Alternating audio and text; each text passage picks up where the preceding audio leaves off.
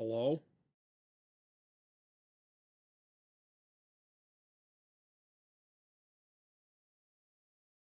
Hello? Is this thing on? I feel like it's on, right? Oh my god, this mouse. What is wrong with this mouse? I just want the mouse to work. Hello? I have hands. All right. All right, I think everything works. I'll leave that on. I'll shove all that right here. Need to move these. There's too much stuff everywhere. All right. Hi. Hi. All right. You guys asked for it. It's gonna get bloody and cursing. Quick start guide. I don't need that. I got a measuring widget. I got a map. I got hopefully some build instructions in here someplace would be nice. Set assembly instructions. There we go. I do read the instructions. The quick start guide for two different games. The skirmish version and the non-skirmish version. Gotcha. Those go right there because I don't care. Resin. More resin. Cards. And a lot of unlabeled sprues. So this is going to be interesting the way they do this.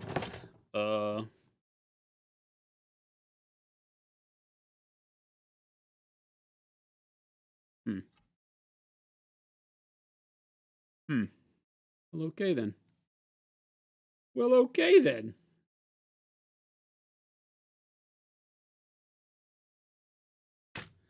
Lots of sprues of stuff and things. We'll see. Let's get weird. Time to get weird. A big ass base right there. I'm here for it. I deal with these bases anyway. Like, why do they have... Does this come out? Oh, it does. Okay. All right, that makes sense now. So, okay. So the round one lets you do it in skirmish, and the square one is how it regiments up. Do you have to have them separate? Or can you just glue them in? Question.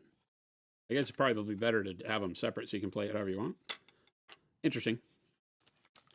Very interesting.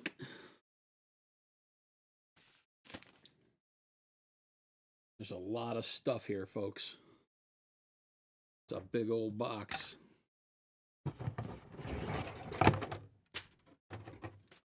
That's a big old box.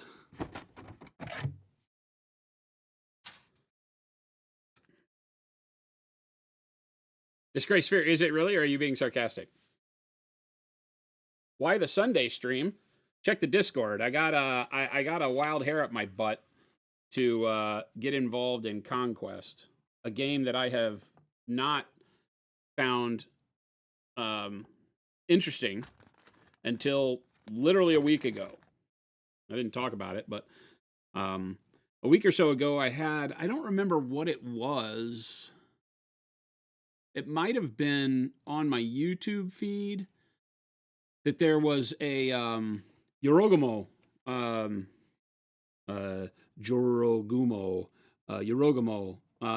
model that showed up. It's the big Japanese yokai that has a Oni or whatever that has it's a huge spider that has fake geishas that it uses kind of like a anglerfish. It uses these geishas that are on it to lure people in, but it's a big, huge spider. And I saw a model of one, and I was like, that model's dope. And I didn't know what it was. And so I dug and found out that it was from Conquest, and there's a whole faction of, they call them Yoroni, of yokai, right? Of demons, Japanese demons.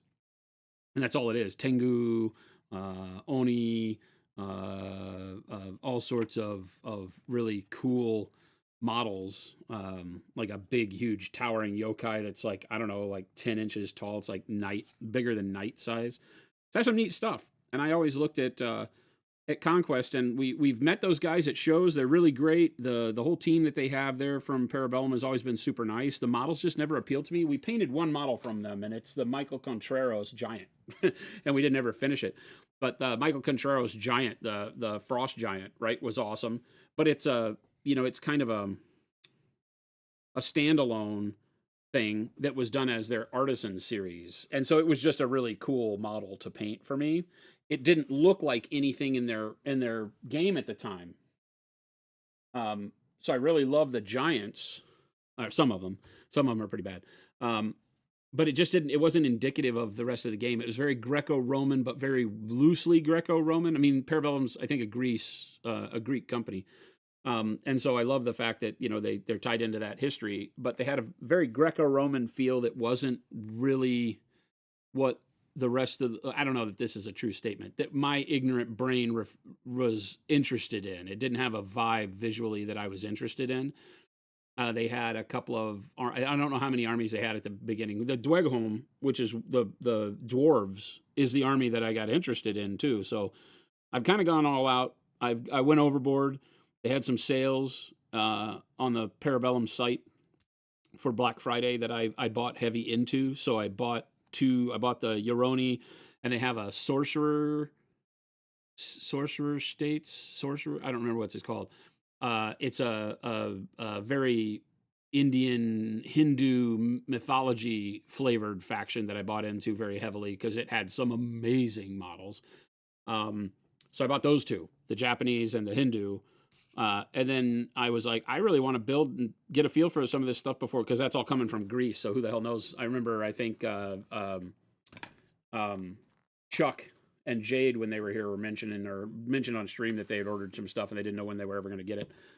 So I was like, well, I don't know how long it'll take to get here from Greece. So I'll go ahead and look locally. And locally, every store is getting out of it because I guess it didn't really catch on as well as people wanted it to here in Phoenix. So no stores really had it. Jen and I drove all over the place yesterday, and we wound up having to drive to the store that is furthest from where we are in Phoenix to get one box. And they had this box, which is one of the boxes I was very limited in what I wanted because there's still a bunch of stuff that doesn't appeal to me out of the game. But the Dweghom dwarves, we're gonna call them, the dwarf box from a couple years ago, that is one that I really wanted, that has the big dragon rider guy in it, and then just a bunch of troops. So this was the only box I liked of theirs, and other than the new one, and nobody had the new one. So anyway, here we'll build some models. Rucket Gamers Guild doesn't have any on the shelves. I mean, at the Gamers Guild North, we drove up there, and they had one of the dwarf boxes, but not the one that I cared about. I don't know if it was older or newer. They release a bunch of army sets, and the army sets are all different. And so it's all visual for me, right? I'm a rule of cool at this point because I don't know about the game that much, although I've watched some videos and it looks very interesting. But I wanted the 5th anniversary Spires army box is what I wanted because it had all of the cavalry in there, and the Spires are the one that initially I didn't understand in the whole thing. I was looking at the models and I go, this is just, it doesn't have the right kind of detailing to it. It didn't look cool. But recently they've really gotten in, and their artwork has gotten a ton better. The detailing on the models looks to be a ton better. So anyway, we're going to play with it. We're going to see what we get. That's what we're going to do. I don't know what this means, but we're going to build a thing.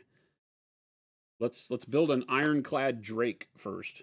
So anyway, you guys don't ever really get to see me build models. So I apologize in advance if you have never seen Cursing Jason. This might not be a family-friendly stream is what I'm talking about. I hate building models. So there you go. You like the undead Roman Byzantine faction? I like the idea. I like the big walking mausoleums that they had that were kind of like their dreadnoughts, and then the rest of the models fell flat on their face. That's one of the ones I don't like. But they have a new model that's from that. I forget what they're called. It's like a towering, it's like a big mausoleum with a lich on top and some weird thing. It's like this huge freaking battle engine. That one's pretty cool. All the factions have like one or two models that I think are really cool. They have an archangel for like the 100. I'm not going to understand 100 city. I don't remember what it is. Um, so there's some really neat stuff. Some neat knights, some neat mounted models. It has a lot of really cool stuff, and people that I've talked to, it has a lot of different stuff. So I feel like it's a great visual palette for people to get into different areas. Like you might like the orcs on dinosaurs. I don't. It's too jungly for me. It's too Aztec, and that kind of takes away from what I believe orcs in my head. I get that everybody can create their own thing, but that's just not what I believe orcs are. Like I'm into, rough and tumble orcs with trash armor and stuff like that. And so the jungle vibe orcs don't really track for me. They feel like the trolls from World of Warcraft, which has its own cool factor to it. It's just there's not like there's one of the artisan models that is a an orc war priestess or something on a Tyrannosaurus Rex, and it's bitchin'. It's an amazing model. So that one would be really cool to build and paint, but it didn't appeal to me long term. To build like an army up. Your Aztec dinosaurs are riding other dinosaurs. Yeah, that's always been weird to me too. I've never really liked the lizard man vibe in fantasy battles either. All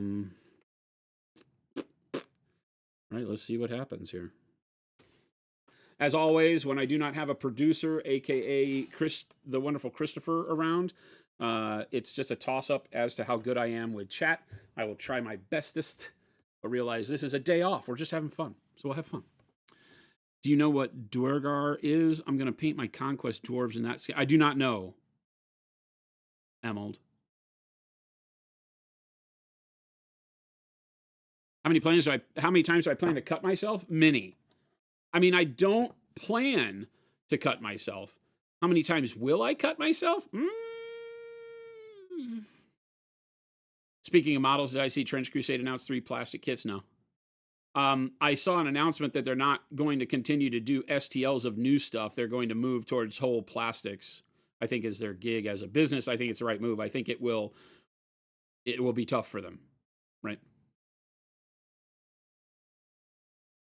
GG is so big, so if they aren't putting it on shelves, that's surprising. They have a lot on the online store because I went and ordered the rest of the dwarves because I only was able to get this one box at Recreation Games down south. So I went and ordered the rest of the dwarves that I wanted on their online store to pick up at Tempe probably tomorrow or Tuesday. So I'll have a lot more models from them. You can still get it easily. They're just not giving shelf space to it, which I think is a bummer. I think that what I've seen from the way the local stores have reacted is it. And this is very telling. I'm gonna take my jacket off.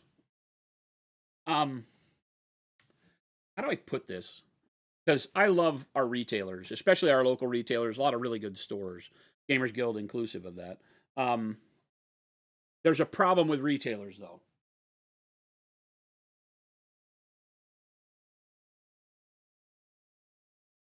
And this is all retailers will experience this problem at some point in time. In our hobby and in games, tabletop games in general, there is so much out there. So let's start with the fact that it's almost impossible to know everything about everything. Let's just write that off. That's not an expectation. But you have to know quite a bit about everything you sell, or you won't sell it. Because there's only so much you can expect the community to drive on their own. The community is very bright, shiny. The community will be like, oh, I play 40K, but there's this new thing, Trench Crusade. And they go get into Trench Crusade real quick. And then whether they stay or drop out and come back to 40K or whatever. So it's very cyclical for consumers because we like bright, shiny stuff. I'm the same way. Paint Blood Angels, get some Conquest, paint some Trench Crusade. We just want to I want to paint what's cool. So whatever my brain is focused on at the time, I focus on in the work. But the game stores have it very tough because they have to have somebody who champions the things they bring into the store, or the things they bring into the store are at risk of not selling. Because a lot of stores are reactionary in that sense, that they will bring products in because customers ask. They bring it in, sometimes big, sometimes trickle, sometimes special order, whatever fits their business model. And then if you only wait for people to ask for it, it will never sell as well as it could. and you're at risk of overstocking because the interest of the community will die down if left to itself in most cases, right? 40K being a kind of an outlier in that, Magic the Gathering being an outlier in that. You know, we have the titans of the industry that are going to have people walk into your store and ask for it all the time because it's the main push.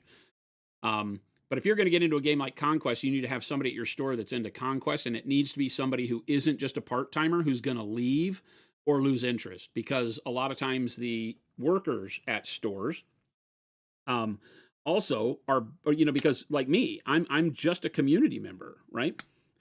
Um, I'm just a guy that loves games and models, and so at the end of the day, I'm going to go in 50 million different directions across the course of a year as I determine what it is I'm interested in. You guys see it live here on stream, right? It's like, weren't you painting Blood Angels? Yeah, I will get back to those too. Right now, I think this is really cool, you know? And I believe that's one of the best things about our hobby, and one of the worst things, right? Because it kills your wallet. But it's one of the best things about the hobby because there's so much to consume, and it can appeal to your sense of cool, no matter what your sense of cool is, because people change, you know. Our ideas change, what we like changes from minute to minute sometimes, and it doesn't mean that you don't like what you liked last time. It's just that this is cool too. And so I'm a big fan of that. But what I'm seeing with the stores here is that, I guess that was two sides of the same head, huh? I guess I have to choose a head or something. Is that they kind of feel like, with Conquest especially, that, well, nobody was buying it, so we're not carrying it anymore. And I'm like, well, did you push it? And the guy at the store kind of looked at me like, no. I mean, he didn't understand what it was I was asking. And that was at Gamers Guild. And that was kind of depressing to me. You know, I'm like, if you don't have a champion, you're not going to get a whole lot out of anything. And that can be rough. So there you go. There's always orcs riding dinosaurs. Fallen Divinity, Angel for the Undead Romans. Oh, that one's great. Jordan painted that on stream years ago. Zilfer, I'm the same way, man. A lot of times I hate the build, right? I just hate the build. Agrippa, you were on YouTube?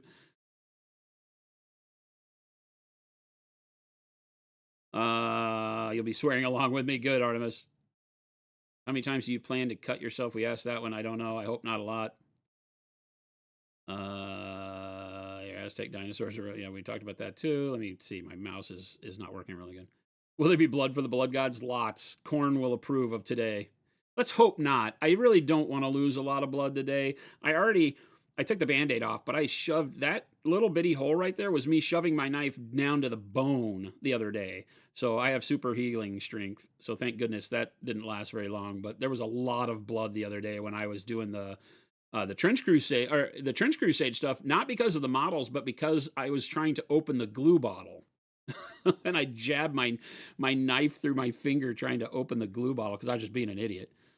I was working fast and had other stuff on my mind here. Make sure you're able to call 911. Mo, I'm gonna rely on you to call 911 for me. So that's your job. If I have enough blood loss to need 911, we got problems. This damn mouse, my God, what is wrong? Where does it need to go? Like, it just doesn't want to track. It's like there's a hair on it or something.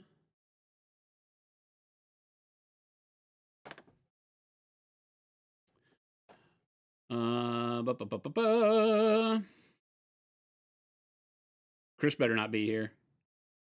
Any chance you could give me some feedback at some point on your maggot hag? I just posted in work in progress. Jumping back in after a bit away feels good to hold a paintball. Well, that's good, Josh. I won't be able to do it during stream, but tag me in the work in progress. Do @slowfuse. Please take a look at my post, and I will. You need to tag me though. I can't look at everything in there, so make sure you tag me in and reference the post or repost the picture. But I'd love to look at it. What's everyone else doing? You're cleaning your monitors and unmounting them so you can use your new shiny one. Buc-ee's. Definitely not an addict for Buc-ee's or for food. I think we're all addicted to food. It's just in what way that changes the world for you. Kool-Aid Man, what's going on? Song of Ice and Fire at your local store. Everyone realized it was a great game. The store bought a bunch. Some people got into it. The store didn't do any events. It died, and they got stuck with a bunch of stock. That's another great one because Song of Ice and Fire is a fantastic game. I really like the rules for that.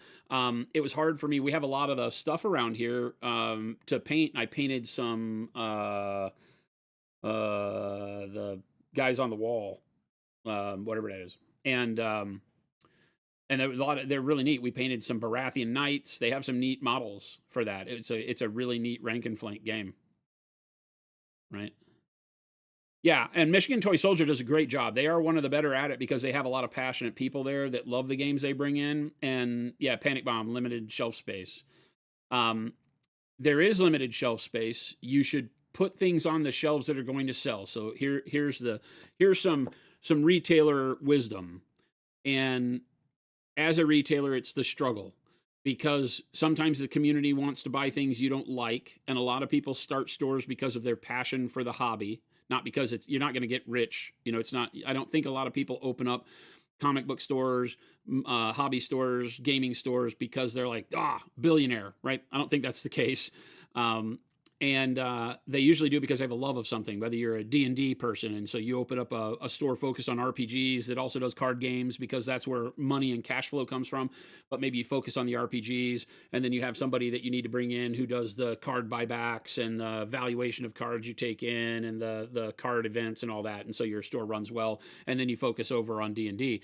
If you then bring in 40K because somebody tells you that it sells really well, but nobody in your store cares, then 40K won't even do well for your store. There's a lot of stores that suffer by committing to the 40K thing because in the US, when you buy from Games Workshop, you have to buy the whole thing, right? You got to buy Age of Sigmar, Warhammer, 40K, and the Citadel paints. They kind of force it down your throat, right, as a complete thing, which is good on them. But if you just put it in there and you don't have anybody that focuses on it, even 40K can suffer, right? Now, if you have gaming tables and terrain and stuff that facilitates it, it can kind of drive itself. You don't have to do a lot because people will just come in to play their friends with terrain and tables that they don't have at home sometimes. They don't want to play with Coke cans anymore. So it can survive on its own a little bit, but no other game in our hobby can. No other game. It has to have support. I've seen it with Bolt Action, Malifaux, Song of Ice and Fire, you name it. There's a long list of games that are still alive, but could be doing a lot better if they had the kind of people at the stores that were taking risks. And some stores do this very well. Don't get me wrong. I'm not being negative globally here. Some stores do this very well because they have passionate people who like new and supporting independent games, and they run game nights, and they have people come in and play, and they generate a lot of energy in their community. They become kind of the unpaid employee for the games they sell, not just the store they work for or own. And when you do that and become passionate about it, people will glom onto what other people are doing and having fun doing it. That's just humans, right? When I get excited about painting something, a lot of people in our community will go out and buy those models and paint them too because they're like, oh, that is cool. And that's great. Our industry survives on that word of mouth because we don't have big ability to advertise, and we don't have magazines and television shows and all the industry behind us that some other things do. And so you have to, as a store, do that on your own. And a lot of owners get burnout. We just had a store here, Imperial Outpost, close after 28 years, I think. Darren was a tremendous game player, hobbyist, RPGer, and just a great resource in the community, but he get kind of burnt out on the commercial side of it, the having to sell it, and the things he loves nobody else loves, and the things that, they love he doesn't like, and the attitudes and whatever. It'll beat you down if you let it, for sure. So it's always a struggle, right? That's the retail path in our industry is, I think, harder than like a grocery store or, I'm sure there are other retail avenues that are kind of similar, but like if you run a fabric store, just making sure you have the essentials in there and then continue to rotate your stock may be good enough. I don't know. But just rotating stock doesn't work in a game store because if you sit there and just wait for, like I said, what the people want, you have to invest in it. And if you don't back it too, then it'll sit dead stock and you'll wind up blowing out products all the time. And if you're always chasing the new what's next, game stores die that way. You have to, I think, plant your flag on a hill or a couple of hills. I know a lot of stores have, like I said, the card game section of it, whatever your card game is that you get behind.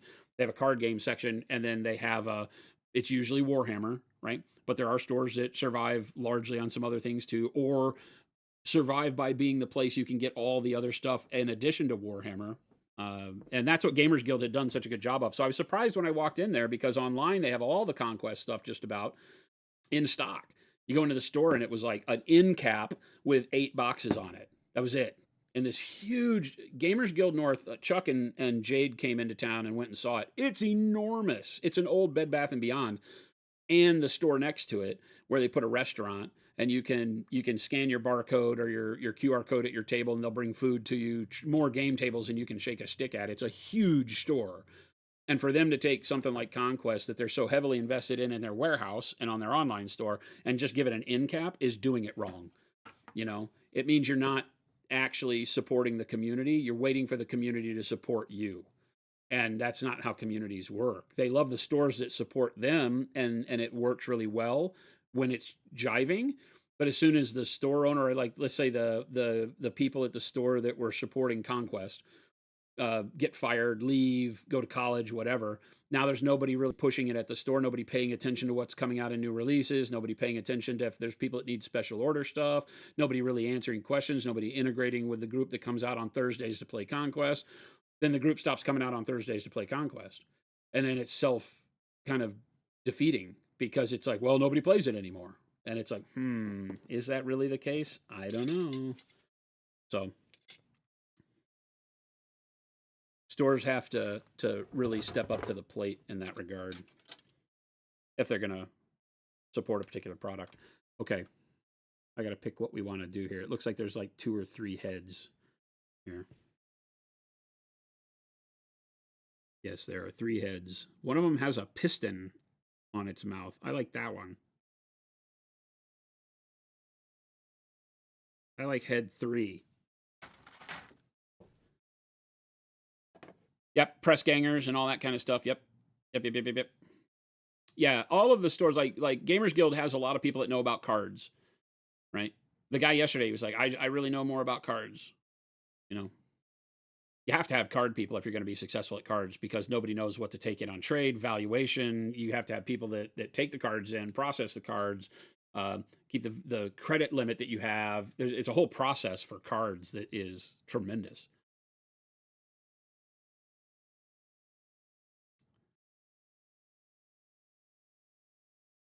Chaos Angel, you've been trying to get judgment going in your store. That's a sad case that is not always the store's fault. The product's impossible to get because the company that runs it is its own problem.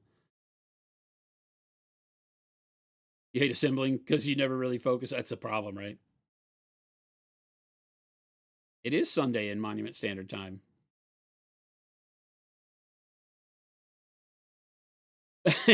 Craig Sean, I love it.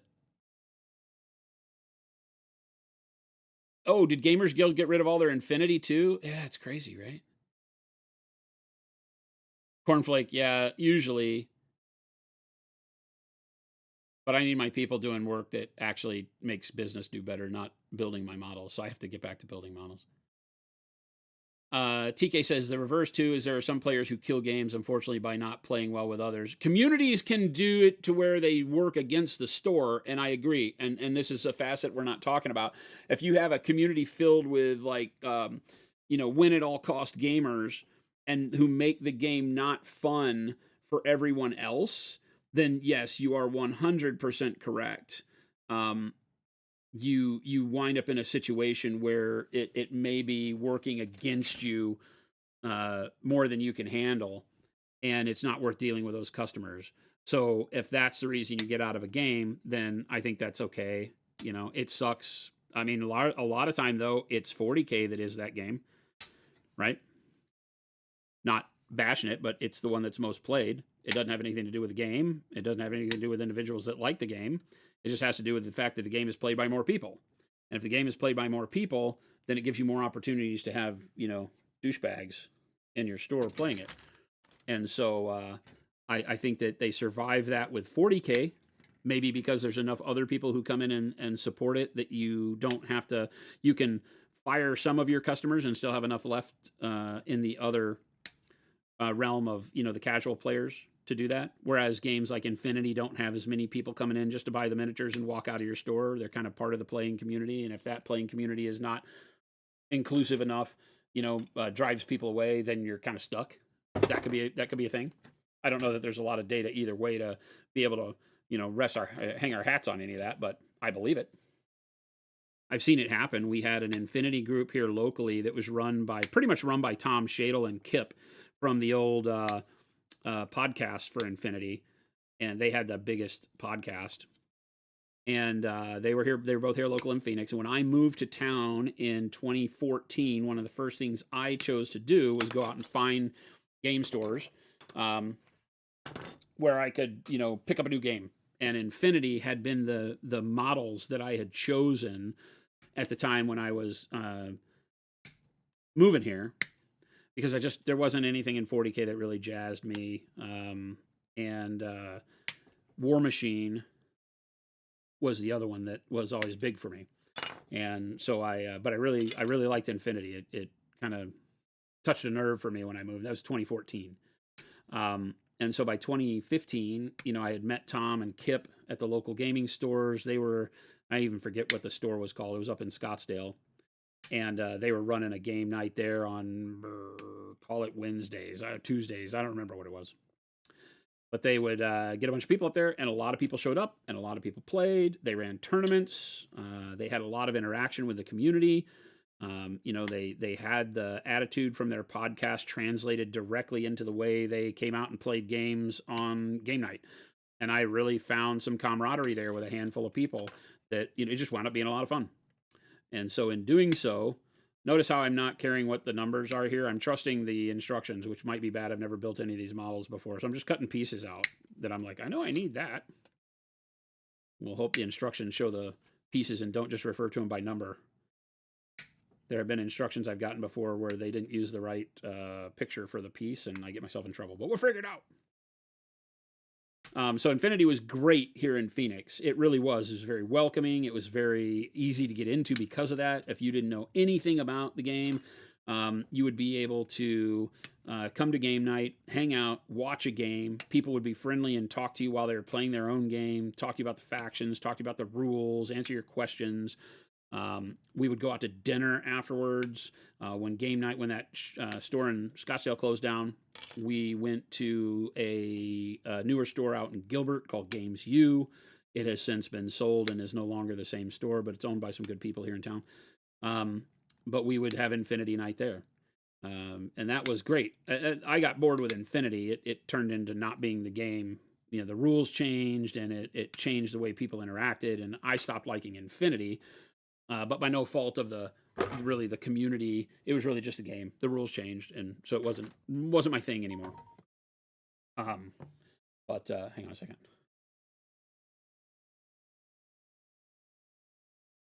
Christopher is telling me where the USB dongle for the mouse is, because I was yelling at him for it. But then that same Games U had a group of people that would come up, some of whom had played Infinity as well, but who were doing War Machine. And so then I was like, okay. So it was between War Machine and Age of Sigmar. Those were the other two big games in town that various stores had slow grower leagues. And I don't know if any of you remember. I think probably some of you were probably here long enough ago to remember that in 2017, probably 2017, I think it was right before, in that realm of time, right before we came out with Pro Acryl, right? So it would have been 2017, early 2018, maybe. And I asked the chat, what we should do, and they were like, you should do them both and see which one is more fun. So we did. We painted up an army of Flesh Eater Courts for Age of Sigmar. One of our community members owns that army. I never finished them, but one of our community members, Jen, actually painted a flesh, what was it called? I forget the big bat thing, the mount. She painted one of those. But we painted some Flesh Eater Courts and Khador. and did the slow grow league for both. And it was the community. This is why I'm rambling on so long about this. It was the community that really made the choice. The Age of Sigmar community was not fun. Um, Unfortunately for me, it was a community that was built on taking advantage at every points level to bring the most abusive crap you could bring at 750 points. And the guy that was running the league was like, I just want to have people have fun. And I'm like, well, it's not real fun when somebody brings a list that allows them to bring in a bloodthirster at 750 points, because that's the demon rules, is that if they kill enough models, they build up enough blood tithe or whatever it was, and you get to bring in a bloodthirster. And I'm like, like that sucks for the rest of us. So, and everybody was doing that. I played in the weekly games that we would do, and it was like 3 people that played the same list, that were like, if my demons kill enough stuff, I get to bring in this thing that is well over the 750 point level. I was like, yeah, I'm done. I was playing Nurgle. We painted up some of the human Nurgle stuff. I wasn't taking the demons. I was taking the knights, the Nurgle knights and stuff. And so I was slow and getting my ass kicked and wasn't having fun. Not just because of the way to play the game, but I was like, this kind of gaming isn't what I do gaming for. I do gaming because I paint models and I want to do something with my painted models. I like to win. So there's a part of me that's like, yeah, this isn't fun. I'll never win like this. But the other side was more that it was just the people, right? That community here in Phoenix was just very evidently built towards win at all costs. And I'm not that guy. So I make some abusive lists when I can, but I will still go to it with the idea of having fun. Why are you blowing up my phone? Christopher, stop texting me. You cut half your nail off once. I have lots of hand damage from building models over the year. Dweg are getting a model refresh, but the new models are Archon Studios' best plastic. Great. That's awesome.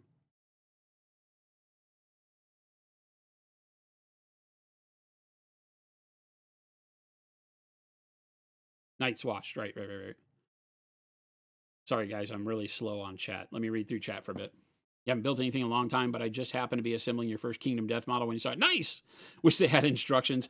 Kingdom Death is abusive in that regard. At least this stuff, it's kind of simple to know how it goes. And with Kingdom Death, I've rarely come across any issues with finding a piece and being like, oh, that was supposed to go on first. Typically, they do a lot of good. They put a lot of love into the models so that they go together, in a fairly methodical manner. But yeah. Plum Crunchy, awesome.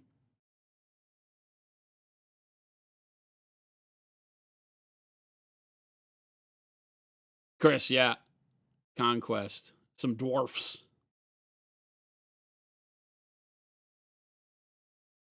You're shimming the White Lion, you're going to need some sprue goo or milliput. Yeah, seams. That's what I hear about these models, is that we're probably going to have to work with them a lot to fill gaps and stuff, which sucks. But there's a car dealership in California that's GW products. I saw that on, I think Spiky Bits talked about that, right? Like a used car lot. We have people in New York who contact us, and well, all over, but New York is the one that stands out with people like, hey, my family owns a trinket shop in Brooklyn, and I'd really like to bring in your stuff. And I'm like, can you send us a picture of the store? And it's literally like this weird, everything's from made in China, cheap trinkets. And then they have a spot in the back where you can tell like the son in the family or the daughter in the family that really loves the hobby is trying to carve out a niche. So I applaud him for that. It's like the dad owns a car lot and he says, but I like Warhammer too. So why don't we put this in here? The funny thing with our hobby is that it can go anywhere. I've seen it next to hardware stores. When I was off to the UK a while back, last month, when we went to one of the retailers there, the downstairs was a toy store, like a traditional toy store, puzzles, board games for young kids, Barbie, Lego, that kind of stuff, right? And then you went upstairs and you walked through the bicycle shop part, all the same store. So toy store downstairs, the whole downstairs was toy store. Dolls, like I said, plushies, all sorts of stuff. You walked upstairs, and when you got to the top of the stairs, you're in the bicycle shop. So they had a bicycle shop, and where they serviced and sold bicycles of all types. And then you walked around the corner of the bicycle shop into the hobby shop, And the hobby shop started with model trains and slot cars, and then it went into models, and it had traditional scale models, cars, trucks, military, whatever. Then a little bitty section of they had some AMG, Star Wars, and Warhammer. But Warhammer was just a few boxes. It wasn't the whole thing. They had a small Citadel paint rack, a Vallejo paint rack, a Humbrol paint rack, which is a scale model paint from ages ago, like enamels, like the old Tester stuff.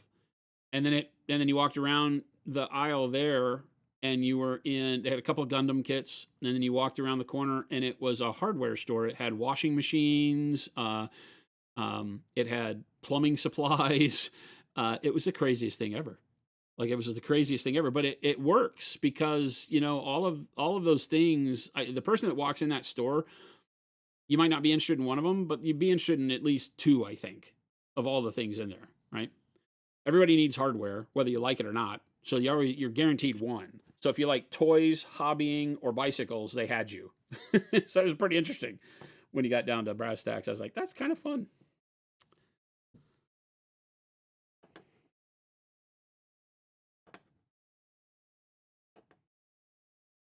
You must always give your volunteers the league campaign materials as an absolute baseline. Volunteers are tough, right? If you're not getting paid, it has to be somebody paid. It can't be community volunteers that run games for you in your store. They can help, but somebody paid at the store has to be in charge of it. And stores have to look at that as being earning money. You have to be the one in charge of the calendar and run the game nights and be the TO even when you're not having tournaments. You have to have somebody there that knows that stuff. If it's Warhammer night at your store and nobody in your store knows anything about Warhammer, you're doing it wrong. Doing it wrong. When I was working at the game store, yep.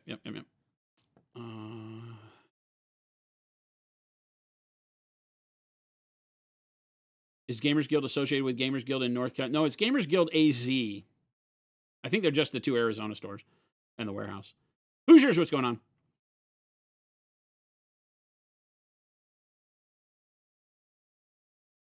Layton, locally in Orlando, do the card games. Then they carried Bolt Action, dumped Infinity, Warcrow, and Bolt Action, and just offloaded it. Yeah.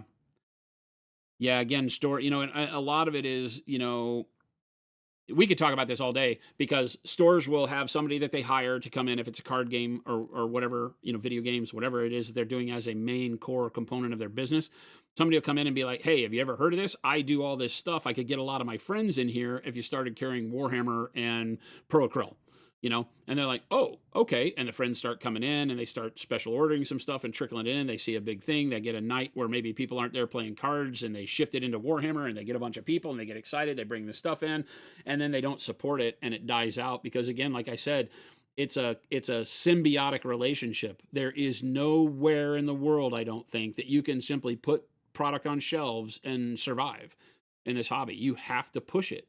You have to have Friday Night Magic. You have to have Commander Nights. You have to do this stuff. Otherwise, they go to the store that does. They're too easy to compete with you if all you do is have product. Now, they may come in and shop and buy the product at your store, but they won't be in your store socially.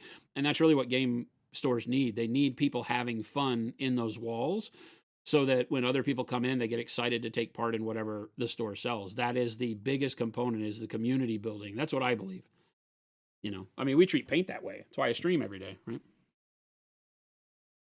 Malifaux has an associate that comes out to our store, offers free game teaching, and that's awesome, Justin. That's awesome. And Chris brings me chips and queso. I would die for that. That'd be awesome. Your son built this same model, Hoosiers, the Drake. Chris, you love Conquest, but the Gamers Guild Tempe store just stopped supporting it altogether. So did the North store now. That's what I was taught. That's what got this whole thing started, is that I had to drive all over town to even buy anything. Now, the North Gamers Guild store had like 8 or 10 of the single player box sets. They had a lot of the factions represented there if you wanted to buy them, but they might not be the box set you wanted. Not all of the factions have just one all-inclusive box set. They have like 3. And so they didn't have all of them for every faction, so. I snuck in, Avian. I snuck in. Sorry, I'm way behind on chat. I'm going to get caught up real quick. They support Conquest, but the guy who focused minis left, and now if new things come in, the store doesn't put it out, even if we were asking for it and it's in the store. That's not good. Malifaux's a great game.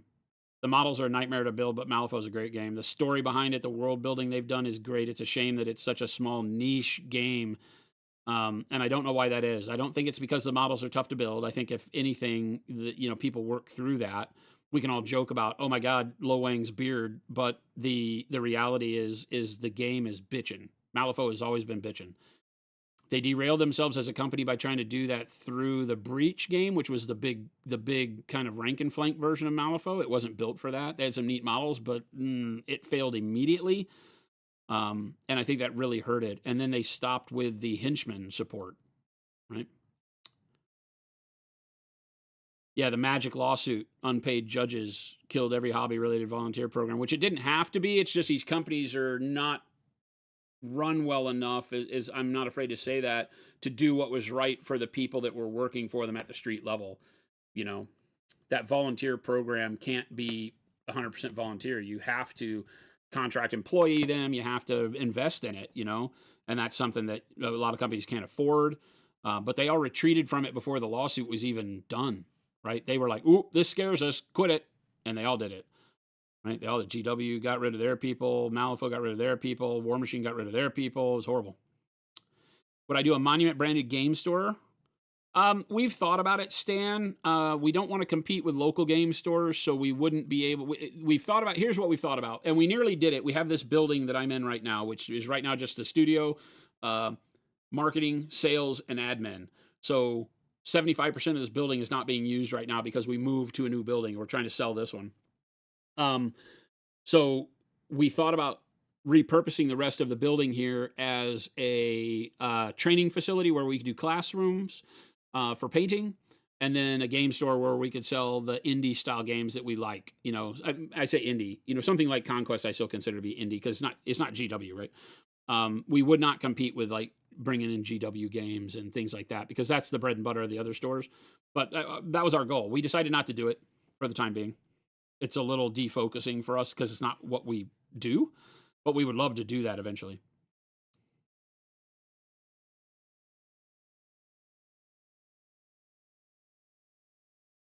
Sugar Rush. I wish people here weren't meta chasers. It's hard not to be. I mean, if you like to play games, you like to win, and it's just a matter of the community supporting the way that the bulk of the people like to play.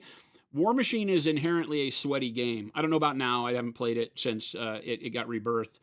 But in the old days, in Mark II, Mark III, even Mark 1.5, it's always been a sweaty game because it was made by people who were tired of GW being so casual. And so they made a game. It played really well. They were at one point in time juggling for number one and number two miniature game in the world, and then number one, two, and three when X-Wing came out. So they were at the top of the world, right? They screwed themselves by stopping focusing on the hobby, is my opinion on that one. War Machine had always been a game that had a very hobby inclusive side, and then it kind of stopped and went straight to just gaming and just meta, and that creates a problem. These are hobby games, and while you can play them with gray plastic, they're still hobby games. We need to be painting and enjoying people's paint. It brings a social aspect to it that isn't about meta. It's about cool. And so, yeah, that was a problem. But like our group here locally that was into War Machine, we all at least attempted to paint our models and were very welcoming, even though we were welcoming people into a very sweaty community. It was going to be that, hey, understand there's a time for casual and a time for competing. We had a lot of tournaments. Like we had a tournament almost every other weekend here in Phoenix for War Machine. And so people were generally testing lists. And our community was very good at that and very welcoming into that. But it welcomed the people that felt good would come in and they'd be like, hey, when you're done with this and you want to play a casual game with me? And I'd be like, sure, let's do it. And we'd throw down and it wouldn't be about, Assassination Turn 2. I wouldn't put that list on the table. Or if I did, I'd be done in a way that was just casual and not thinking about it. And so we had a group of people who could switch their brain on and off from when we were trying to win at all costs and just have fun. And that helped a lot. Right? Until the game itself changed when they tried to blow the world up. They tried to do the old world thing and blow the world up and move their game to Warcaster Neo Mechanica. They tried to shift and make a new game so they could get rid of War Machine and move the narrative on because I think the game developers were tired of working on the same game. Smaller stores don't have the cash to bring in a full line. Yesterday, I wrote a check to the local FLGS that I game at every Friday, basically buying store credit to cover bringing in the full Pro rack. What, Spats? What? That's insane, Spats. If that's true, let us know like who that store is. We'd love to make sure we help him out and be successful with it.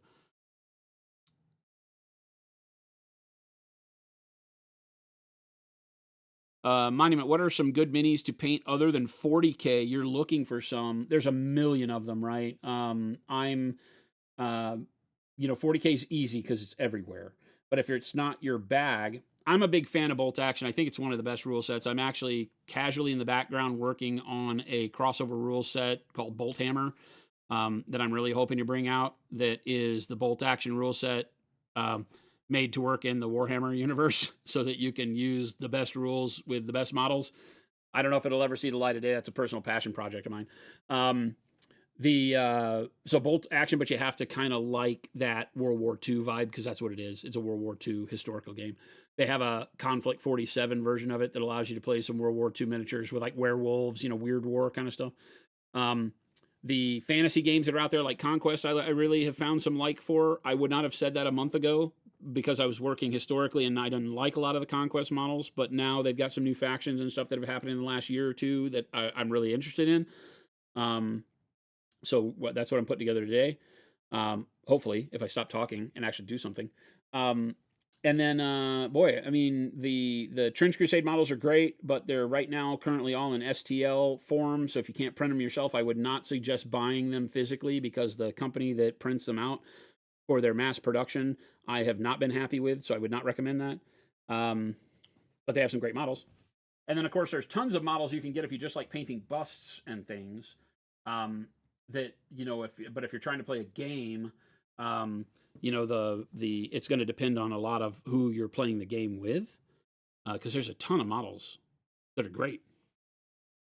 But if you're trying to get into a game, it's going to depend on how your community is for that game, whether or not you have somebody to play it with. I'm one of those guys that says if you find models that are cool, buy the 2-player starter set. For Conquest, because nobody here at the shop that I know of owns or plays it, I bought 3 armies so that we can have 3 armies and eventually they'll get built and we can play games, right? And see if it drags some interest into it that way. Because I just don't play miniature games much because I don't like many of them, right? It's so many of them have rules that are just so mediocre, so lazy. And then you find games that have good rules and they don't have the support. Malifaux has a great rule set. Bolt Action has a great rule set, but the companies are smaller and they don't have the pressure on the environment to generate their own kind of energy. They have to have the employees that do it. They have to send people traveling around. They have to have a street team, that kind of stuff. Not trying to make an assumption, but when I went to Kill Team days, it's taken over by dude in hockey jerseys for their Kill Team squad, and they basically just used the community who was soft or new to roll over them. You mean like they're just using it to roll over the community? That sucks. That sucks. Yeah, there will be some sweaty people that get into games where they don't have good competition, so they feel good about themselves. That's a human thing too in any kind of gaming thing. Um, I've seen that in hockey. I've traveled around a lot, right? I've lived in a lot of places, and every time I would sow roots or put my roots down, I would go to find the local hockey rink and I would start playing. And I would walk in, and you'd find these guys that had been on the top for so long. They're really full of themselves, and it was because it was in an area where they didn't really have good hockey. And when you had a couple of people come in that were good at hockey, they'd put them to the test, and they get really bummed out. So there is a notion of that could probably extend into gaming too.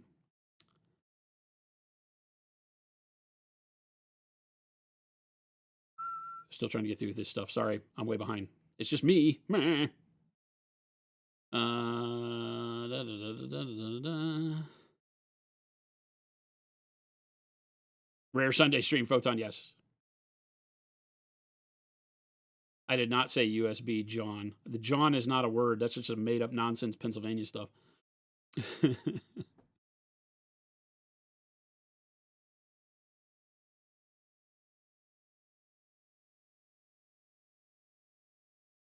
GG North is where you get your Pro Curl. Yep, they still have the old rack up there. We walked in yesterday and we're a little disappointed they don't have the new rack up, but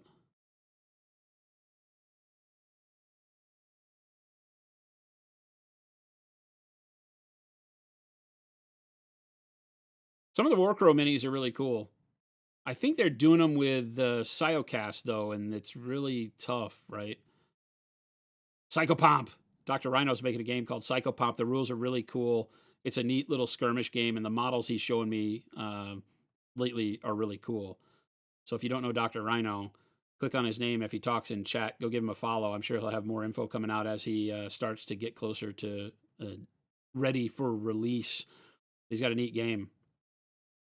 You know that feeling? That's why you sold off your 40K stuff in 8th edition. You just slow growing people would just do stuff like bring big giant stuff they could never win. And it's a tough thing in gaming because the stuff we want to play with is the big chonky boys, this Drake that I'm doing here, right? I mean, why would you not want to play with a big dragon? But when you get into points, it's like, well, the big dragon is, well, this big dragon's not much. It's like 200 points or whatever. And a unit of dudes is like 190. So you can switch them in and out, which I think I don't know anything about Conquest. So anybody out there that plays Conquest, don't laugh at me. I've been using the army builder thing and putting things in there and trying to get an understanding. I typically try to build armies to find what the rules are and then walk backwards into the rules from there. They have a really great army builder app for the phone that gives you all rules on the app in a way that makes sense and it works really well. Very intuitive. So I've been learning about these things by just throwing things in the army list and then reading all their rules, which is really cool. But the one cool thing that I'm finding about Conquest is that everything is within a very close point proximity of one another because it's a rank and flank game. So when you buy troops, you have to buy 3 stands of troops. So there's 4 dudes on a stand, 3 stands, you get 12 dudes, and that's how you have to buy it. And that's like 150 points. When you buy a big thing, it's like 200 points. So unlike 40K, where a unit of dudes can be 90 points, and then something else can be 650 points, you have a disparity there that I hadn't really thought of in that regard until looking at games like Conquest or Malifaux. Malifaux has the same kind of thing where you buy some cheap dudes and then you spend, more of your, what was it, gems or whatever it was on your henchman and your main dude. But that made sense, right? You weren't ever fighting with, I want to bring 18 cool things because the game wasn't built that way. It's like your cool stuff came along by definition. And then you had to choose within the faction which cool thing you wanted to bring to work in your crew to have the right synergy, because they made the rules to where not everything synergized together. So the coolest models really didn't have a reason to maybe bring them together all the time. You would run this crew and then this crew to get all your cool models, and you could because you're playing 12 miniatures or whatever. In Conquest, it seems really cool because every unit is so close in proximity cost-wise. Your leaders can be the cheapest. They're like 80 or 90 points at a minimum, I think. And then you get to where they're like 120, 130 points. So again, very close. So you're not feeling like, oh, I really like the way this guy looks versus this guy. Well, choose the one you think is cool looking and then worry about the rules later. And it doesn't penalize you too much. Bring the Fire Drake. Right? Because the Fire Drake doesn't penalize you too much. It's like 20 points more than a unit of just dudes. And I think that's awesome. I haven't played it yet, but it seems cool in a design philosophy manner that all the models can be played. And if you were to do a slow grow league, all the models can be played. Now there's a rule that impacts that because and again, somebody will quote me if I'm wrong, when you pick a leader, each leader can have up to 4 regiments, and the regiments are either a monster or a group of dudes or whatever, right? And so each leader can bring 4 regiments. Some of the armies, I think, let you bring more. But you get 4 slots with each leader. And so you bring multiple leaders, and they give you more slots with each leader. And each leader has a different allotment of what is, and I'm going to get the terms wrong, what is, a normal unit that you can just bring, no matter what, and then a rare unit or a limited unit. And you can only bring a limited unit if you've brought one regular unit. So it doesn't let you bring like a Fire Drake, because I don't think the Fire Drake is a regular unit for anybody. It's a rare or a limited one. So you got to bring like one regular united bros before you can bring the big thing. But the points are easy, so you can do that. It may mean that you're like, well, I just want to bring dragons. And it's like, well, that's not a thing, but you could bring like one stand of regular dudes and get 3 dragons or something like that. So, because your warlords can ride on them too. Oh, but it doesn't break the rule of that. You still have to bring the regular unit before you can bring it as a mount. Kruger asked, do I have any tips for people with shaking hands? Yeah, I do. I talk about it all the time. I'm not going to spend a lot of time today on that kind of tutorial stuff, or I'll never get anything built. But for me, I'm at a standing desk. The first thing that I can say is that you need to get the ergonomics of your station correct. It doesn't mean you have to stand, but if you're sitting, you need to have your chair probably lower than you're used to, so that without bending from your hips and your shoulders, so you don't have to lean into your desk, because when you're sitting, you're generally leaning and rolling your shoulders forward and leaning into your desk so you can rest on the desk because your chair's too high. I say too high, it's at the right level for typing and all that stuff, but that's too high. So lower your chair to where you're like a kid at the cafeteria table, right? Lower your chair to where when you robotically let your arms hang from the shoulders and then lift up from the elbows, right? Like this. I'm going to raise my arm up, but let your arm, bring your arm up to a 90-degree angle from your elbows and move forward. And they should just, with you while you're sitting in your chair, you should be able to scoot your chair up and your arms are just right at the table height. You know, that they can just lay restfully on the table from the elbow all the way along your forearm, right? That's the first thing for ergonomics. That way, when you're painting, you can rest your arms and you're only having to bend to get closer to the model, but what you can do very easily is bring the model to you. Stop leaning over to go to the model. Start bringing the model to you. Now, I have to lean over a lot more because I can't just bring the model out of the camera here, right? So you'll find me leaning over like this. So I stand, right? And I put my feet back further to where my spine is still in line when I'm leaning, right? Because I'm basically like, here's the table and here's my body, and I lean my whole body. My feet go back further and I lean further forward, putting my forearms on the table. That'll be the first thing, because believe it or not, the shake of your hands is going to only be exacerbated by the roll of your shoulders and the tensing of all this musculature up and around this support network of your collarbone. So relax that. Relax your shoulders. Let your arms rest on the table. And then steeple them. Hold the model. You got the model in your hand, right? You have a model in your hand, and I just hold it loosely. I generally let the base kind of slide in between a finger or something like that and hold it. Keep your pinky loose, right? Don't clench your pinky. This muscle that runs along the base of your arm that controls your pinky, if you hold your pinky like this for too long, it will cause your whole hand to shake. Relax your pinky, right? And just hold it. Basically, just let the model lay in your hand, right? And if your whole arm is laying here on the table, hopefully it's not shaking. If your hand still shakes at that point, get a little bit more of a grip, and then take your other hand and wrap your fingers and put your fingers to where now you've made a cradle of both of them, to where you still have your painting fingers out here. And when you hold your brush, you're basically just painting with these three fingers in most cases anyway. Let your ring finger and your pinky finger interlock with the other hand to form a tripod of balance, right? And sometimes you'll see me put the ring finger on the model to stabilize, right? But now I've locked it in because you can't see it, but my forearms are on the desk, right? So my arms aren't balancing out in midair. The desk is keeping my arms flat and straight. And then it's really just painting from my knuckles. Whenever I paint, I'm only painting from my knuckles. I'm not painting from my wrist. Don't ever paint from your wrist, because it causes you to lift your arm up and balance all of this in midair. Let it all lay flat and just paint from your knuckles, right? I'm only ever painting from my knuckles like this. Ever, right? Never is there a time where I have to go my elbow and my shoulder do the painting. We're not painting a house. You're painting, the biggest thing you'll paint is a line an inch long, right? It's just not what we do. So you can paint everything from your knuckles. And then as you do that, it allows you to kind of have more control. If your hands are interlocked, if you do have any shaking, right? Hopefully both hands are kind of, nestling themselves at the same level. And you can get in there, and if you've locked them together, if this hand is shaking forward, so is the other hand, and so is your brush, right? Not saying that you can do this and actually paint well, but if you've got a little bit of a shake, you should be able to balance it out to where you can at least get in there and as you're moving, keep everything locked together. That's my best advice for that. It all starts with the ergonomics of how you're sitting at your desk, though. That can't be an afterthought. You have to focus on that. All right, let's start cleaning things. The fun part, right?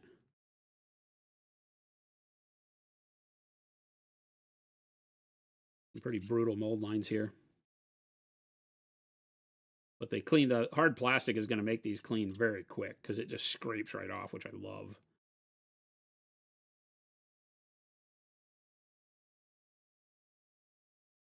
I typically just go through and use the sharp part of the blade to make sure that where the sprue attachment was is level, and then use the not sharp side of the blade to just give that a quick once over to flatten it out again, make sure it's smooth. So when the parts line up that I don't have any of that catching paint or giving me a gap later on.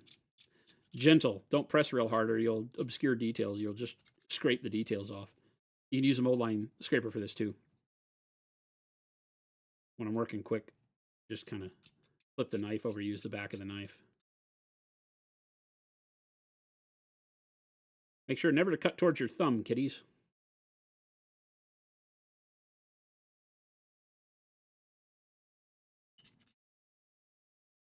Yeah, I'll just kind of use that to scrape that nub down to where now it's smooth. Even in areas where I don't think the nub is going to be seen, I do that anyway. I just go through my pile of parts, I just scrape them all and put them off to the side, and then I worry about what I'm building. That's just the way I do it.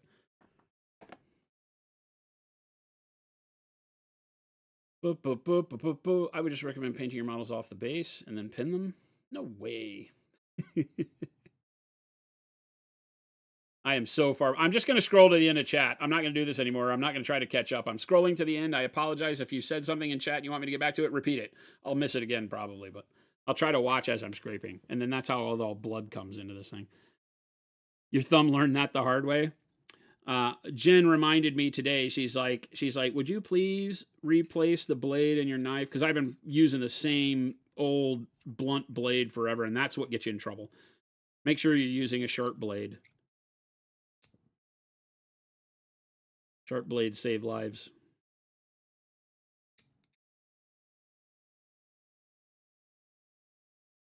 They're actually pretty good pieces. We'll see when they go together what kind of gaps we have, but the hard plastic is really nice. These are made in Poland.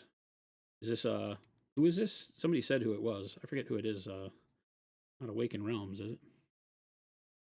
Gaming stores that have things from games that don't exist anymore, and they're still trying to get the same amount of money from the product as if it were still current from a comics perspective. There's definitely stores that have old back issues that probably sold for maybe 10 cents and the owner's still trying to get cover price.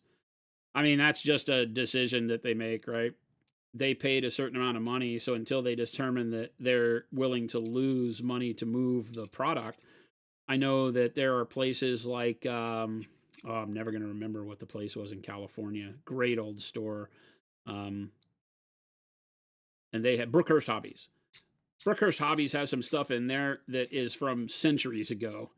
And it's like, oh my God, I have been looking for this model for decades. And they've got it. And you'll pay for it. It won't be cheap. Because they know what they got. They got, collector. Not collector. It's collector in the sense that somebody wants it. It doesn't mean it has value to anybody other than the person that wants it. But when the person that wants it comes in, it sells. And they're willing to give up floor space for those products, right? Because that's their business model. Other places are like, nope, not selling. Get it out of here. 30% off. Right now you can get 30% off on all the Mindworks and Journeyman miniatures because we're not selling those anymore. I want them gone. Get them out of here. And so if you go on the Monument Hobbies site right now, we're blowing out those. I need them gone. I don't want them in my warehouse anymore. Get them gone. And so they're 30% off. But not everybody wants to do that. Some people are like, I don't care. I spent money on them. We sold enough to make our money back. And so now this stuff is just kind of icing on the cake. And they're like, somebody will want that someday. I don't know if they're right or wrong. I don't know if I applaud that thinking or if I laugh at it, but it's up to them. Because there are comic book stores that you go in and back issues after a certain time are half off if they don't have any value. Just takes the right store, right mentality to match with your purchasing habits. I'm a big, strong believer that none of us are entitled to buy anything, especially in the luxury world. That might not hold true for food and health and human services, but you get my drift, right? Is that when it's luxury goods, it's like, I'm not entitled to a sale or a deal on anything. I walk in and I go, hey, this isn't like this Conquest stuff. This box set right here hasn't been for sale for over a year. But I'm not going to go in and say, hey, can you knock another $20 down? They have to make their money. And it's actually, for me, it would be exciting to know that Jeremy, the guy that runs Recreation Games, used to come to our shop and play games. So I have history with him. And so I would never ask him for a deal anyway. But it was, it would not be far from the truth to say, hey, this is not even made anymore. It's like, well, but you want it, don't you? So I don't know. I can see both sides.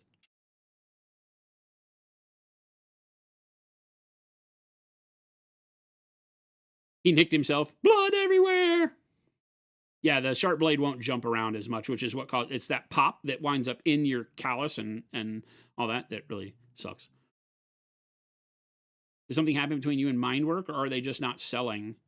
We don't carry them anymore, so it just didn't work out. We found that working with smaller companies is not easy for us. They do not operate their business the same that we do.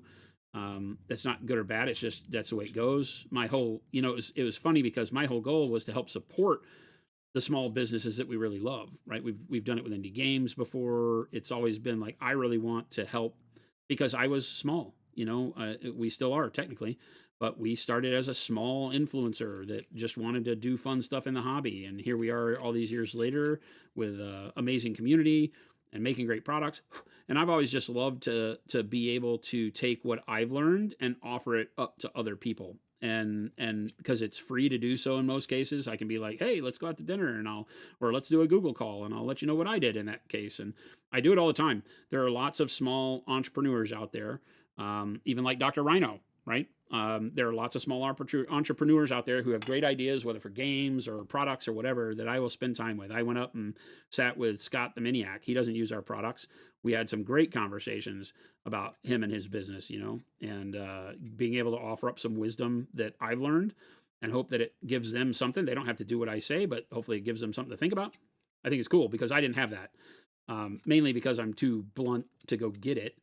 I'm stupid in that way, so I never go ask for help. But also a lot of people are like that, and so, but it doesn't always work.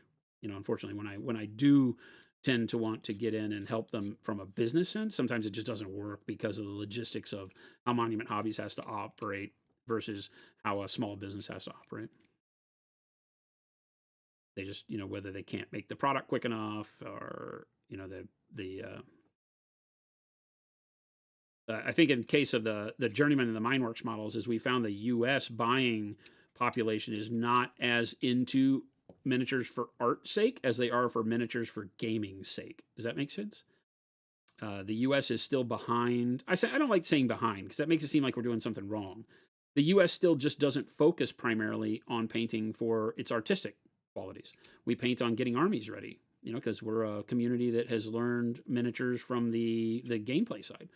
This hard plastic on these is great. It pills up really nice and then it wipes off. Not like that cheap crap some models have where when you scrape them, it sits there on the model and you can't get the plastic that you scraped off of it. These are actually really good.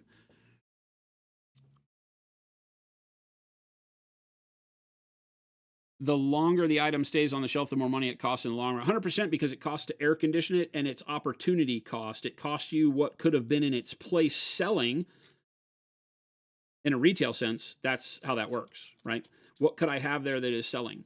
So that's why a lot of places will act quick and get rid of product that doesn't move because they take that sense that I need to get it off the shelf so that I have something there that actually moves and does what they call turning, right? I want it to sell. I want to order it. I want it to sell again, right? I don't want things that are only here one time. I want to be able to reorder. I want to build good relationships with my vendors. I want to have that product, buy it on every Tuesday, and then it sells out again. That's how we sell Procurl. We're like, hey, listen, we're one of the few paints that when you sell it, you'll get it in stock almost immediately again because we make it right here in our factory.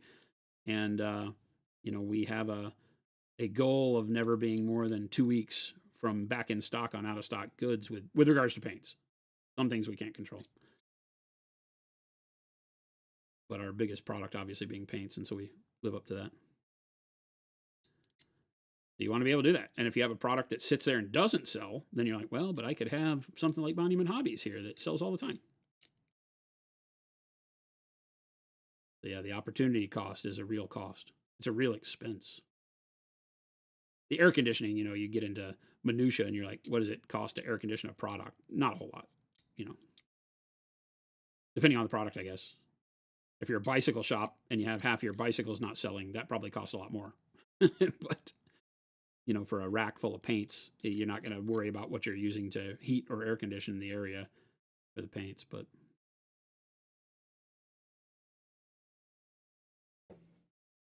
you help the hobby grow when companies work together.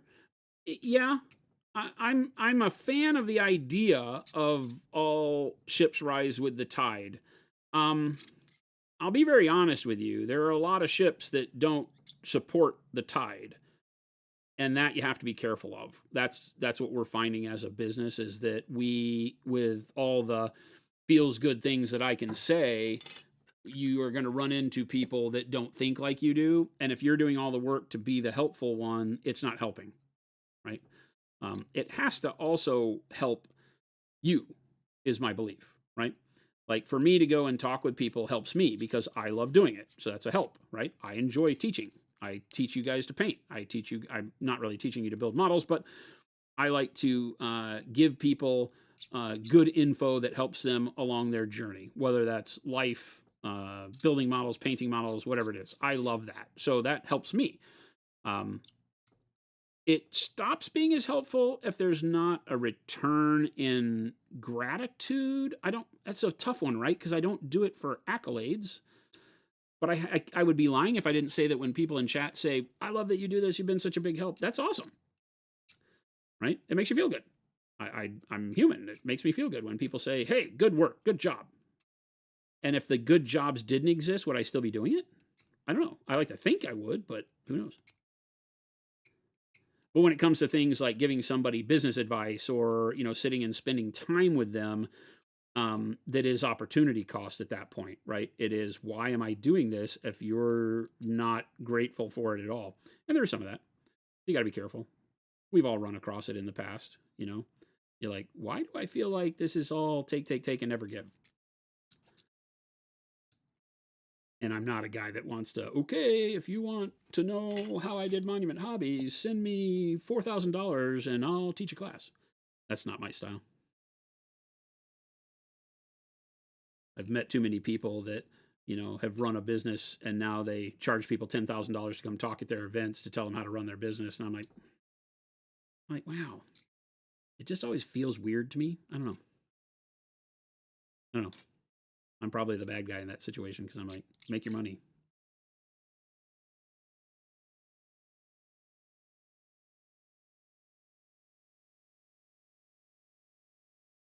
You're not an army painter, but I'll soon have 15 dwarves painted the same color scheme. Would that be playable in Conquest? I think they have First Blood, which is a skirmish version of the game, and I think yes. I don't know the army building. I'm not the guy to talk to on that. There might be somebody in chat that can help you further understand that, but I know that they have First Blood rules. It's here in the box. And I think the box sets usually come with like 15 to 20 minis in them. So yeah, probably you're off to a really good start. You might have to add like 1 or 2 models to it. And the numbers of models are totally different. It's not based on stands of models. They're all on their individual round bases. I think you can mix and match because they've got like brutes in there where you just get 1. So that would be interesting to look at and fun. I don't know that you can take like the big models. I think it's probably just limited to like, 1 brute. So you don't get to take like this dragon. I doubt. But again, don't take my word for it. I have not read those rules yet. But it's called Conquest First Blood.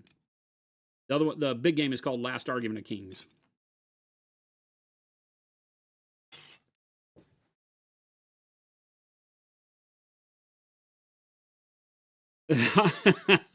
Haleth, worst son of Hama. You heard him. You heard him say he'll help me with stuff for 4K. Depends on what the stuff is. Are we moving? Because if we're moving house, then it's going to cost you more.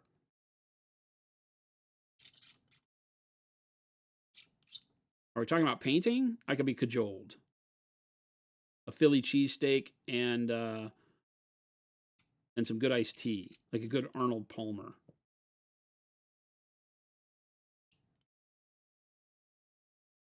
A lot of people get mad at me because in art, they're like, why do you give away so much of your trainings for free? Why don't you guys do it on Patreon or whatever?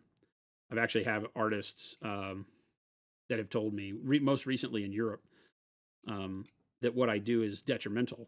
because it devalues the work that other people do on their Patreons. And it was hard for me to hear that because I don't want to think that anything I'm doing makes it hard for other people to make their living. But I got to be honest and say I don't care about that fact. I think that artwork, while there is a good reason to charge for a class, you know, if it's right there and you're going to get the right attention to it, I think it's great, you know. But I'm not going to suffer people saying that giving away your knowledge for free is a bad thing. Technically, I don't give it away for free. I hope all of you buy Pro Acryl, so there you go. Right? I love Arnold Palmer's. I always forget to order them because it's so hard for me to say. Arnold Palmer. And it's hard to get a place that has good lemonade, believe it or not. Iced tea's easy. I say iced tea's easy. It's not super easy. But lemonade, really tough. Because a lot of times I'll do it with like the Minute Maid out of the faucet, you know, kind of a stuff. And I'm like, this stuff's horrible.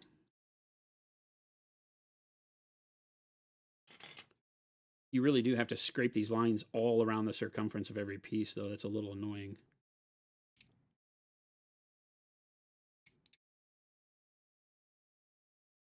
And because of the rounded edge on a lot of these parts, I'm worried about the fitment. We'll see. They might surprise me. This was a problem that early Malifaux had, is that they chamfered the edge of the model, much like you would for industrial parts, not for model kits. And it meant that when you put them together, you had a ditch, like where the pieces came together instead of the pieces mating up flat together, like you have an edge and an edge, they need to go as flat together as possible. They would dive into one another. So you had it to where it made this trough. The edge goes to the edge and it would kind of sink in just a hair.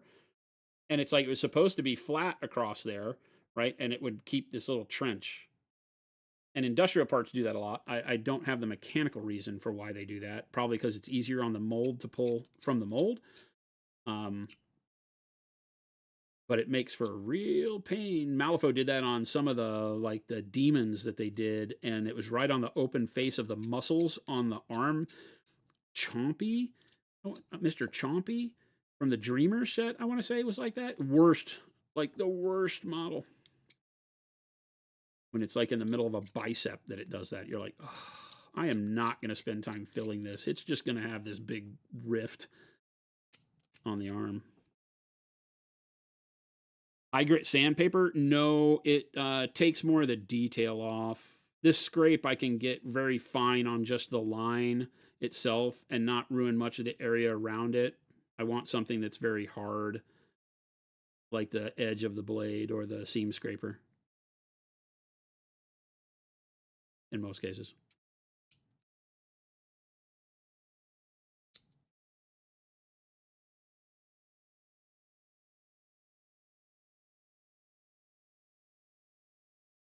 I can also get more aggressive when I have to with the knife blade.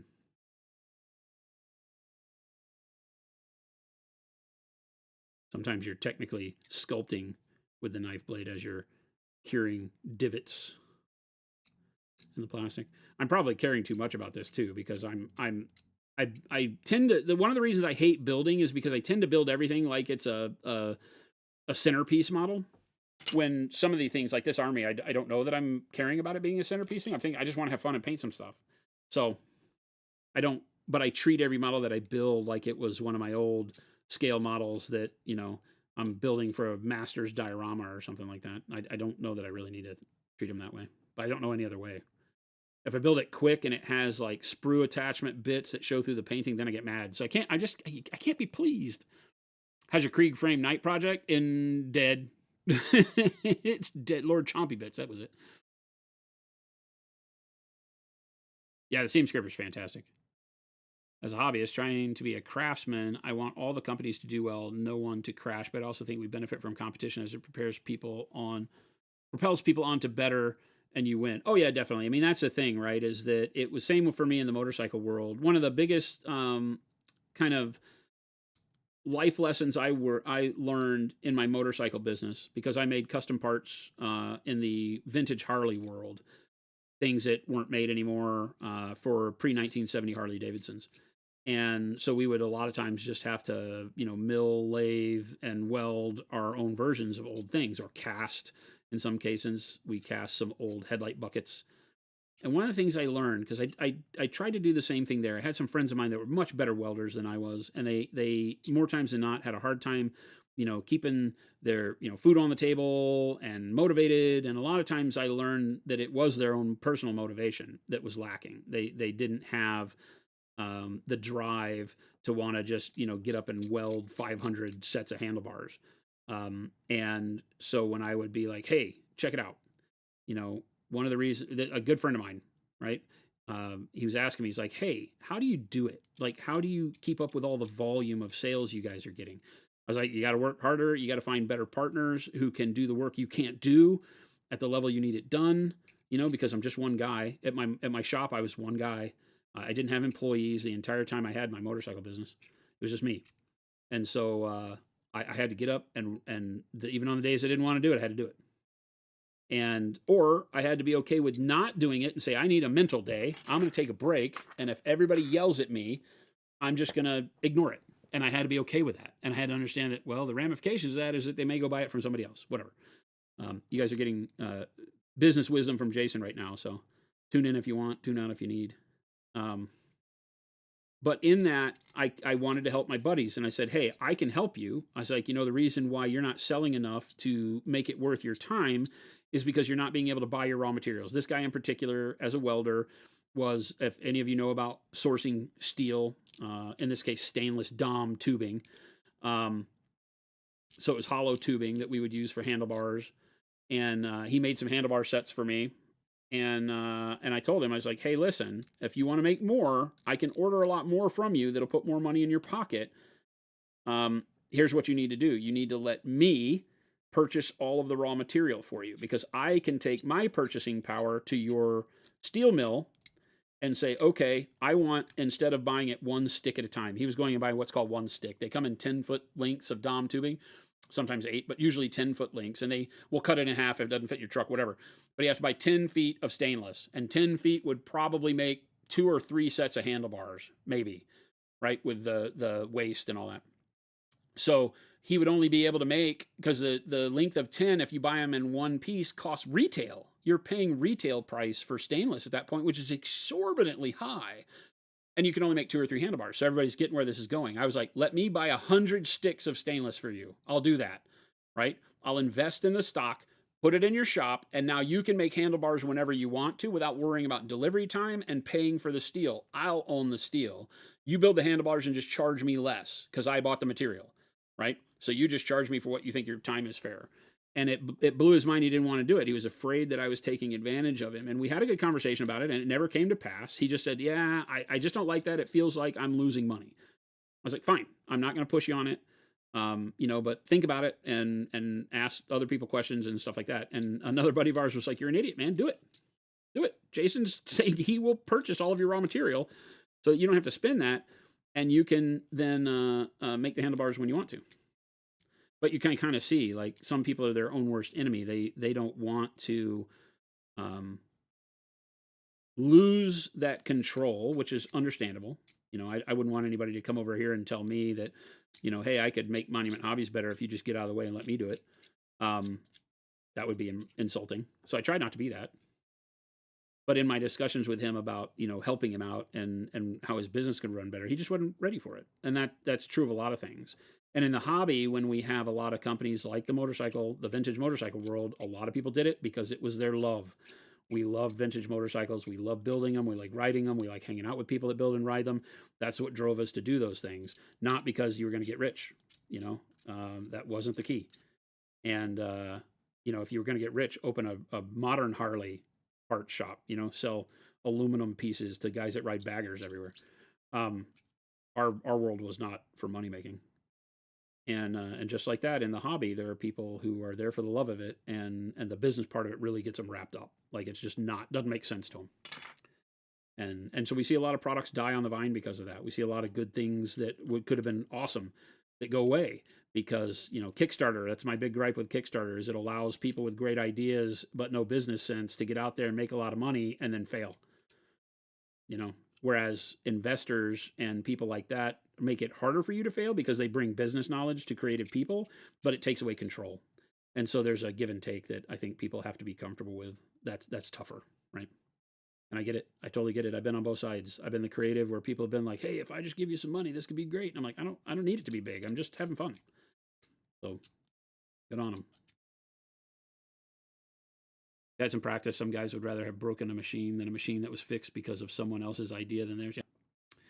Make your handlebars with that pitch. Yeah, right. Sometimes certain people need to be convinced everything is their idea in order to agree to go along, no matter how good the idea. Yeah, and I'm not necessarily great at that because I'm not trying to influence people negatively. I don't want it to be a control thing. I just want it to be something where it's like, hey, we could do this. Are you game? Here's what I can do. Would that help?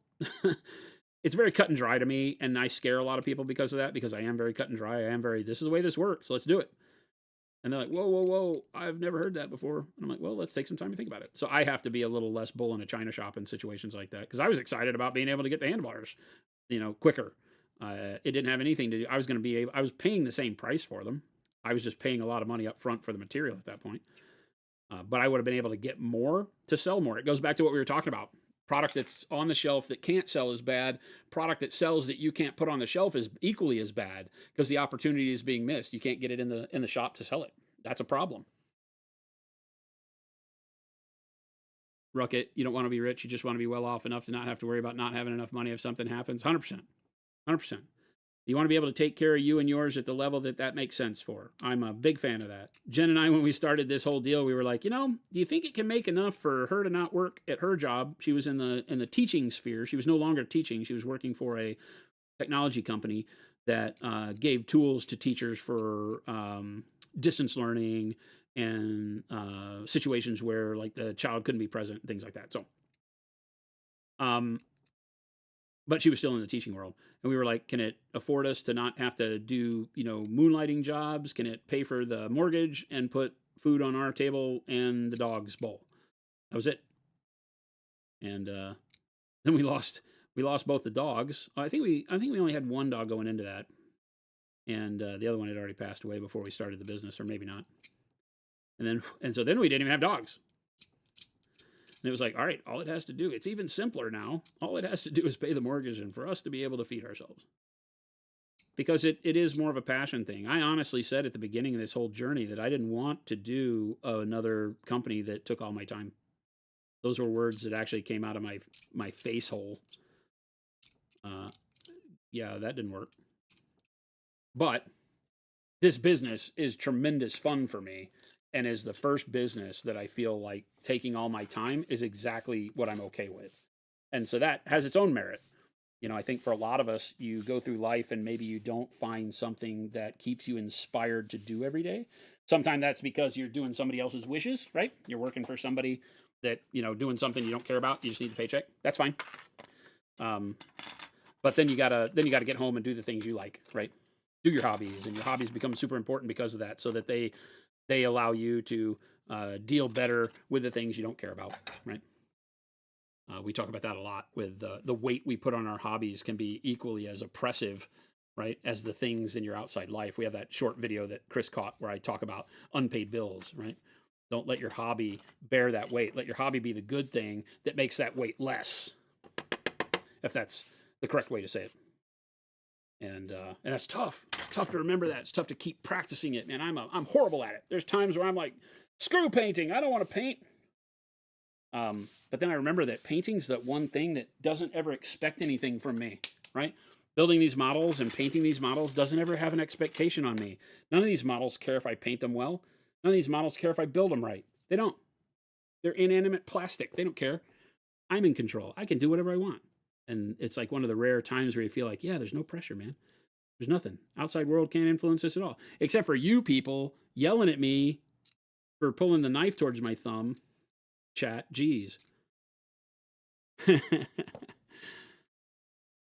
Sharkarino, yeah, it's Conquest, Last Argument of Kings, although I think that's just one of the names they give the game, but Conquest, it's done by a company called Parabellum.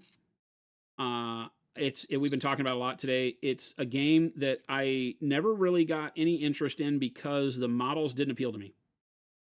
They're a company based out of Greek, and I'm only putting my own words on this, but they had a very Greco-Roman feel to a lot of the initial factions. They had a Nord faction that was kind of Vikings. I'm not really into Vikings. And everything else just kind of felt like a weird kind of Cthulhu version of 300. And it just didn't appeal to me. It wasn't that it was bad. I barely hit the tip of the blade on my thumb. So first blood, chat. First blood. It's right there. Look at that. First blood, chat. How did I hit myself there? Don't ask. But then I was wandering around the internet as I do, and looking at painting stuff, and a big model of a Jirogamo. I don't know if I'm pronouncing that right. Japanese demon that is a large spider-bodied beast that has like false geishas on the front of it that entice and lure people into it. And I saw a model. I was like, that thing's badass. I want to paint that on stream. I found out it was from Conquest. Then I found out there's a whole faction of Japanese demons and oni and yokai. And I was like, oh, sold. And so I bought it. And then I got excited into looking at it. And then I just went down the rabbit hole, right? Then I'm like, ooh, what else do they have? And now here we are with me building dwarves.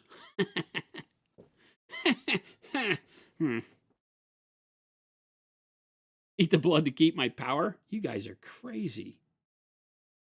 My healing factor won't allow that. My superhuman healing factor will have already sealed the hole. That one needs the seam scraper. I can't get it, Captain. Do I have my seam? Yes, I do. Our wonderful seam scraper. Some of these areas are like almost too flat, so we can get the seam scraper in there. And the seam scraper is great because you can push with it if you need to, and it will just keep the blade level to the surface, and it does the same thing the knife does, right? But gets into those areas where you can't really get the knife. I can't pull the knife across that surface because of the angle it's at. And then you can pull back across that same area. Boom. Gone. Easy. The blade is very sharp. It's brand new. I just opened this knife today. Look at that. Wah! Kill them all. Yes, very, very sharp. Much sharp, very blood.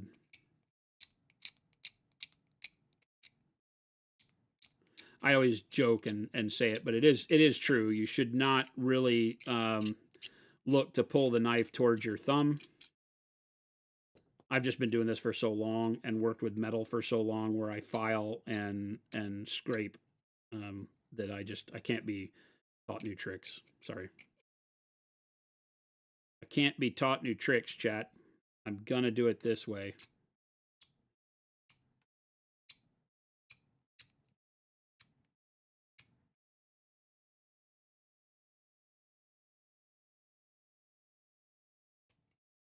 I just watched one of the Play on Tabletop battle reports for Conquest. Yep, Stan. No, not a problem at all. I love the Play on Tabletop guys.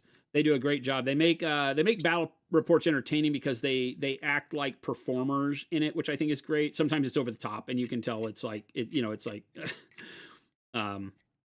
acted out, drama. Not drama, but like their happiness sometimes is over the top, which is great. But they love what they do. They have a great channel. They built a great following, having fun playing games, and that's something that I think a lot of people miss, right? We don't have to worry about what unit is the bestest. We can literally just play this game and have fun. I forget it, I get into list building. I don't play enough. So sometimes my only way to I live vicariously through the list building, and you'll build a list and then you'll realize that you're sunk into that. Oh, but if I mix and match this, oh my God, do you know how many dice that's going to roll? That's going to be oppressive. And then you remember, oh, probably be better if I got out and touched grass and just played the game, right? And stop worrying about what the best unit in the world is. When you bleed, putting a model together, you can then yell before the game, I bled for you, now you bleed for me. I like this idea. I like that. I know you said you're not a fan of Fallout, but the Modifius just announced a bust for T60 power armor, and it looks so dope. You got to do it non-metallic metal for us, pretty please. I'll take a look at it. It's not that I don't like Fallout as certain things that you can look at in Fallout. I just, I would never be interested in it as a miniatures game, I don't think. But the power armor stuff they had was kind of cool, and some of the mutant stuff was kind of cool. I have not watched any of the show That might help get me energized for it. On the stream, I played New Vegas, Fallout 4, Fallout 3, New Vegas, long time ago, and had a lot of fun. I played the whole New Vegas thing, and it's fun because I played it so late in its existence. Everybody in my chat back in the day, this is before we did painting, when we did video games, like 2013, early 2014 probably. Everybody in chat had already finished it, so they were having fun with me as I was discovering things, and they're trying not to spoil stuff for me. It was a lot of fun. And then, of course, the super mutant in the end and the nukes and all that stuff was kind of fun. So for me, it's a one and done. It's not something that stays on my mind as being something I think about all the time. I don't know why that is. Everybody to their own, right? It's like the things that you glom onto that you think are ultimately really cool are hard to describe to people. I find myself trying to explain to people why I don't like the things they like, and I should stop doing that. Because I don't ever want to make people think that what they like is bad. But sometimes I find myself, trying to excuse me from not liking what they like, especially around nerds. For some reason, everything else in my life, it's never mattered. But in the nerd world, it affects me differently. I'm like, and maybe because I know people are hypersensitive to their nerd loves, and I never want to be the guy that's like, oh yeah, I don't like that at all, but I'm glad you do, and play it off as being wrong. So I'm probably maybe hypersensitive because of that. In the motorcycle world, nobody cared. Like, no, I hate side valve motors. I wouldn't work on VLs and ULs. Heck with you people. I'll build the frame and the bike around it, but you're going to have to find somebody else to do motor work. I was not a great motor work guy anyway.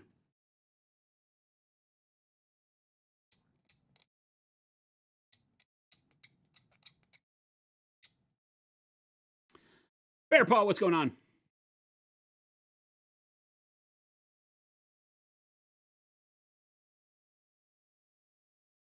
Your closest LGS is 45 minutes. Oof. Hang on a second. It says, tool question. Does a dedicated tool for getting rid of the lines like the Army Painter tool provide any better benefit of what you're doing with a hobby knife? Ours is better than any of them. This is our Monument Hobbies seam scraper, right?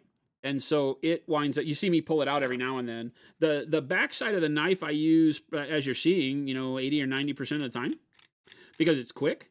And most of the surfaces on these models allow me to. All of the things you've seen me do here are big open links of line that I'm scraping though. Once I get into things like this, the seam scraper is much better because I can't get in like in there on the chest piece. Now you'll say that, well, you should have done it before you built it. I get that, but some of the pieces from GW are hard. So this allows you to get into tighter spaces, and you'll notice that it's angled, right? So it gives you a corner that can go into deep spaces, and it cuts on both the pull and the push. It's beveled both directions. So you can get in there and pull and scrape or push and scrape, depending on where you need to be. So, a lot of these things are like this robe is attached to the leg and you got to get something in there. You can get in there and have a better chance of doing it with a tool like that than a knife. So yeah, there's definitely a reason why we make the seam scraper. 100%. I'm just lazy, and on big open areas like this, it is easy to just keep going with the knife rather than stopping and switching tools. But you've seen me do that on these because there's a couple of areas where the scales don't let me pull because it's kind of a concave. It has a high spot, low spot, high spot, and I can't get the knife in there and pull. I'll nick this edge. Like if there was a deal inside there and I'm trying to pull, I will either nick this high edge or this high edge because it's in a valley. So the seam scraper is much easier because it does the cutting in a very much more delicate manner, I guess, than the knife is the way to say it. Even though it's also a brute force tool. You just tell people you prefer something else? Yeah, but nerds ask you what and why. We're the worst, dude. Nerds are the worst. It's like, oh, dude, you don't know what you're missing out on. Nerds, I found, in general, as a community, we are literally the worst. We are like everybody's telling me that, oh, but you'd like Brussels sprouts if you had them the way I cook them. What do you mean you don't like Star Wars? You just haven't watched it with the right people. You haven't had me talking in your ear the whole time to tell you why Rey is the best character ever. Stuff like that. Like, you sound kind of like somebody telling me I would like freaking Brussels sprouts. I don't like Brussels sprouts. And it's fine. And I'm guilty of it too. People tell me they don't like Lord of the Rings, and I'm like, oh, wait a minute. You know, we're as nerds, we just have such a passion for the things we love, and I think it's great. But it's very different than a bunch of other things I've been involved with in my life. Okay, so here's a good lesson to learn. See this nub? That nub right there needs to get cut off. Don't do it with a knife. Be smart. Just go grab your clippers and knock it down. You can do it with a knife, but you wind up pulling through so much plastic that you give yourself the opportunity for that last little bit to give way in a funny way and put the knife into your thumb. Make your life easy. Take the time. I'm stupid and do the stupid things. So do as I say, not as I do.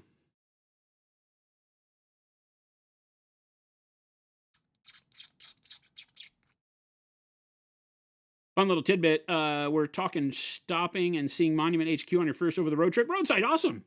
Absolutely awesome. Wait a minute. You're called Roadside Miniatures, but it's your first over the road trip? Wait a minute. That doesn't track.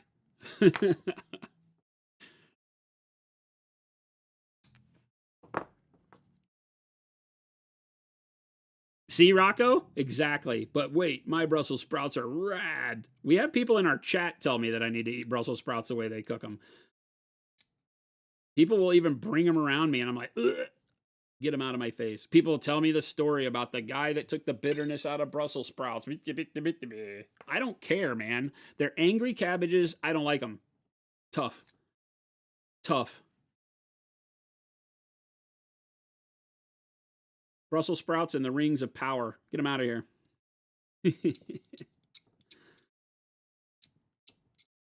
But that's what I love about our community, the passion. Is I can sit and listen for hours to people defend their passion.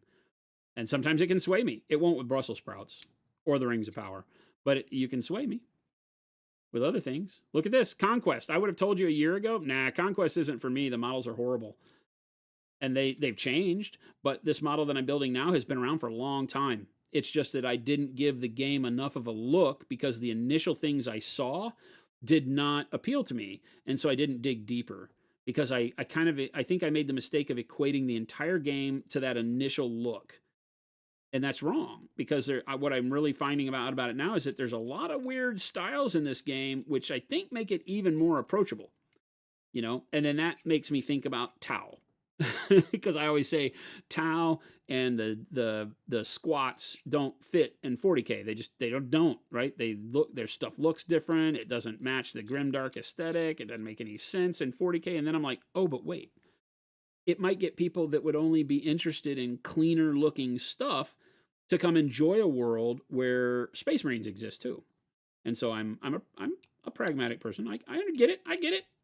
I'm still a nerd with a passion, and I'm still going to say Tau sucks.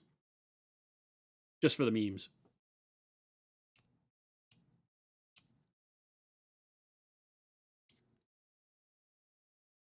Because I don't really believe that anything is worth talking about if you really think it sucks. Just move along. Move along. Nothing to see here. All right. You know what is going to happen is I'm going to do all this scraping, and as I'm talking to you guys, and I'm going to get to the end, and there's going to be stuff I miss. So let's just all get used to that fact now. I'm thinking I'm doing a great job, and we're going to laugh at me later. I'm ready. I'm okay. Content through experiment. Model building ASMR with Jay softly muttering this. Dang it. Just be like, God damn it. Oh, God. Does that make you horny? Rings of power. You mean onion rings? Let me tell you about Portillo's onion rings with cheese sauce. All right, you had me at onion rings. Now I want onion rings. Jen's making chili for dinner. You brought Trench Crusade, the Prussian plastic stuff? What colors would you recommend to make it grimy and not too vibrant? All of the things like in our line, like burnt reds, burnt oranges, dark silver, black and brown wash. Those colors are really what you do. You know, we just painted this guy from Trench Crusade, the Lord of Tumors, right? And I'm using very desaturated colors for exactly that reason, right? light dusting at the end of dry brush of like warm flesh, you know, things that aren't too vibrant. And then the vibrant colors I poke on are like the bright yellow green for the pus, you know, so that you can still have some details that are disgusting, but the rest of it can kind of all kind of blend in together, right? Because that's what winds up happening in dirty environments, grim, dark environments. Is the colors all kind of come together because of like a brown wash on the whole model or whatever. You can still use vibrant colors and then knock them down with washes and things after. So there's still a lot of tools available to you. You've never had chili? What? What? Yeah, we have Portillo's here. I think a couple of them now. Space Marine armor is pristine. When you read the Horus Heresy novels, they're so proud they wouldn't have dirty armor. Plenty of humans to fix it. They would do an excellent job to please the Astartes. Of course, there is oils and unguents and things like that that they rub all over their armor to get them prepared for battle, both from a religious fervor or in the heresy, just from a taking care of your stuff and honor. Take care of your gear because your gear takes care of you mentality. So I believe that. But if you were going to drop into a war zone in the 41st millennium or the 31st millennium, what would happen to your armor very quickly is that it would not be pristine anymore. So it's a timing and storytelling thing, right? For me, it's that, okay, are we here on the deck? You know, are we Space Marines just dropping onto the battlefield so everything's shiny, right? Or are we, do I even have anything that's beat up? I'm the worst one because like I look at all my Space Marines and all of them look pretty pristine. Well, maybe this was a bad example. I mean, this guy is, because the way I did the black, he looks a little bit more beat up, right? So I don't have to do the same level of shine, and he looks a little bit more beat up than this guy, right? My shine contrast isn't as bright on the black armor. It's a little dustier overall. Both these stories ring true to me, right? They would put me at different areas in combat, and I love that. I mean, that's one of the biggest, coolest things about 40K in general is they leave enough of the story up to you to tell, right? I mean, hell, even Marvel, Spider-Man has had lots of battles where his suit is completely ripped to shreds by the end of it, and so you can imagine a beat up Peter Parker, and that story is something that could be fun to tell. Of course, the model would have to have that as part of it, but you get my drift. You could do a Peter Parker that was all dusty and beat up and bloodied, and he doesn't have to be bright red, blue, black.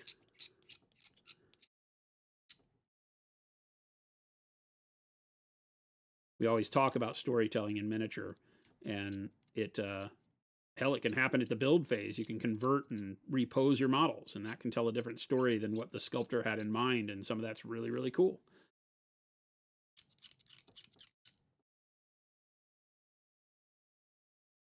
But definitely in the painting. Your choice. Do it how you like it so that it tells the story you set out to tell. But be able to convey that story to people if they look at it and go, what are you doing? Why did you paint that pink? Well, listen to the tale. Or as Chris says, well, let me tell you 15 ways in song. Da-da-da-da-da-da. See, he's always here. He's always here in spirit. I think he's helping Gabe move today. Gabe's moving into a new house. And I think Chris said that they're helping Gabe move today. It's either that or they helped Gabe move yesterday and they're doing D&D today. I think they did D&D yesterday and are helping Gabe move into his house today. I think. How long till we get some pink? There's pink in our line. What are you talking about? Stop asking for things you already have. That's already great. No free prub for Chris. He's not sick. I don't think he's sick. It's Sunday. I'm about to paint the Lion of Jabir from Trim's Crusade. I have one. I don't know. Lion of Jabir. Is that this guy? Is that these guys?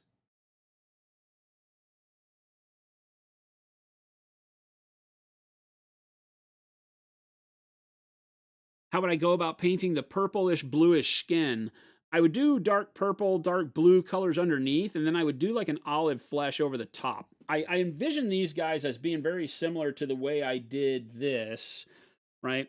But without the reds, right? You can see the way I did the dark purple under the skin on these Gorger Mallpack guys. They had a lot of magenta underneath and then some yellow. But I think this same thing, if you look at the way it is on the back with the purple and the back of the leg area showing through, that's what I envisioned for doing here. This was red gray and olive flesh done thin over the top of purples and magentas. So that would be my plan, except I would keep it without the red gray. I would just do the olive flesh so it's more pale looking over the top of purples and such. Maybe a little bit of red. I think that would work really well. That's my plan for these guys. I love that model, by the way. I love both of them, but that's my favorite with the big old left arm, and the other one I think has armor on both arms. That's the only reason I don't want to do it, because I really want to paint the flesh on those guys, because the way it is in the picture shows like the veins underneath, so you can do some really cool underpainting with real high, like we showed briefly with the marbling the other day. Somebody asked me how I would do marble, and I kind of underpainted a lot of the veins and the marble on the skull here. You could do that and underpaint the veins. You can imagine painting them like this with like a dark purple or blue or dark magenta or something, and then glazing the skin tone over the top so you get a lot more veining and unhealthy, sickly look to it. That's kind of what my mind has it looking like for me.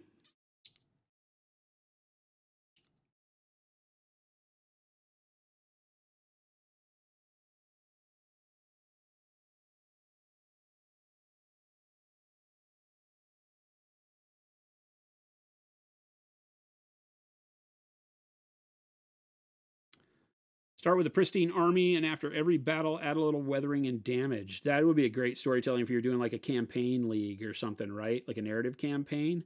And it was like imagine a slow grow league, narrative slow grow league. Kyle here does that kind of. I don't know if he does it slow grow. I think he does.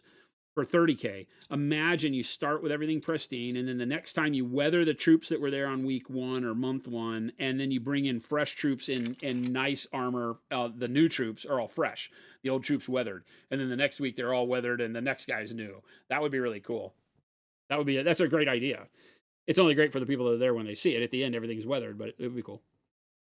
You would assume Chris lives and isn't just congealed from a puddle? No, he's alive.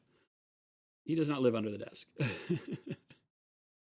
Is it a preference to cut and clean every piece before you start gluing? Yes. Yeah. Yep. Would it be bad to cut, clean, glue, and then move on? No, that's typically how I do it. I typically, even when I'm doing troops, I'll do one troop and put it together, and then another troop and put it together, just because I'll get the parts mixed up. This is all one model. So I'm cleaning all the parts, and then I'll build that model, and then we'll cut off another model off the sprue and clean those parts and build that model, and then repeat. I don't do all the parts together and clean them. It's just per model. I would get all the parts mixed up. I'd go bananas.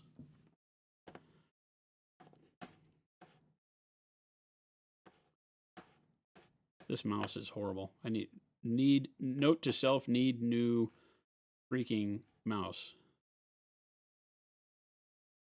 Sit Chris is Gabe. Oh. Okay, gotcha. Gotcha.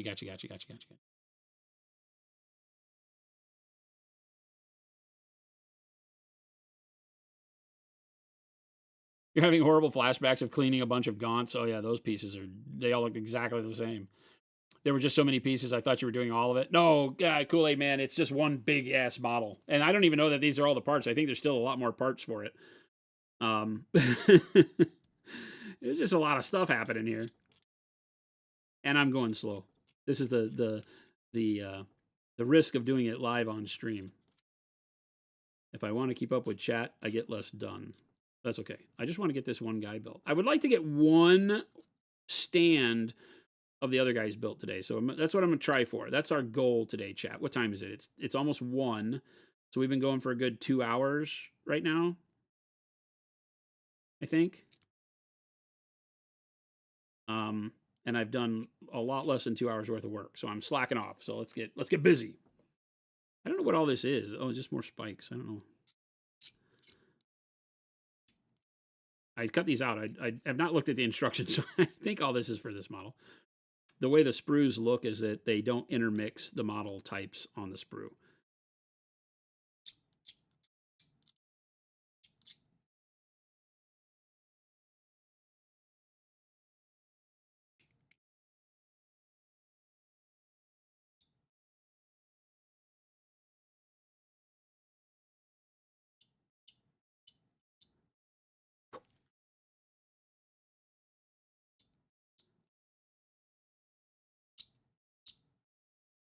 If you like Conquest stuff, I think, you know, Walter's Workshop? Is that his name, Walter's Workshop? I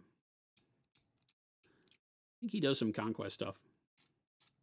He doesn't use our paint, though, so give him hell when you see him. Maybe. I don't know if he uses our paint or not.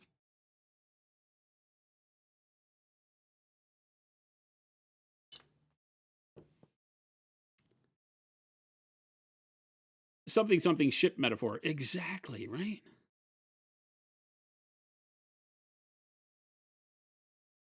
You never knew who he was talking. You think Chris and Gabe sound the same? To me, they don't sound anything alike, but maybe it's just because I'm always looking at them, right? So I'll trust you on that one. They speak with some of the same mannerisms because they're best friends. So they hang out all the time, right? Chris and not Chris, or Gabe and not Gabe, hang out all the time.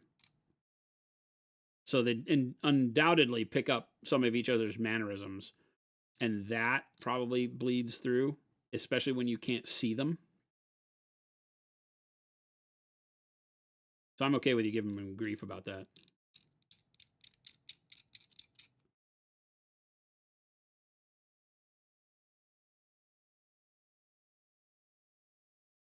Oh, that's where I said don't do that. I'm learning, chat.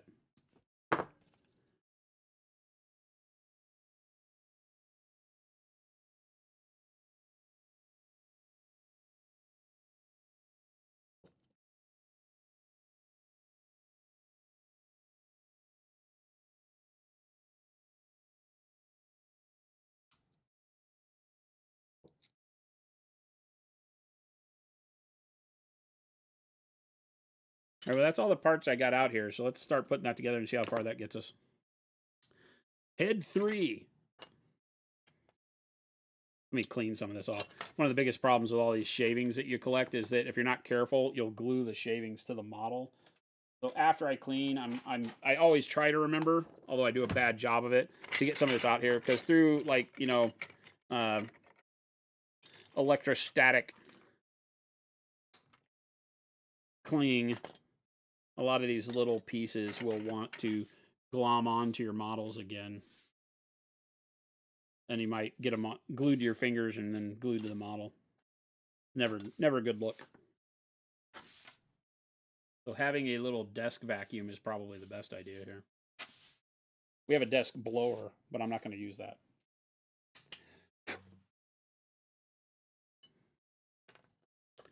All right, glue. This is the bastard that caused me to cut myself the other day because the hole was jammed shut. And I was trying to open it up with a knife, and I was just like, you can see, right? I was holding it like this, just like this, and I took the knife like this, and I was like, do, slip, bang. Ah! Use some of the shavings for gap filling if you need a tiny fleck. Yeah, definitely.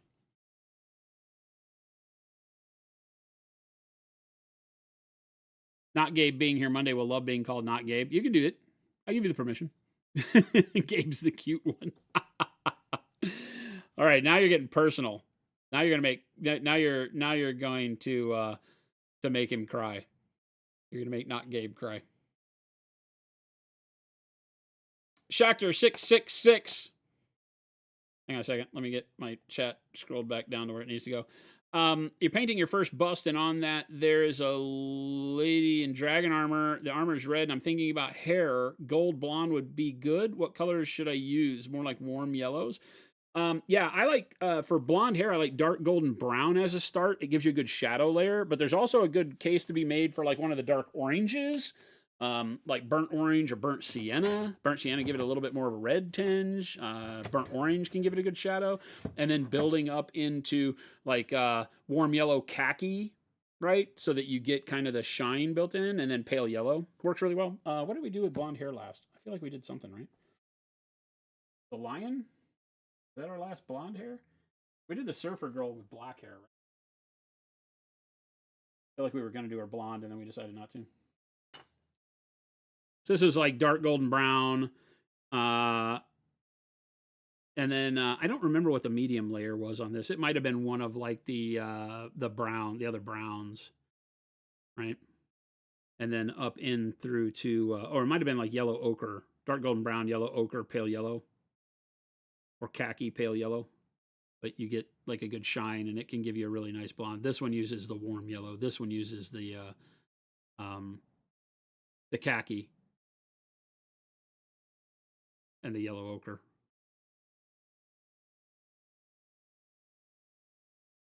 Why not a bottle with a cap and a brush? We only use CA glue. We only use super glue. Yeah, I should have used the pen. I use an old airbrush needle. Oh. Always dry fit your part, kids. See what parts touch. Oh yeah, that's got lots of noticeable gaps and nothing that keys it together. It literally just slides on the edge. That's not a great design. It needs something there. Yeah, I only use super glue for everything, plastics and whatever else. Doesn't matter. I've only ever used super glue. I used plastic glue when I was a young kid, but when my parents started trusting me with super glue, I was off to the races. That's all there ever was after that. And that was back in the day when it was literally just super glue. You had like 2 types and that was it.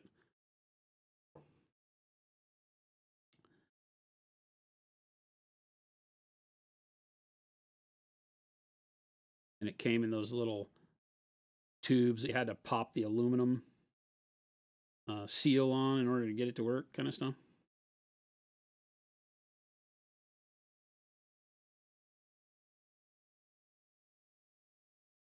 Yeah, there's some big gaps on the back of the head there. So I'm going to take the back of the knife and kind of scrape those into that gap while the glue is still wet, right?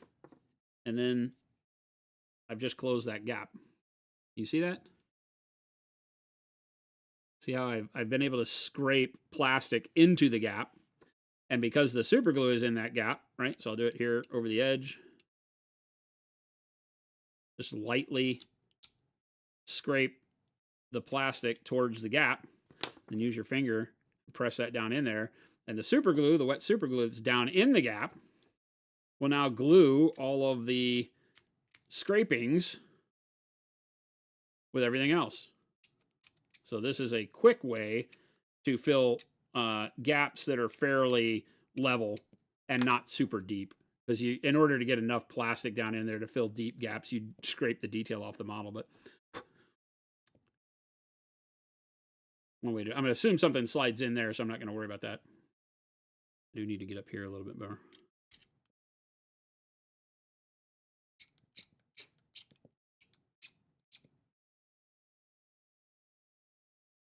Instant gap fill. Areas like this are a little bit harder, but we can probably still do something there. If you think the glue is already dried, go ahead and just scrape the area together so that it fills the gap, right? The shavings fill the gap like that on the chin area, right? And then take your super glue, run a thin layer of super glue along that line, and then just take your finger real quick and wipe it off. Boom. Gap filled. Ta-da. Easy peasy. Then you can come in here and do these areas too. Like you can see that gap.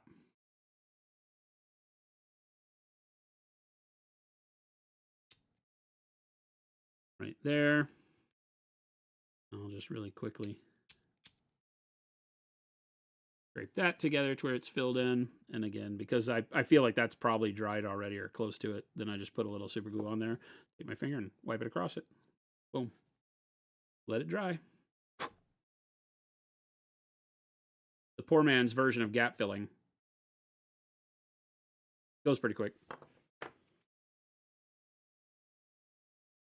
Yeah, I get it all in my fingers. I am crazy. I love fiddling with my fingertips once they have dried super glue on them. I love it. I'll find myself sitting there just kind of doing this, kind of like twiddling my fingers, and it rubs little pilled super glue off. I don't know. I really like it. I'm a crazy person though, so.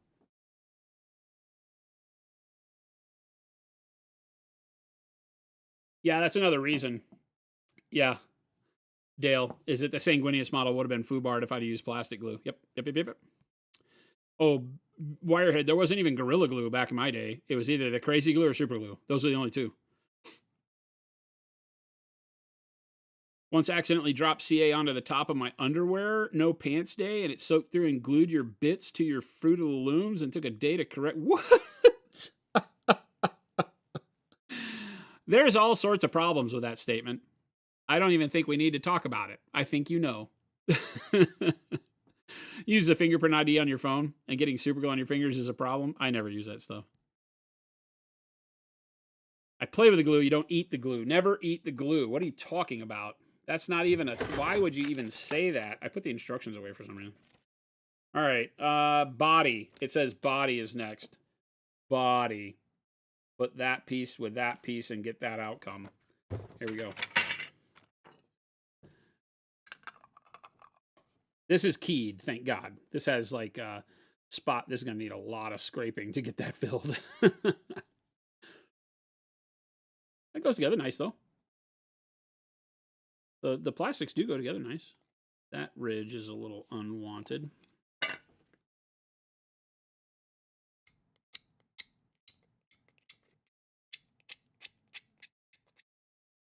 Always good to dry fit your pieces and see if there's any irregularities on the fit that you can fix before putting the stuff together. I tend to like to put the glue on the side with the protrusions instead of the dimples. I don't know why.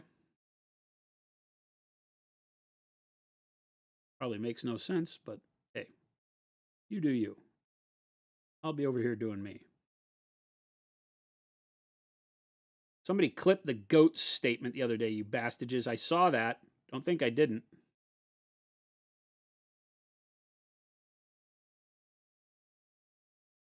I saw that.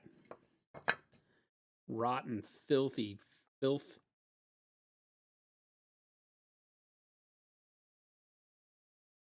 Yeah, this is going to need a lot of scraping.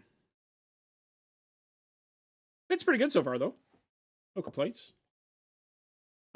It's a bummer that a piece like this has to have the seam straight down the center, right? That kind of sucks, but again, I'll just use the quick scrape method to get most of this wrapped up.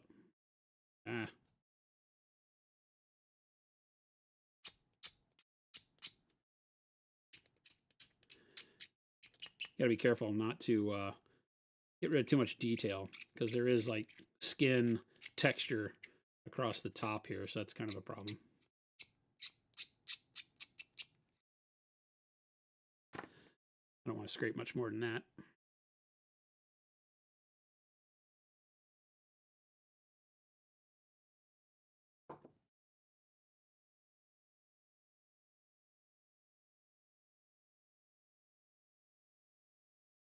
Pretty good.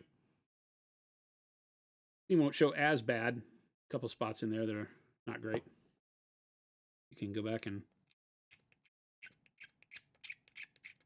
scrape those closed even after you put the other layer on there, and it'll help a little bit. Areas like that.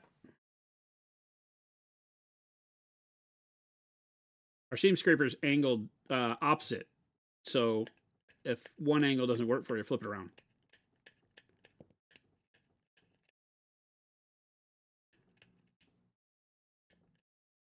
Hope you guys can see that, though.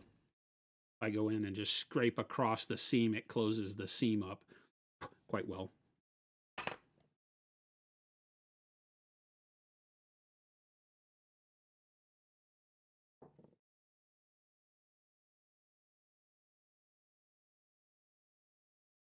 This part of the seam they did really well. They kept, see, this is smart. They kept the seam.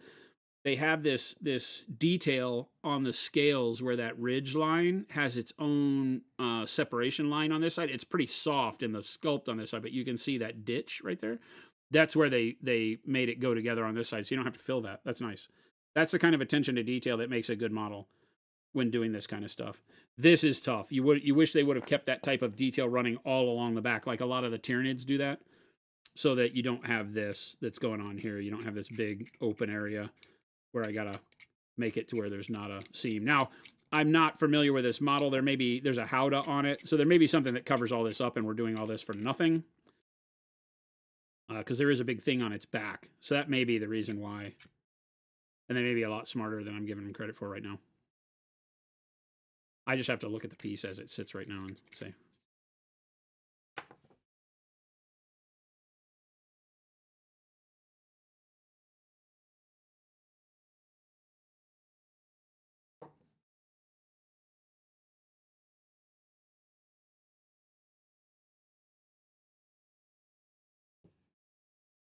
Make sure not to go to the bathroom or anything before all this dries. Right? You have a lot of wet super glue on your finger. Probably a bad idea to. But I've always found that my finger is the best way to do that. If I use like a device, that device gets loaded with glue very quickly and doesn't work very well. Here, I don't know what I'm going to do. I'm going to wait till whatever goes attached to that gets on there, because that's a pretty broad gap. I don't think I can get across that gap by scraping. The belly, I'm usually less worried about, question mark. So we'll probably just leave it alone because it's on the underside. We'll see once we get it built if it winds up that it's. I think that's that might be the. Is that the top? I don't know. The numbers are upside down, so that might be the top. Is that the top? That better not be the top. That might be the top. That's going to suck if that's the top and the other side's the bottom. It might be. Everything good I just said might not be good. Because there's armor plates here, which make it seem like that's the top. We'll give it a bit, and we'll put some more together and see if we have to do more work on that. Guess I could tell real quick because I'm sure the head goes on someplace here, right?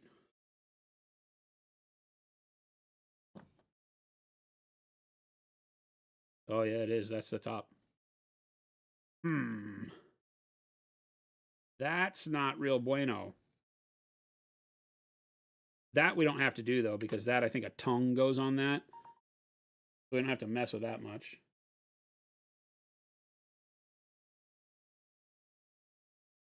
But that just changed things because I just did all the work on the bottom and not on the top. So I guess I should pay more attention, huh? Somebody in chat's probably been saying, that's the bottom. You asked me why not to say don't eat the glue, but you say don't go to the bathroom before your super glue dries. I mean, those are two different things. Yeah, sometimes you need to wash your hands before going to the bathroom, like if you're messing with jalapenos.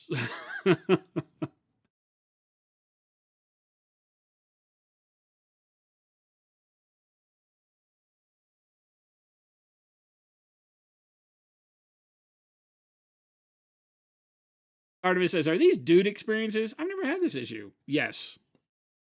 Yes. The hot pepper one is definitely a dude experience. And yes, it is true. Well, you know, it's true of everybody, though. Like, going to the bathroom and making sure that you don't have hot pepper juice on your hands is probably good for everybody. But definitely for guys. But it's the same as, like, don't rub your eyes if you have jalapeno juice on your eyes, right? Or if you have jalapeno juice on your fingers, because I tell you what, that'll light you up in a way that will never make you forget. Growing up around Mexican food and loving jalapenos and habaneros and hot peppers, have had many opportunities for these things to happen, and they all have. I remember one time, I don't remember what it was that happened, but there was like a instantaneous regret in my life as I rubbed my eye with jalapeno juice on my finger.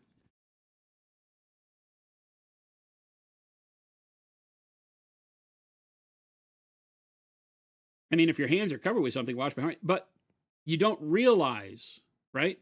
It's not like you go, oh, look at all the jalapeno juice, right? It's not like paint or super glue. Super glue is easier to notice. That was said as kind of a joke. Jalapeno, pepper juice. Oh my God, you're just eating. You don't know. You're eating a taco. You didn't realize that the stuff that dripped off on your hand that you wiped on your napkin isn't gone. Like I wipe my hands on my napkin. It's fine. Oh, it's not fine. Oh, it is far from fine.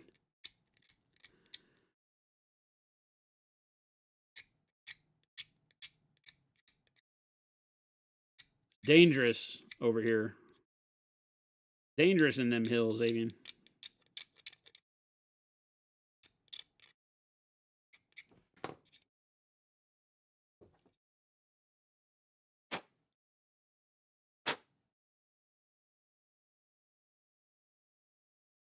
I am not going to have fingerprints for a week after this.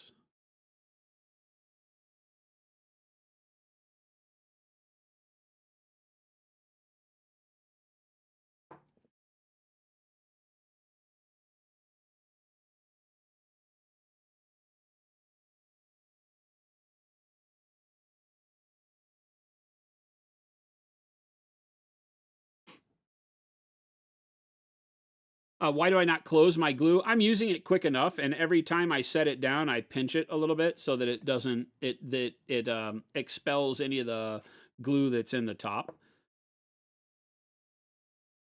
The CA glue won't just dry out. I mean, it will eventually, but it requires that initial pressure to dry quickly. So I'm not super worried about it. But mainly, like I said, because I'm just using enough of it quickly that it's not a big deal. Tail.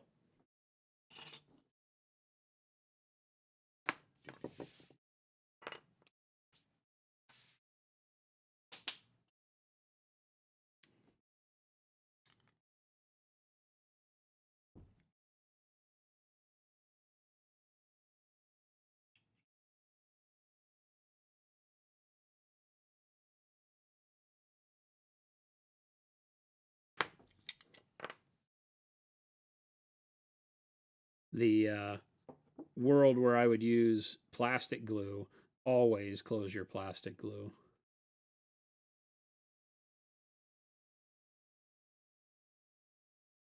The weirdest thing I've ever noticed with CA glue is that you might get to a point where if it's been out and exposed to air a lot, you might get at a situation where you put it on there and it doesn't seem to stick.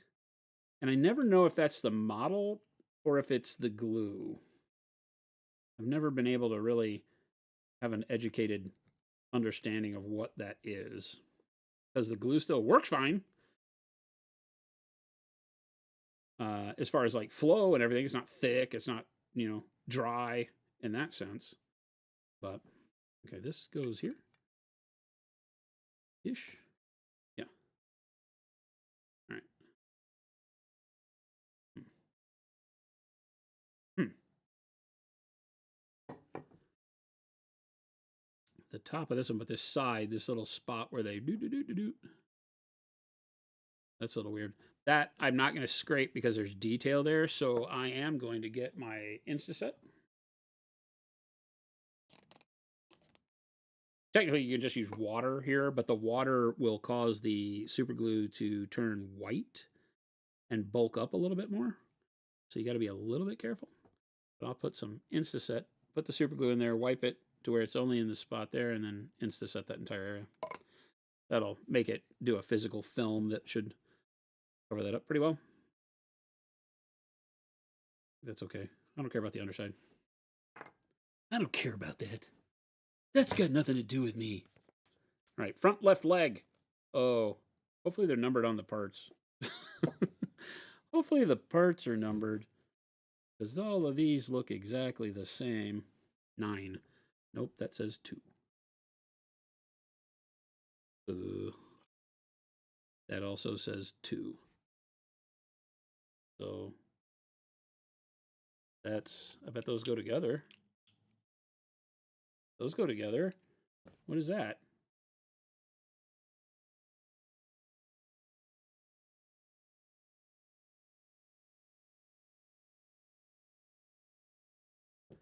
That's this one, right? Yeah, front right leg. That says 12. That says 12 and 10, right? That says 2. 2 and 2. I like the 2 and 2 part better. I like to match the numbers. What is this? This one says 1. It doesn't say 9 or 7. It says 1. I bet this side says, look at that, 1. 1. 1 and 1 go together. Look at that. All right. All right. I'm a fan. That works.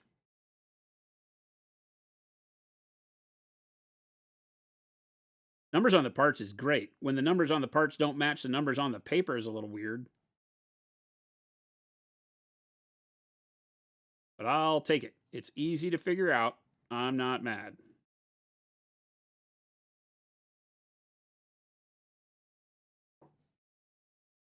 Bloop.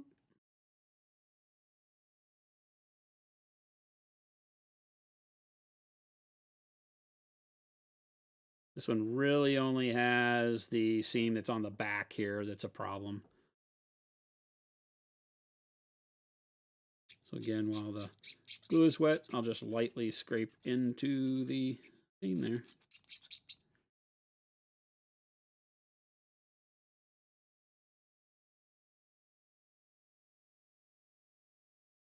That should close it up fairly well, question mark.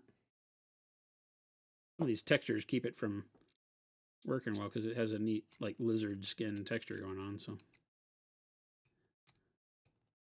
again, I don't know that I care. Sometimes I tend to look at a model and I go, can I paint this well enough that the stuff like this doesn't matter? Yes. If I was entering this in a competition, you cannot leave your mold lines undone and these gaps unfilled. Just understand that. I would judge you harshly if you do what I do, but I'm not planning on taking this and showing it to anyone except you fine folks.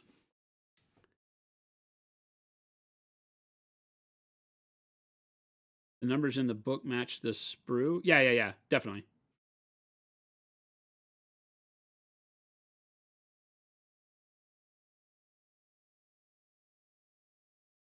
The problem here is that I bet these numbers match the numbers on the body for which socket they go into, but once you glue these together, you can't see what number the leg is anymore. I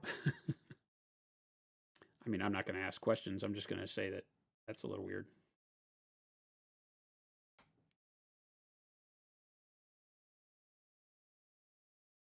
But everything, the fit is great on these, right? There's no misalignment. The the only gapping is where the pieces go together, and that's to be expected. One of the best models in the world leave worse gaps than this. They typically are just engineered a little bit differently, right? To where the gaps are is not visible. But this is pretty good. Like I said, on the back of the leg, not a big deal. For 99.9% of hobbyists out there, the outcome of this model is going to be great without half the work you see me putting into it. And I'm not even going the distance, right? I just don't want like the back of a muscle open with a seam. If I can get rid of some of that seam, I will. The front though, like on this thing, I don't know that I'm even worried about that. That's kind of a natural like fold in the muscle. So you could probably just put a little bit of super glue in there. You're not going to be able to scrape that because it's concave instead of convex. So not going to get away with anything there. All right. Next leg. Back right would be this one. 4 and 4. Also Gouda.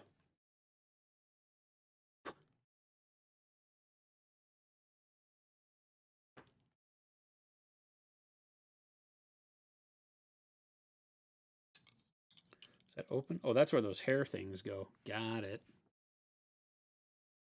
Mold lines on fingers, yeah, especially narrow ones where you have to try to scrape in between them and they break or feel like they're always going to break. That's always a pain. That's why a lot of people don't like Vince, I know, speaks very highly against layered armor, where you have armor that has one layer over another, because invariably you've got like a mold line that runs along the surface, and then you've got to figure out how to get all that together and scrape down in between the armor panels. God, that always sucks.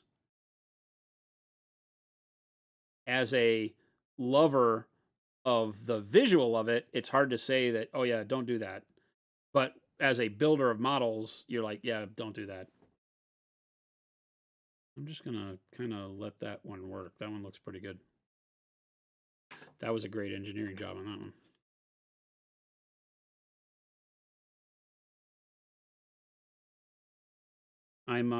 I'm doing the glue on the female part of this leg because the way the male part lays down into it just makes it a little easier for assembly. If you put the glue on this part, to hold it without getting glue on your fingers is hard. I say that the one with the nubs versus the holes, right? If you put your hands just to hold this and then be able to put it in place, I'm touching all the areas where the glue has to go, whereas on this one I can hold it where the glue doesn't have to go, which makes that a lot cleaner of an assembly, just so you can try to avoid glue thumbprints on your models. I know we all suffer from, at some point in time you get like a glue fingerprint on the surface, and that sucks because those are hard to clean off.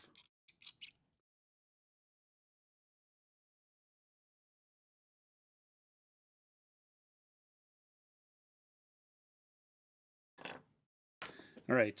How many legs? That was 3. Is there one more? No, it's 4. That's all 4 legs, but no feet. I forgot feet. Has to have feet, huh? Which one is this? This is one of the right ones. This is back right leg. Needs one of these feet. Which feet? That's 4. Is this one 4? That looks like it goes there, huh? That fits pretty well. Is that luck or what? I'm going with it. Watch it be wrong. Watch them all fit exactly the same, but be at a little slightly different angle. I'm going to go, well, I can look here. Is this 4? Yeah, okay. Zoinks.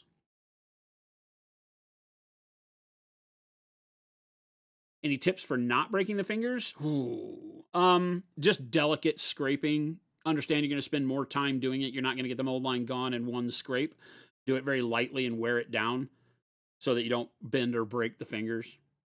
Sometimes using the sharp blade of the knife and cutting the mold line is the easiest way rather than scraping it. The scraping puts a lot more pressure on the area, whereas cutting it off can be less pressure, but can remove more detail and flatten the side if you're not careful. So just patience is really the thing.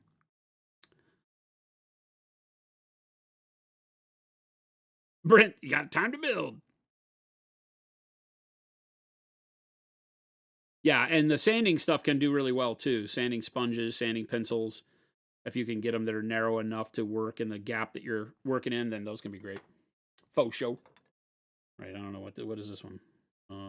This is a 4 limb, right? So this has, I don't know what is this.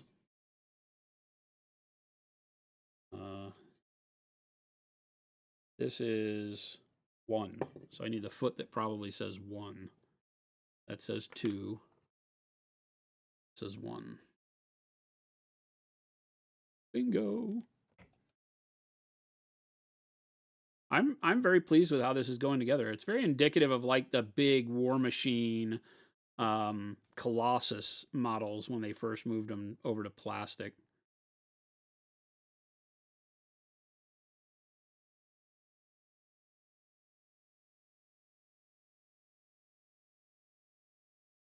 Double T, Tamiya Thin. I don't use plastic glue. So it will melt the plastic, and you can put thin amounts of plastic glue over mold lines and it will melt them. It is not guaranteed to do what you want it to do. I don't ever use that as a tactic just because of that. Just because it's like a wing and a prayer to see if it works. It can build up material where you don't want to build it up in between fingers. So I'm always a little leery, but it can work. Is this the other one? No, that is incorrect. This one? Ta-da! I'm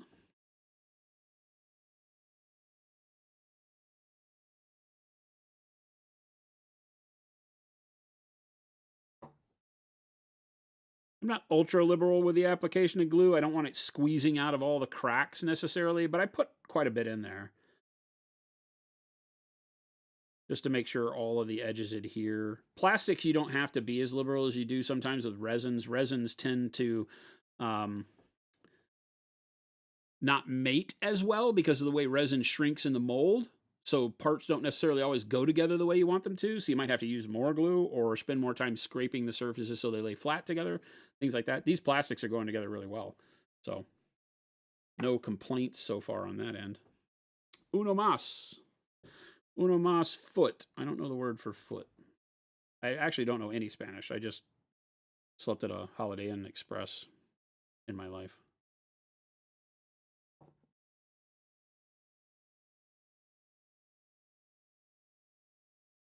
Uno mas cerveza. Foot equals pie. Uno mas pie. What? Seriously? Or is it P? Pie. Is the Y a long I? Pie? PA. Okay.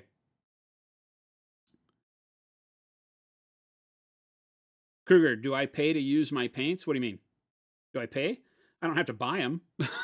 They just miraculously show up on my desk. That's one of the benefits of having this job, man.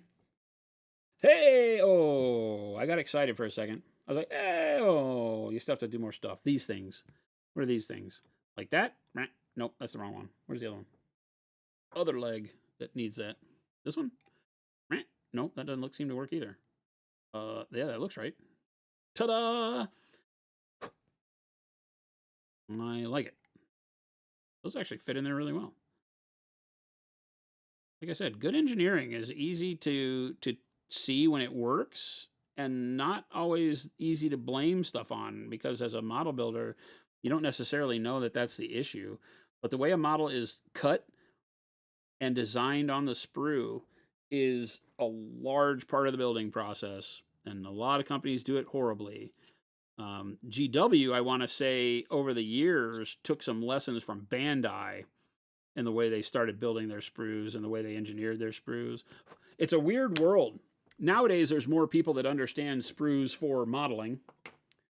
But a lot of people only understand sprue for and part cutting for more industrial applications, more mechanical applications, where fit and finish are more brute force, square edges going together for boxes and things like that.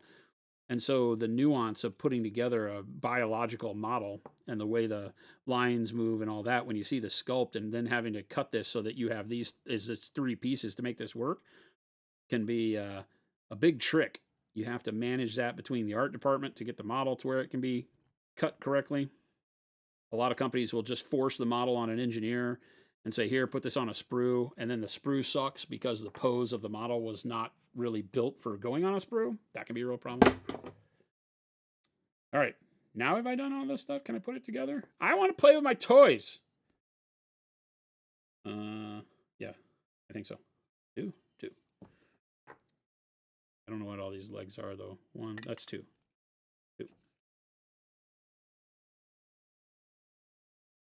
These don't seem like they mate tremendously well. They seem like they float a little bit in the arm socket, so we're going to ladle a little bit more glue in here just to make sure.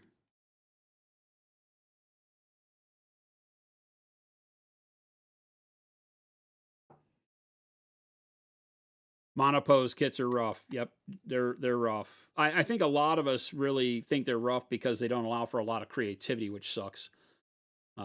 GW kits in the past, one of the beautiful things about this hobby was the ability to do all sorts of really cool stuff with models, right? Cut them, put them in poses the way you wanted to, do all sorts of fun stuff that way. Unfortunately, they've moved away from that a little bit. That sucks. I say a little bit. They've pretty much moved away from that entirely, and that sucks. The models that are not monopose are like your generic troops a lot of times for armies. That's not where you want to spend your time converting. I'm not trying to convert, lowly guard guy A. I'm normally trying to convert my heroes, the big models, the fun ones. Nowadays, it's more kit bashing, right? It's less converting and more putting parts from one model on parts of another.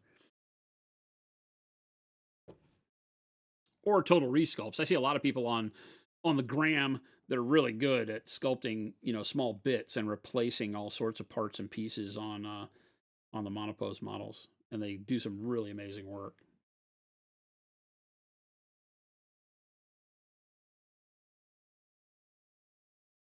I just don't have that kind of patience in my life anymore. I was the hero of converting back in the day. Now I just don't care enough to do it anymore. It bums me out a lot of times.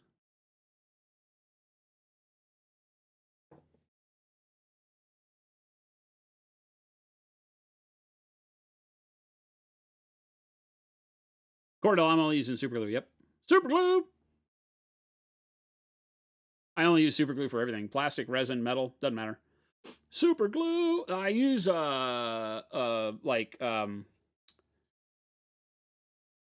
wood glue and stuff for terrain. You know, if I'm using balsa wood or things like that, obviously I don't use super glue for that. But when it comes to models, super glue is the only thing. It's the only thing we make, only thing we sell, only thing we use.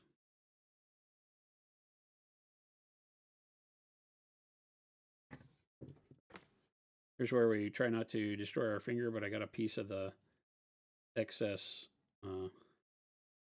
stuff down in the super glue bottle. The plastic shavings.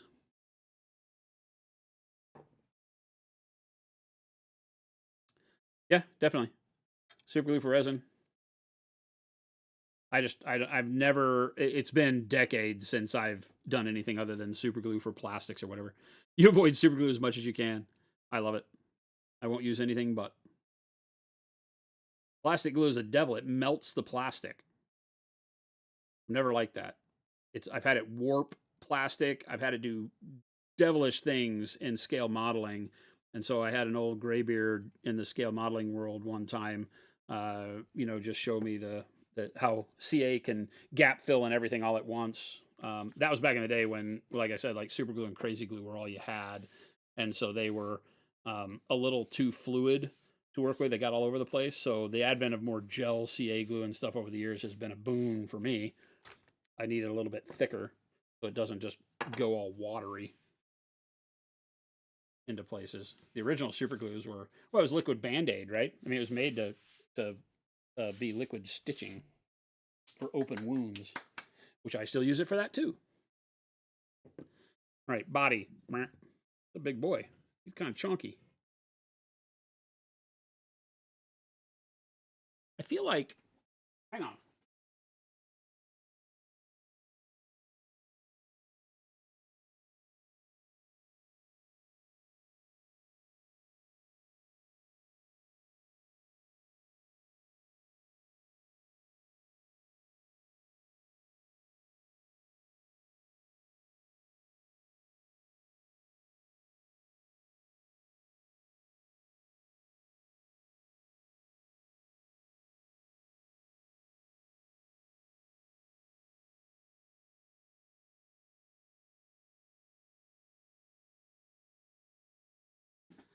Chris had it zoomed in a little bit too much. There we go. It was also a little out of focus. There we go. Much better. You cut your thumb really bad during a build and it wouldn't stop bleeding. Super glue the skin and went back to it. Oh yeah, 100%. Lady B, you finally have an Aussie. We've had an Aussie distributor for the better part of 3 years. Literally, Kruger. Yeah, you asked me to zoom out. I was like, why is this in here?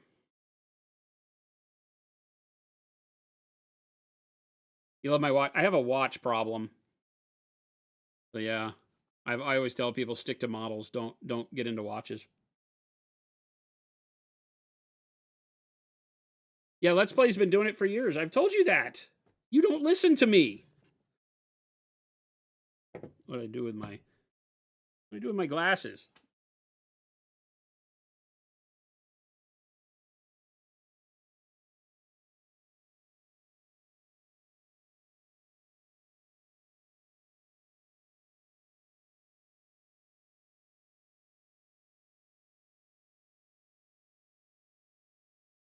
Yeah, we've been in Australia for a long time. Australia, the distributor isn't as vocal about our stuff as we need them to be. So a lot of the stores still aren't on top of carrying like the latest releases and stuff, but they do a good job. Overall, guys, we love the guys at Let's Play. We're going to be working with them a lot more this year to get all of that squared away much better for you guys down there. I love the community members from Australia, the events you do, AOS coach, lots of really cool stuff that happens down that way that we would love to be more involved in. I mean, we already support and sponsor shows and stuff, but I would love to have a presence in Australia. Everybody, the whole hobby community down there is great. Okay, it says not to put the head on yet. I'm assuming there's a tongue that goes on the head. Oh, it's just not going to let us do that at all. It's just going to have us build. Really? We have to build the whole freaking model before we get to put the head? The head is the last thing. Why? What? Why? Why can't... I'm going to put the head on now. I don't care what you say. You're not the boss of me, instruction sheet. There's literally nothing else that we do here that would... Oh, there is. Oh. Okay. Ah. Damn you, my toy's not finished. That's not fun. This is the tongue, though, and I think the tongue is supposed to go someplace. Does the tongue go in here? Very strange. Poke in from the back? What happens here? It doesn't... I don't think it showed the head having the tongue in it yet. Oh, it does.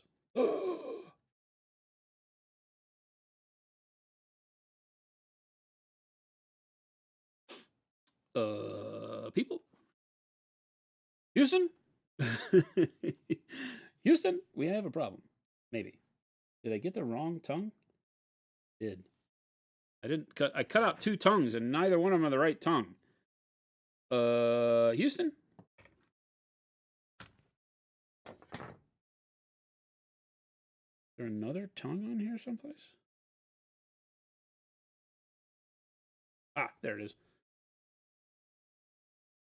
It was on a different sprue. Hidden.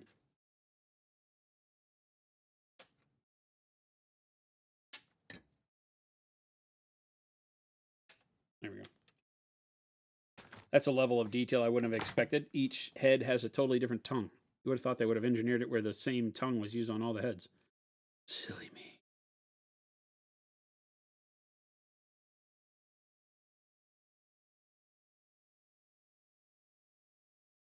All right.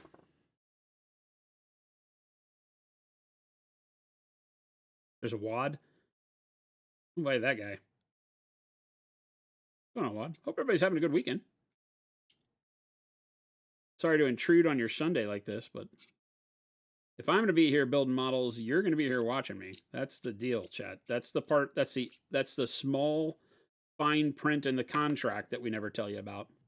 That's the way this works. Oh man, really? This is a problem. This is was this supposed to be easier when I was doing this? What's the deal here?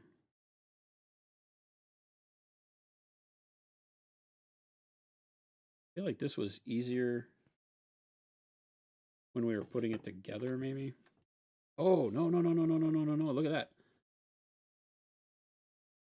If you put this head on there, then the tongue goes in last and just glues to that protrusion, I think, right? Oh, yeah. Why would they say to put this in the head? That could be a really bad... That's a really bad move. They should say glue the tongue on last.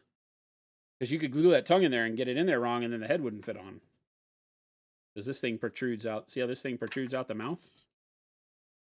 Right? So if you don't get the tongue aligned right, that thing's going to knock the tongue and keep the head from going on straight. So the tongue should go on last. So we actually knew that, and that's why we did that, chat.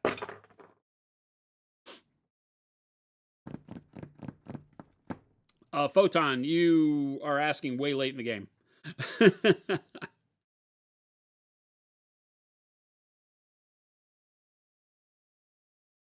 Your only gripe with the Conquest instructions is that there are other options. You mean, oh, you mean in the box sets like this?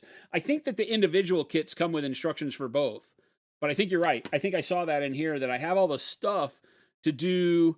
I think I have initiates that I want to make into wardens, right? And I need to get the instructions downloaded for the wardens. I think I'm in the same problem that you are. Law dog, they're so comfy. It was 0 degrees when you wanted to go outside. Ugh. Bleh. It sucks to be back after being here. Chuck was down here and it was like 75 the whole time. Roadside, that's the only part of the story that matters. That's the only truth that exists today.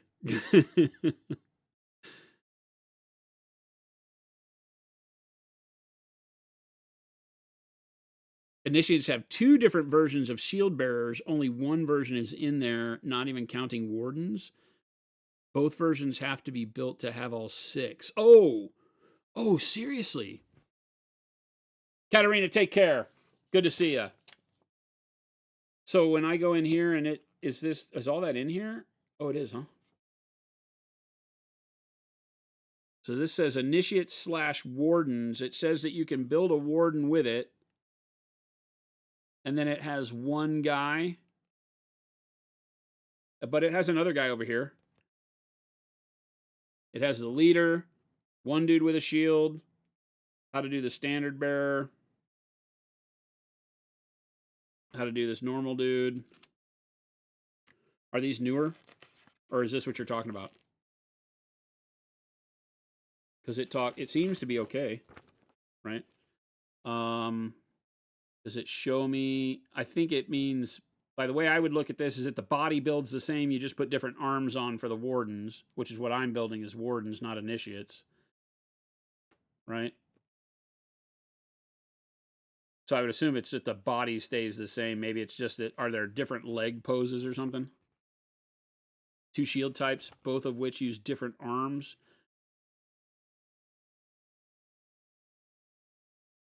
Yeah. 14. Mine only shows 1 sprue number for shields, but I don't know. I haven't dug in. I'm going to build wardens. My list doesn't have initiates in it, I don't think.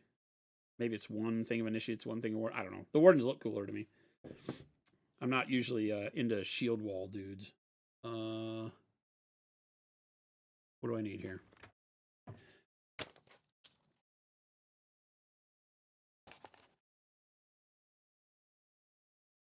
Turn the page, man. Turn the page, man. It's very much a figure it out old school mentality. You got this. We don't use instructions anyway. What are you bitching about? Nobody needs the instructions. Just figure it out. What are you, a pro or an amateur? All right, he has a seat. There's a seat on this thing. A seat. I'm just cutting out all the parts at this point. A lot of parts here. Lot of parts here. Seat.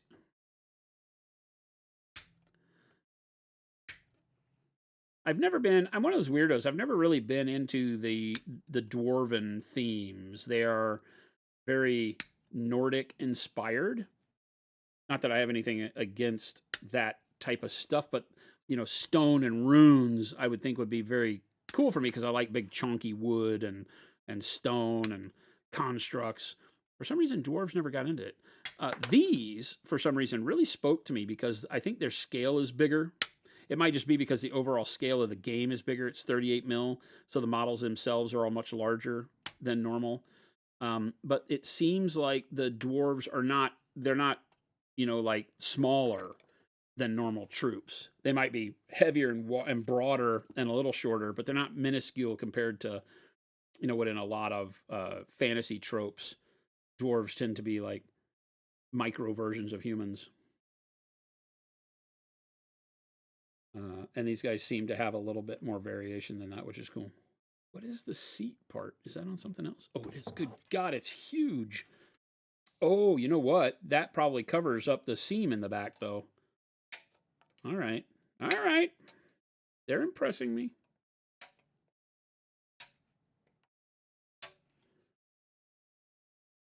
This thing's big. The Howdah. I have what rides on this thing? I don't know how to pronounce their words. The leader. you can take the leader, and he can have a relic that lets him be a dragon rider. And so this comes with the resin dragon rider, and I'm going to put him on here.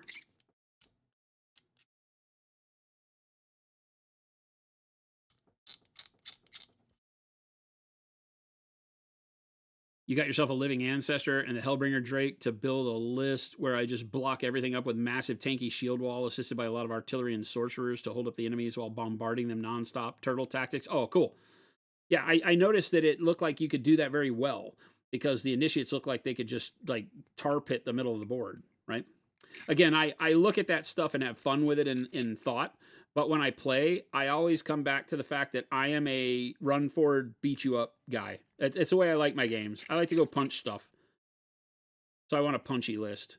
So I'm not really... I'm using the Hellbringer. Is that what you said? Yeah, I think my list has a Hellbringer Drake with a Sorcerer on it. I got the cool Sorcerer model where he's all chained and looks like a demon host. And then a bunch of... the new guy is really rad.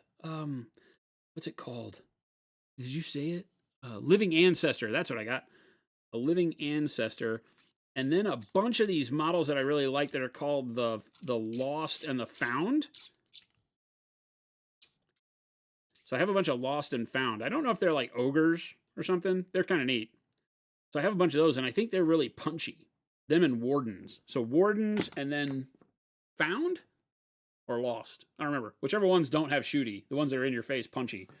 My army list is punchy. Except for the Hellbringer, because I wanted the Sorcerer, because I like the faction that gave you the spellcasty bonuses. So I'm an idiot. I don't know what I'm talking about, so don't listen to me. I'm an idiot. I don't know what any of this means. I don't intend to win games, but my army will look better than yours. That wasn't intended for anybody out there.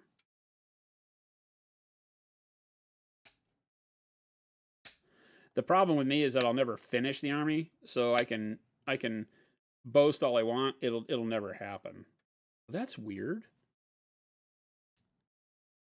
That you would think that chain, I thought that chain was like part of the seat, but it's not. They just have sprued them together for economy of space there.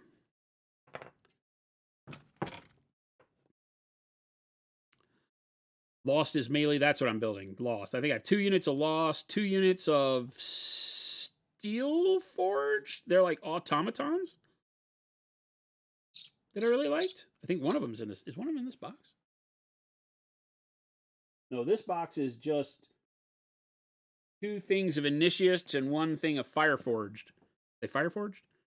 And then I have 2 more units of Fireforged because I bought the other box set that has Steel Forged, Fireforged, the dude who's like the, what's he called? Like, I don't know, Forge Master, something like that. He has like fire on one side of his body and stone on the other. He's a really cool model. Some neat stuffs. I don't know anything I'm talking about. I was just like, these are the models I think are cool. How do you make them work together? And the only one that doesn't is the one I'm building right now. It doesn't go in the list. So why am I building it? Because it's still cool and we're going to paint it. That's why. And you can build more than 1 list, which is really cool. The Dweghom dwarves, these guys, have got like 3 different faction archetypes, I think they call it. Archetype. One that's based around sorcerers, one that's based around melee in-your-face dudes, and one that's kind of a hybrid. So, excited to see how it goes. We'll see. I'm more excited. I have to admit, I'm more excited about the other armies I bought. Not gonna lie. The Yoroni and the Sorcerers.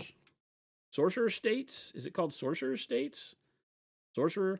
The Hindu stuff. The Indian, Eastern Indian stuff. Has like, I got a giant cat. It's got this big freaking tiger model. They're badass. The hell of a seat, man. I want a throne on a dragon. Where does one get this in life? I feel like I've done enough in life to get a throne with a dragon. Is that too prideful? Do I need to back up a bit? Hi, Jason. What's the difference between Army Painter and us? Uh, I hate that conversation because I always feel like I stand behind when I say that the right tool for the job is the tool that gets the job done the way you want it to be done. So if you're using a paint and it works for you, you should continue using that paint. That being said, we make paint the old fashioned way. We make paint for art. We don't make paint for houses. And the bulk of paint manufacturing companies on this planet, over 90% of them, the business of paint is built around the business of making coatings for things like houses and industrial stuff. That's where paint manufacturing has gone. There are very few companies that still make paint what I call the old fashioned way for artists, with the idea that paint is supposed to have good brush feel. It's supposed to work on, for painting canvases and doing really cool visual arts. House paint is not made that way. House paint and the coatings industry makes their paint in a way that makes it easy to make any color you can imagine.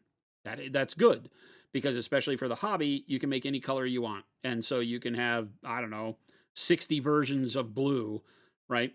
Because you can mix any pigments you want together with a computer and get whatever colors you want.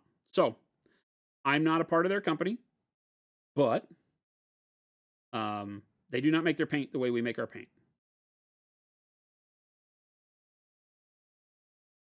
There's only a handful of hobby companies. I don't even know a handful of hobby companies anymore. One or two hobby companies that spend time to actually make art supplies. That's where we're focused. That's why things like our expert acrylics feel the same as pro acryl feels, right? Because it's not made by another manufacturer. It's not made by somebody else, because the company that makes liquid pro acryl is a company that makes house paint. And so we had to go find another company to make other paint. No, we don't do that. It's all made in-house with the same thought process. And we treat it all similarly. We all make paint just for art, for the purpose of what we're doing. You could use our paint on canvas and things like that too, because it's made for being used for art. Mixes better, feels better, flows better, better consistency. One paint to the next, they're going to handle the same way. They're just variance in opacity at that point. So that's it. Have I managed to subtly change any of Chris's stuff yet? No. I mean, I don't know.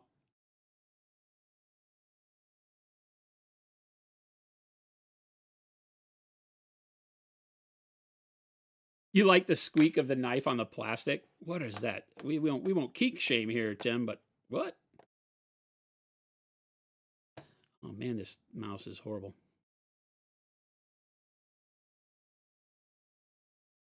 List builders of the pile of shame. Yeah, I literally have the most fun in the game sense of miniature wargaming building lists, and in my brain figuring out what would be cool out of what I think looks cool, and how could you make it cool, at least in concept, on the battlefield. That's really, it all falls apart when I go roll dice. So don't listen to me about good choices when actually building armies. That's where I have the most fun for that. Yeah, the Hellbringer has two big cannons on it and is piloted by a sorcerer. How would you rate the quality of this plastic kit? Cordell, I'm enjoying it. I'm enjoying it. For a big, hard plastic kit, goes together pretty well. It's got some, some gaps where parts go together, but this is a big, scaled lizard, so there's not. They've done a good job of engineering it to where the plates go together. It could be where scales overlap, so I don't feel like I have to fill everything. So yeah, I mean, by and large, it's been great. The cleaning of it is super easy because of the hard plastic. There's a gap here, a seam that's formed when you put the tail on the body, so it's there, but it's better than it would have been if it were a GW model, in my opinion. I've built a lot of the big cabbages, the orc cabbages. This has that feel, and it's a much better kit than that. That's an old kit from GW, so I don't know what's fair. I don't know how old this is, but yeah, I would put it on par with GW plastic so far, for sure. Wad, yeah, there's in the sorcerer faction, that's the Hindu, like Eastern Indian style faction, right? They have it's not Bastet, I don't remember what it's called, but it's a big tiger dude that has 4 arms, and I've always been a big fan of that Eastern Indian mythology that into the world that, translates over into like Hindu, ancient, Arab mythology. There's some crazy creatures that come out of that, like the ancient voyages of Sinbad, Cyclops, and Cyclopean stuff that was not just Greco-Roman, but had some of that stuff that carried over. And neat stuff there. So that whole faction is that. It has Ifrits and Jinn, and it's elemental based, so it's air, earth, fire, water. And they have models for most of those. I don't think they have a whole lot of water ones, but they got more coming. But I went with air and fire. They got an amazing. I love big bird models. I know that sounds funny, but I love big models that are like big Tengu and things like that. So they have a bunch of Tengu, Bushi, and Tengu, Ashigaru, bow and sword versions of Tengu that are really great. And then they have a huge bird that I'm never going to remember the name of, but I've got it on the way. And it's their like battle engine size thing, big, huge model that again has 4 arms, sword wielding avian creature. That's going to be fun to paint. The wings are super cool on it because it's got like 2 pairs of wings. That 2 pair? Yeah, 4 wings. So it's really neat. Just neat design cues for some of their stuff, which I did not find in the original release of Conquest. I would not have been having this conversation with you a year ago because I didn't really like many of the models.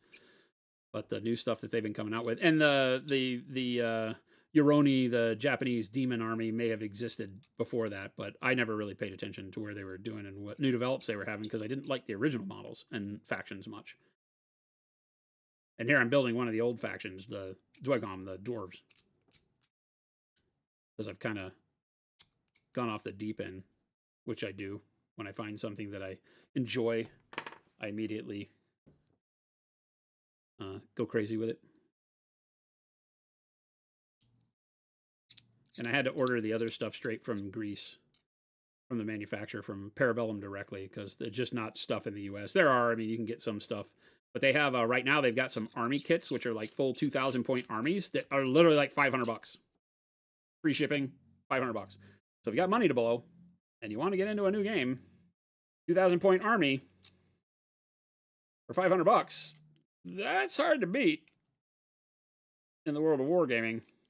You're going to spend that in bolt action, which is one of the cheapest games out there. You're going to spend that. Damn, you're not ever going to get anywhere. The most efficient game in the world is BattleTech. So if you want to get into miniatures and wargaming cheap, BattleTech is your way because for like $30 you can have an army. But outside of BattleTech, that's pretty good, man. For the scale of what you're talking about, when you've got like 40 or 50 models in an army. And you can play both rule sets because all their rules are free. And so you can play both the, here, Chris would be yelling at me, no free press. We don't know these people. I mean, I know them. I see them at shows and stuff, the Conquest team. And they've always been really nice with us, but we don't have any relationship with them. They're just getting free pub from us. I'm happy to do it if I enjoy your stuff. And I'm enjoying their stuff right now, so there you go. Well, I was blown away when I looked at it. I was like, what? Yeah, each of the army box sets comes with like one of the battle engines, which on its own is like $140 if you buy them retail.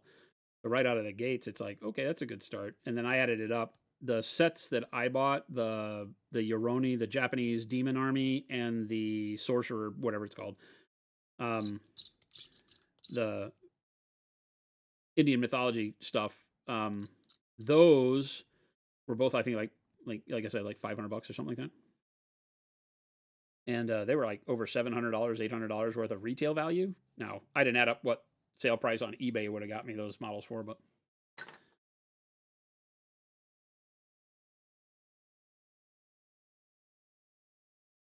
well, $500 if you're ordering Victrix models builds you like the biggest historical army in the world. Yeah, I would say that Victrix are some of my most beloved models in the industry. We never buy them and paint them. And I was over in the UK and there was a store that had a whole historical room I'm not going to remember where it was, just north of London. And or I should say south of Nottingham. It was kind of halfway in between. The um, the Victrix models that they had, of course, they suck to do retail because they're in Ziploc baggies and hang from pegs. Um, so it feels like you're at the grocery store buying cereal. But man, do they have great stuff. They've got some really good plastics, go together really easy. If you do stuff like Frostgrave or any of the games where you run like skirmish armies or are miniature agnostic and have the ability to have, like, Vikings, Nords, more historically accurate knights on horseback and things, Victrix is the way to go. They've got tons of really, really cool stuff. Love their models. Big fan. Oh, show. I've cleaned all these pieces, and then I look at the instructions, and none of the pieces I cleaned are pieces I need right now. Welcome to my hell. I forgot to cut out all the parts. I just kind of got carried away. Well, guess I should read the instructions, huh?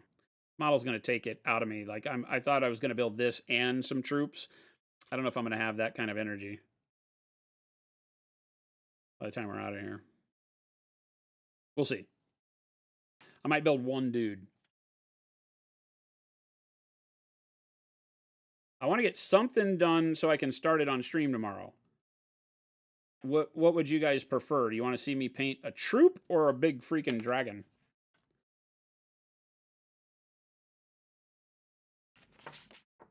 $29.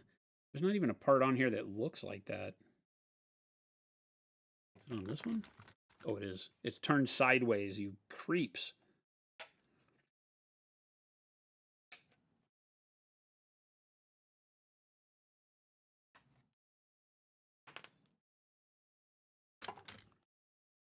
So who all is secretly watching the Puff Daddy documentary on Netflix?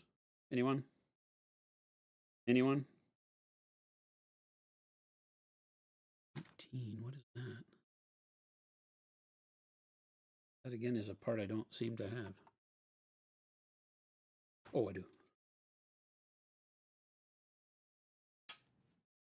The one thing I will say is that the way they mold flames in their plastics leaves a little bit to be desired. It looks like water or gel. Their flames don't have a lot of detail. So I don't know if they have models with fur too, and if the fur models are kind of the same, don't have a lot of detail. That's the one thing that I've noticed, is that the flames are a little too chonky and plasticky feeling on a lot of this stuff. But it'll be cool anyway. Nice try, FBI informant.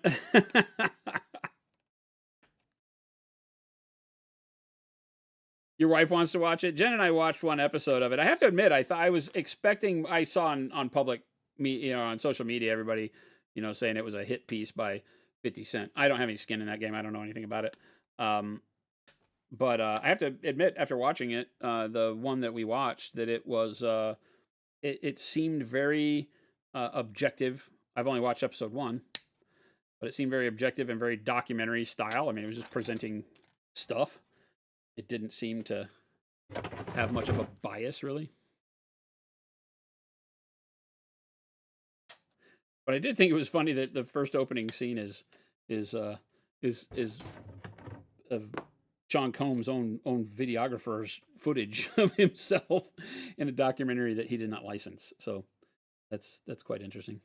I saw the whole reason I knew about all this. I saw a comedian get on stage through a YouTube clip where he was saying just that. He's like, "So, watch this documentary.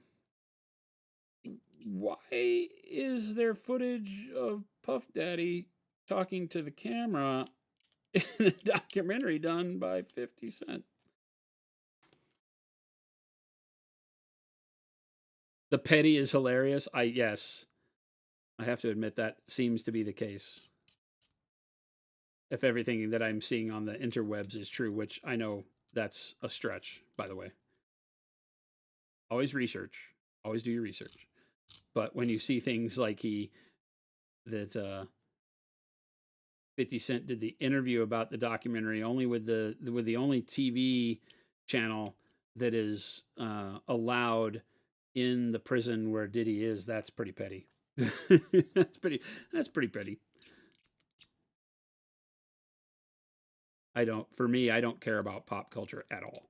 Jen's probably laughing if she's listening in on the stream right now. I literally don't care about anything pop culture that isn't miniature based. And even then, I don't care about Henry Cavill and whether or not he likes miniature games. But that got me for some reason. I was like, we need to watch this show.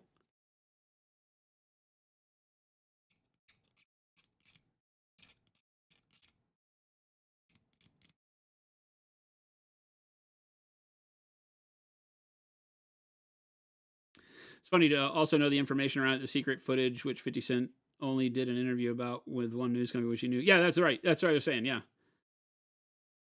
Seems like karma's doing its work. You know, I don't like to wish ill on anyone, but if you perform ill and get ill in return, I will not cry for you, is the way I would say that.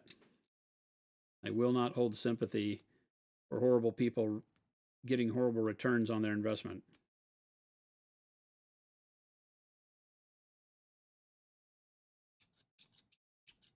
There have been situations in my life where I have not done what other people would probably think was I have not chosen what other people might have thought was the right choice. And when you suffer the consequences, you only have yourself to blame. You got to get up and hopefully learn from it and not make that same choice again. Repetitive choices. I have a history in the music industry, and I've seen all sorts of horrible things happen in the music industry at a low level, right? Where people didn't have what you would consider to be any power.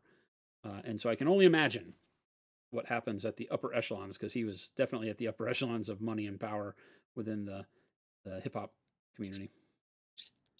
I can only imagine the types of things that would happen there. That I've seen people keep silent on stuff that you would not imagine. You'd be like, why are you not talking about that?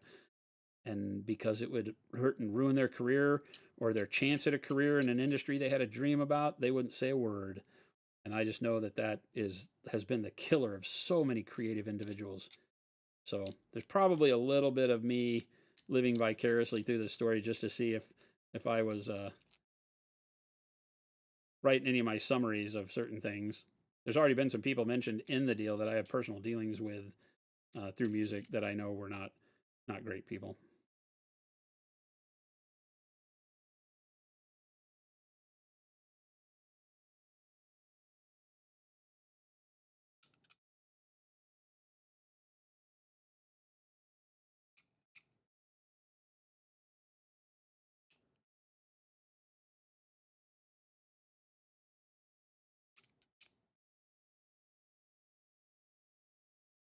And you gotta love if you know anything about hip hop and rap, you gotta love a documentary that starts off with one of the first people they interview is Eric from EPMD.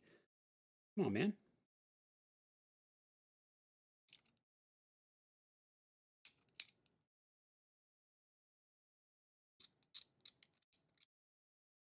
Now I'm really showing my age. Funny when I can say I'm showing my age by knowing hip hop lore. Sometimes doing the right thing isn't doing the right thing. How do you mean? Like by what it can teach you to do the wrong thing?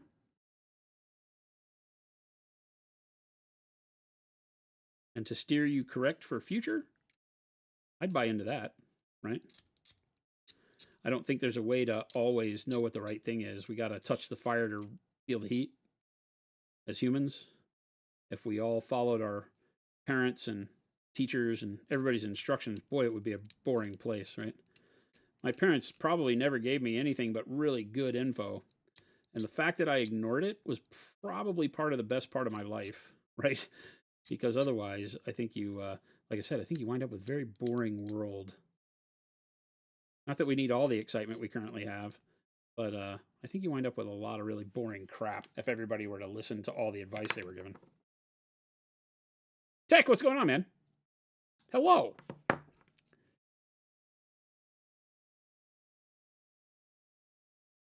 Sometimes you have to break the rules to get the right things done. Yeah, that's a fairly broad statement. That one's tough, right? Because there's like there's a world where, depending on what you're talking about, you set a precedent that allows for the right thing to be done can never be achieved because you broke the rules to get it, and it gets crushed so many times in history. Now we're talking about big global type things at this level. You know, I'm not talking about, the rules say you can't uh, uh, give food. Like there's a deal here that I talk about all the time where restaurants aren't allowed to give their food out to people in need. They have to throw it away because of whatever. And I'm like, okay, I would break that rule to do the right thing, right? Like if I were a restaurant and I had food that wasn't just like off of people's plates, that was like good food, but for whatever health inspector reasons, I can't serve it the next day because I took it out of the freezer and opened it, but it's still good today, then why can't I give that to people that need food today, right? So I would break that rule for what would be ultimately the better cause. But as it gets larger and scales more into, what I would call real law, I don't consider that kind of statutory stuff to, I mean, yes, it's law, but whatever. When you get into like bigger, heavier hitting federal and national law, to break the law to prove your point usually quashes your point.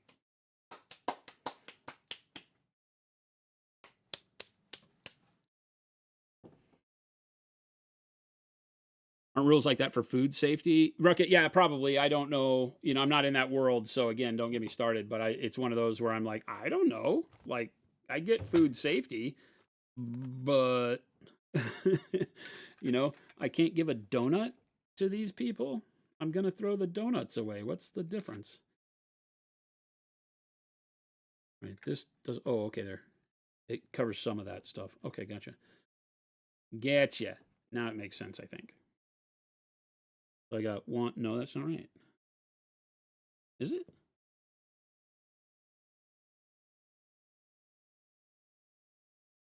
Oh yeah, because then this thing goes over. I'm like, this doesn't have enough. Okay, yeah. Now it makes sense. Now it makes sense. Okay. This doesn't seem like it really has anything to glue to, though.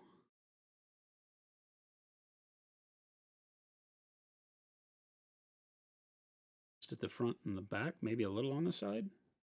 They have a lot of contact points for this thing.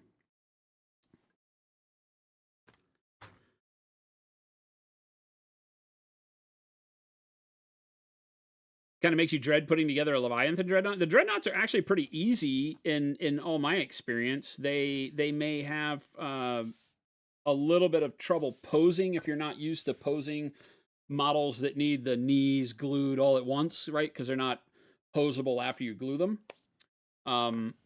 But the dreadnoughts, typically that's the only problem I have, is the hip to knee alignment as you're trying to pose them. The bigger one, the 40K new dread, is more posable. I think you put it together and then you can kind of move it around to where you want it and glue it. But yeah. Okay, what's going on here? This goes here? No. Yeah. It just like randomly sits in the middle. Kind of weird, huh? And this. Oh. I feel like maybe this is another one where this should be. Okay, yeah, that's what does it. This should be glued first. Their instructions tell you to do this a little ass backwards, so we're going to do it the right way. We're going to do it what I call the right way, and then we're going to find out that I'm the one who doesn't know what I'm talking about. So, buddy, cross your fingers, chat.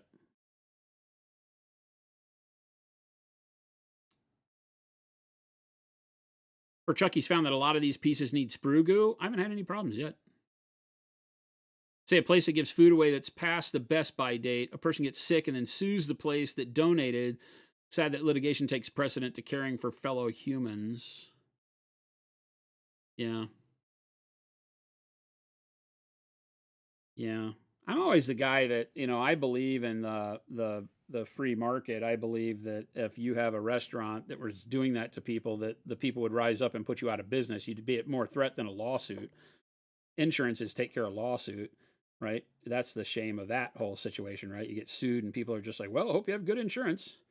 Whereas, I believe in a world where if your restaurant was making people sick, the people just vote with their wallets and you go out of business because you didn't fix it and they just stopped coming, right? Instead of litigating it. But yeah, I hear what you're saying.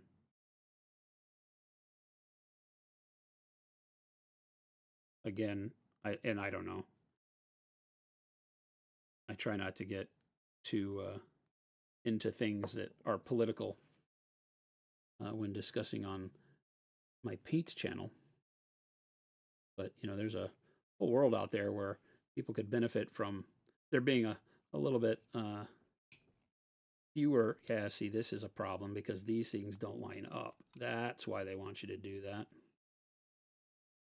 Because the seat doesn't actually.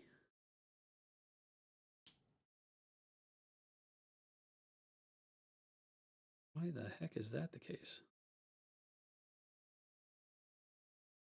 Well, we'll just kind of hold it there and see what happens. Here, sign this waiver. Yeah, right. You want this food? Sign here.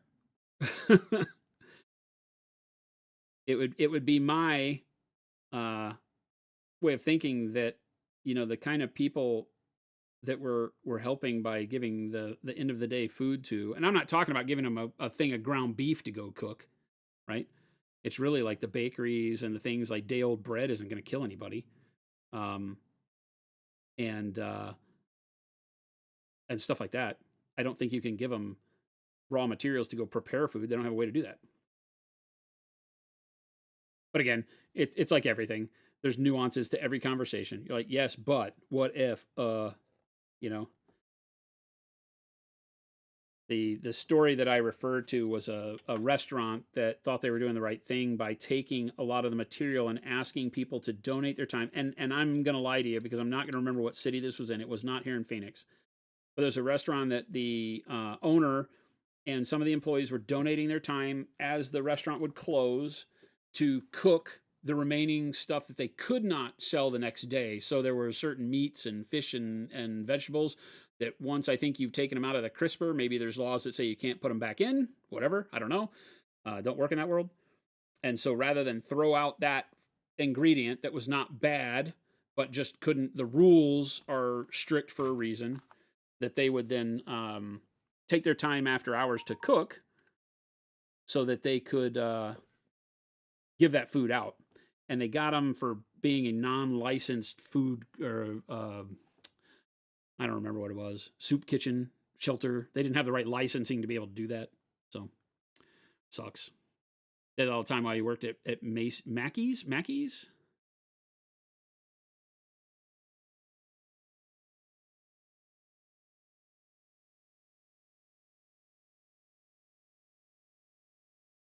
Oh, gotcha.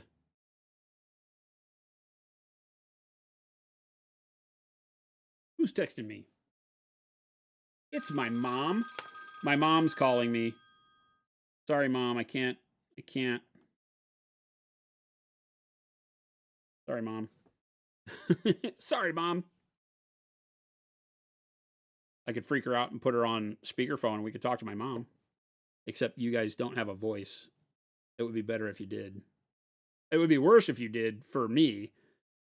Being able to talk to me all day would kind of.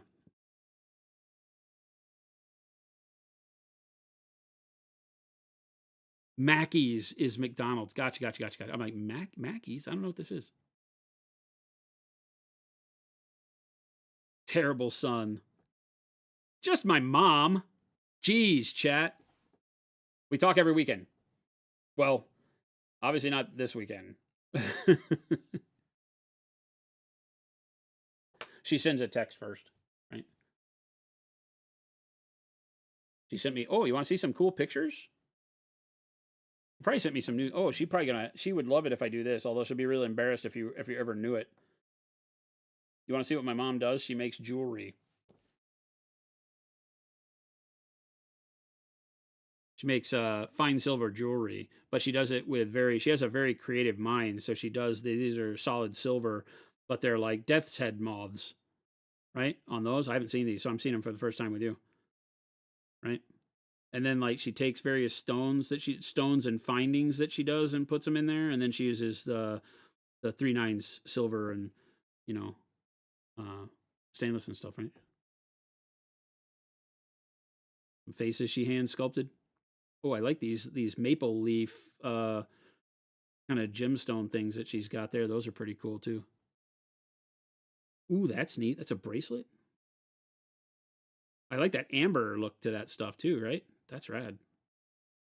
She likes these stones, right? And then she makes the little beads. She makes all these beads in between. Well, I say all, there's only like one or two there. But she makes the beads and then the trinket, obviously, or the charm. Right? That's my mom. That's mom.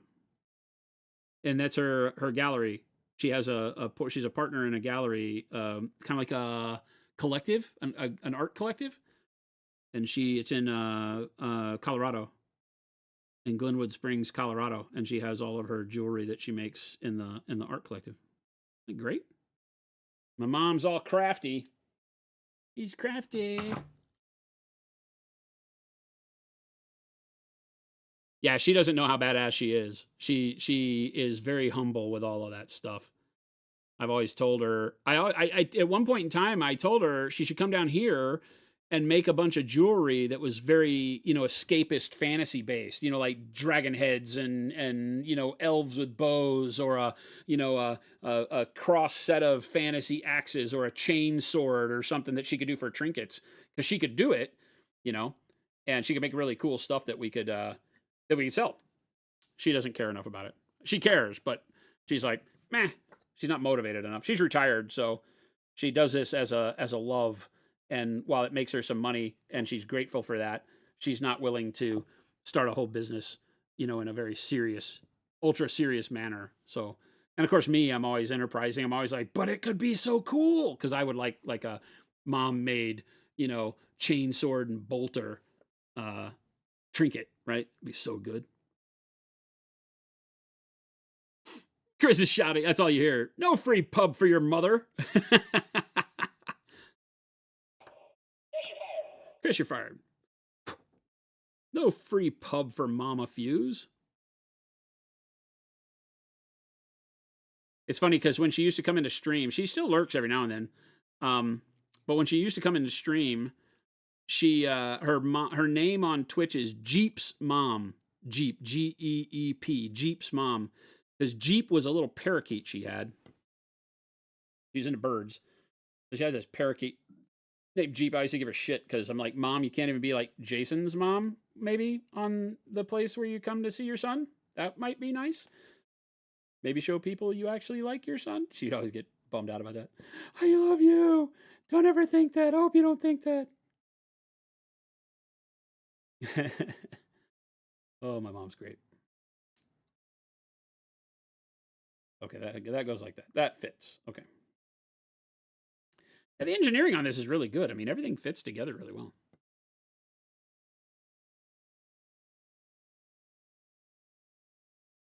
How to do this though? One's a little tricky.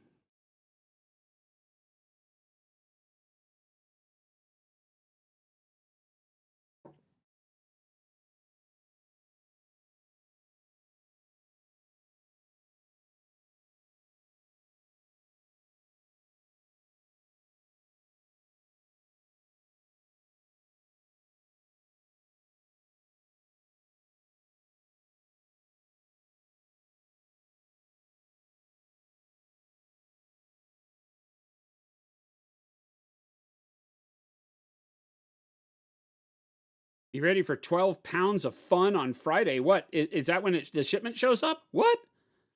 Yeah, sad way to find out that Jeep was the favorite son, bald man, right? Exactly. My mom looks like somebody I'd picture with pet birds. Yeah. She was a hippie. My mom was a crazy hippie when I was growing up. I give a shit about it. I always joked that I was probably side high for the first like 10 years of my life. He's like, you shush. Filthy hippie. That's my mom.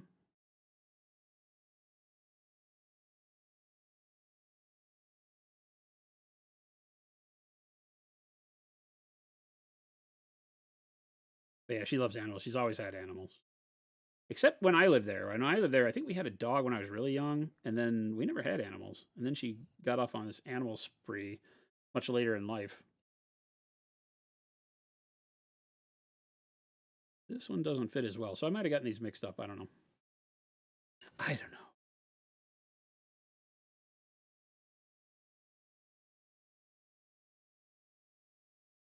She's had birds. She's had some of the same birds forever, man. Birds live forever, it seems. She's got a African gray called Jabu, I think. Jabu?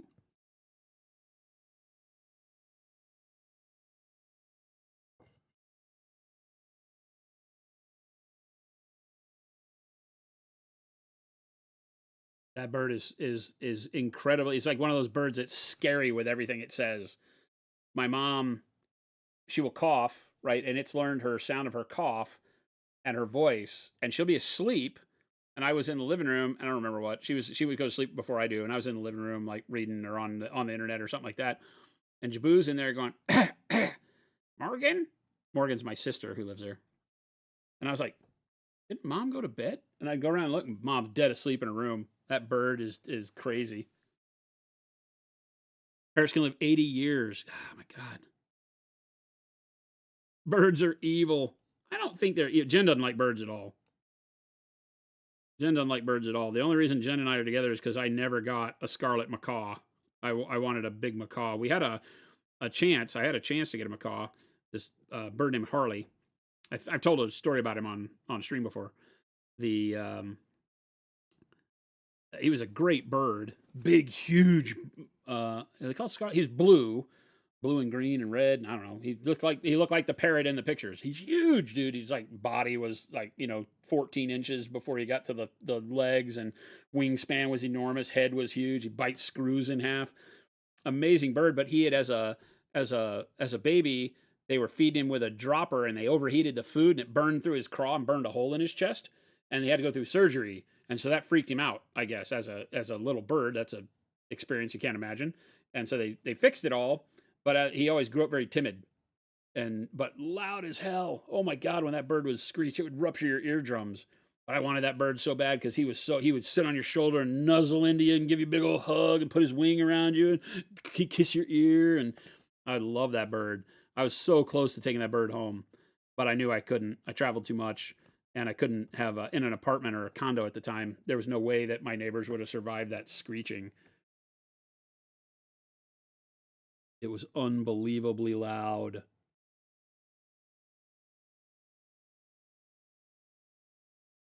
Your name was the same, and bear in mind in the UK we have strict pet rules. Oh, do you? A capuchin monkey. I would think a monkey would be hard as hell to have. How do you even do that?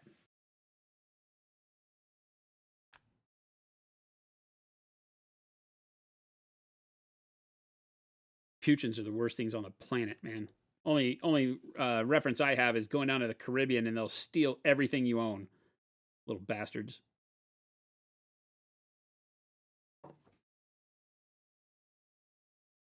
They will literally take everything you own. Is it this way? No, of course not. I remember when we got down to the beach in Costa Rica, not the Caribbean, but in Costa Rica, and they said lock all of your stuff up. They have bike locks that they would give you, and you were supposed to put your bag with a bike lock through all the handles on a post and lock it to the clips on the post. We're like, why? They go, well, when you go out in the water, you'll come back to having nothing. We're like, what? And we didn't have anything, so we didn't do it with ours. But a group came through, and some of them didn't buckle their stuff up, and they were right. Capuchins came out of the jungle and took everything. we went walking through the rainforest after that, or through the jungle through that, and you would see people's rucksacks up in the branches, and just like all their lunch that they had packed and all that strung out through the jungle everywhere, like open potato chip bags and all sorts of crazy stuff. The monkeys just trashed the place. You had a pet skunk and a pet raccoon. You can remove the gland from a skunk, and I hear skunks are very intelligent and great pets, right? But you have to remove that scent gland, from what I hear. I have no uh, uh, experience with any of this. But I had a friend that wanted a skunk and did a lot of research on it. I don't think he ever had one, but I should do that on this. Fart kittens. I hear they're very intelligent, though. More like dogs. Same with possums, but possums are harder to domesticate.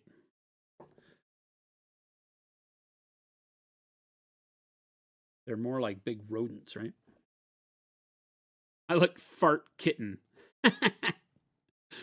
Pet skunks make great theft deterrents. So do Rottweilers.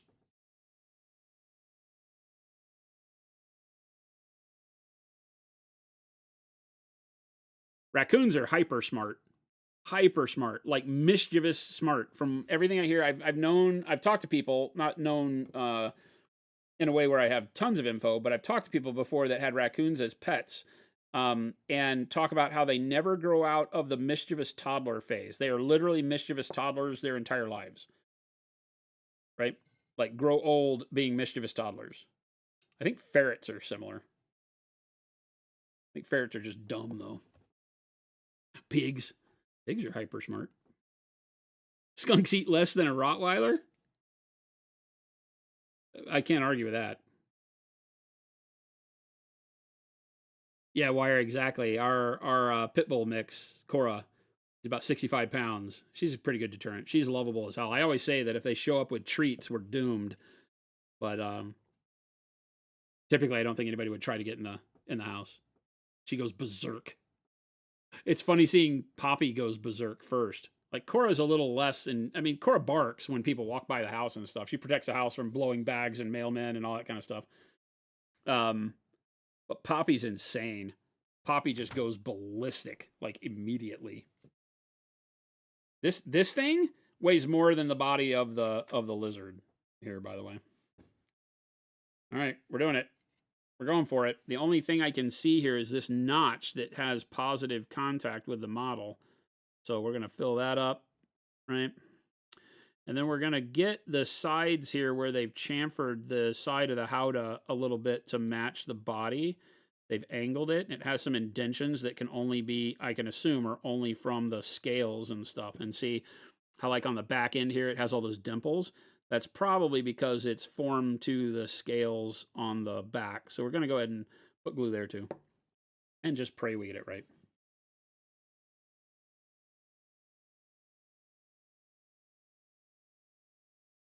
Feels right. Looks right. I see glue squishing. Glue squishing is a good idea.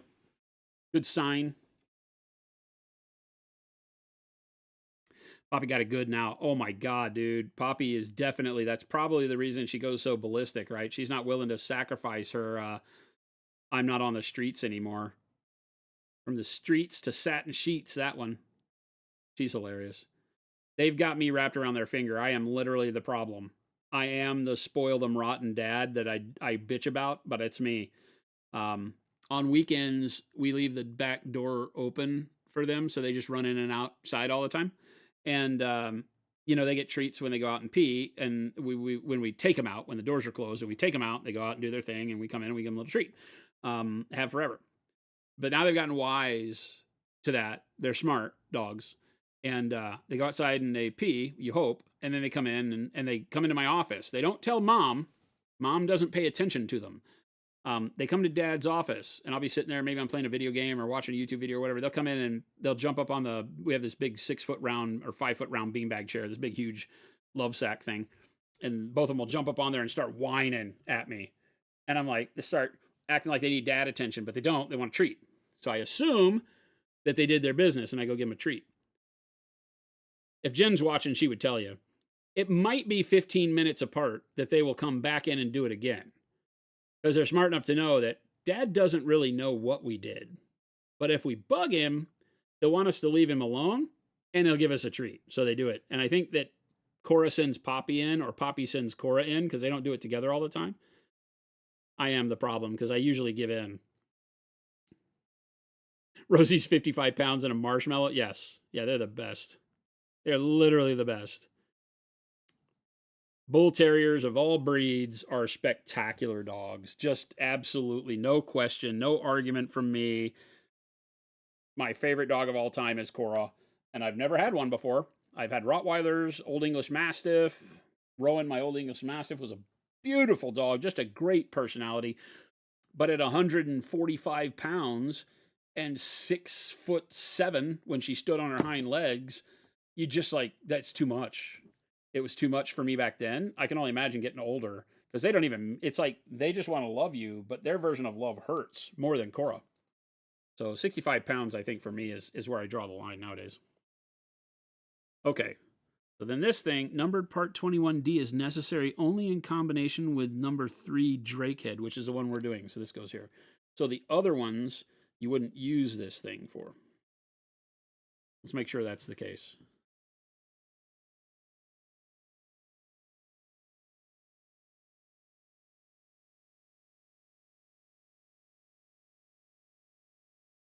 I guess so.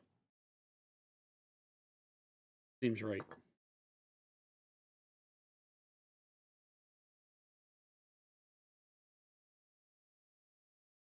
Crazy, they're English dogs, but why can't you own a... What kind of insanity am I listening to here? Are you serious? How is it illegal to have a dog breed?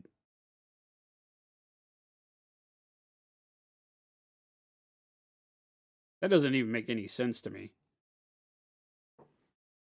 There's no inherently bad breed. There's only bad owners of said breed. We get that with the pit bulls in America. I'm sure everyone around the world knows that. A wolf dog named Freda weighed 105. I'm sure she was awesome.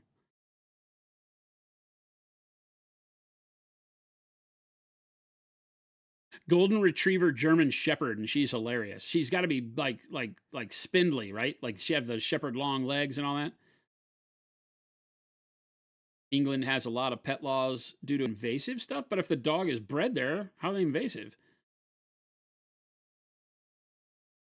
Maybe so. I don't know. I don't know anything about it.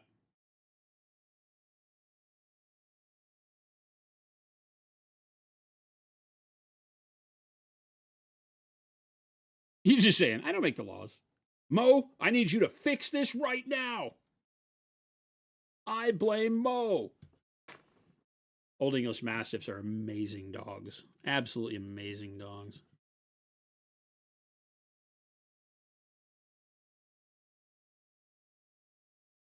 The Bull Mastiffs are amazing too. They're even harder to deal with from a size perspective.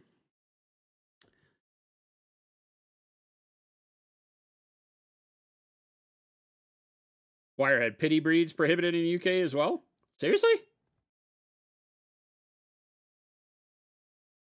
I never understand the nonsense we put up with as people. Well, I say that in the US, I don't understand the nonsense we put up with as people. Overseas, I get that some nonsense you have to put up with because your laws and cultures are different. But here, when they start talking about breeds of dogs you can't have, I'm like, wait, what? Okay, this I'm not real sure about. Am I okay to? Can I cheat and put the? I'm not gonna. I'm gonna follow the rules, guys. I'm gonna follow the rules. I know. It's not what you want. You want me to be a deal like a rule breaker. You want me to be the rebel I truly am. But it's got me worried now. I feel like if I put it on out of order, I've probably messed something up. So I'm gonna. They've proven that most of the reasoning that they put on here as to why things work the way they do makes sense to me now that I'm seeing it. So I'm just gonna go with it.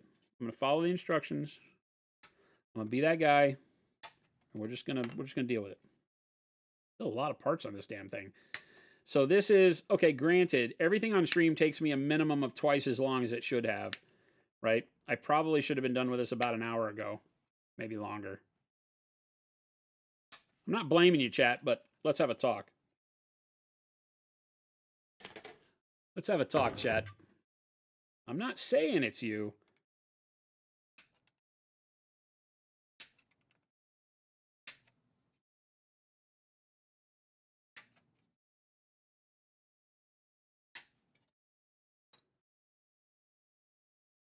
Pits and staffies get a bad rep due to people selectively breeding them for size and color with no regard for temperament.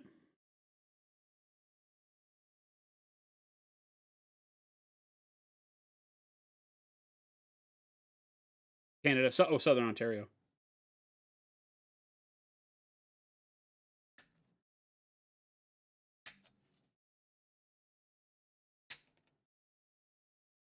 Yeah, in the U.S., there's so many pit bull and pity breeds that are available in shelters. It's just a shame. It really is. Such lovable animals. Overbreeding for money. You know, I'd say that people have good intentions, but after meeting some of the people that do it, I'm like, I don't think your intentions are good at all. Like, I think your dog getting pregnant because you didn't get them fixed, and then you trying to sell the puppies that you don't have any, you know, need for, and when they don't sell, abandoning them. There's nothing altruistic about that at all.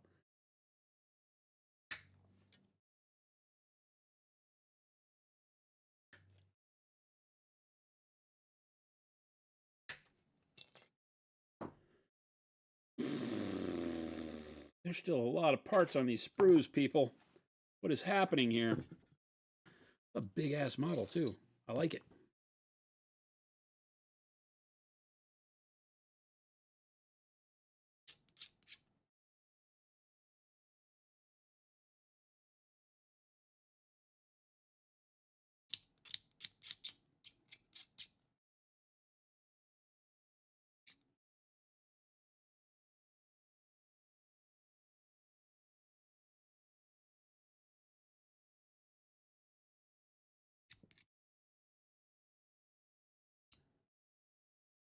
Oh yeah, by the way, if you want to always make sure you're safe when building your models, learn to play guitar and build up a lot of calluses.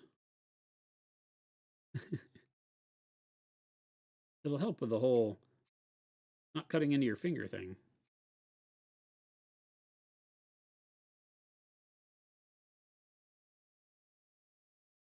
Dump truck of a booty. A big deal, this guy. Of course, I think, like, I don't know.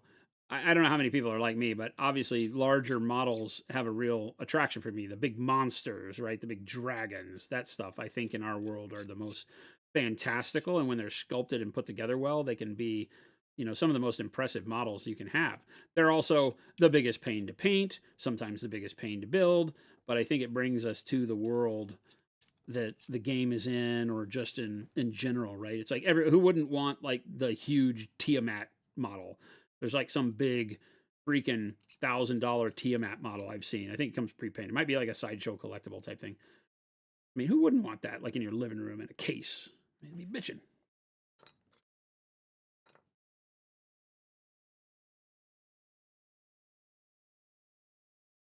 Even though I don't play D&D and don't give a damn about Tiamat, just it's a big dragon. Come on. Rule of cool usually grabs me when there's cool big models, and I have to admit that's what got me with Conquest, is seeing the Geronimo spider, and I'm like, whoa, it's as big as this. So, or at least it's in the same category as this is monster wise. So I'm excited for that. I should have that this week. So I don't know that I'll build it on a stream, but I'm excited for that one. I want to paint that.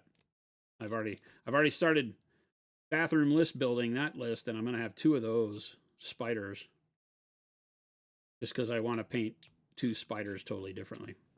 And there's 2 ways to build the model with the geisha on it and the other ones. They're all what I would call geishas, but one type versus another type, so it's kind of cool. Mastiffs are allowed in the UK. Bull, Mastiffs? Old English? Do you just have to like jump through hoops with registration and things like that? I'm still waiting for somebody to tell me why dogs are not allowed. Is it? There's still a lot of countryside in the UK, right? There's a lot of people that have a lot of land. I mean, not a lot, maybe, but when I drive through the UK, there's still tons of areas that are still like little villages. Like, who in the world is going to come out there and tell you when you've got acres and acres of land that you can't have the dog you want? Ryan, what's going on? I like big bots and I cannot lie. Oh, yeah, now we're talking. Oh, yeah. Oh, yeah.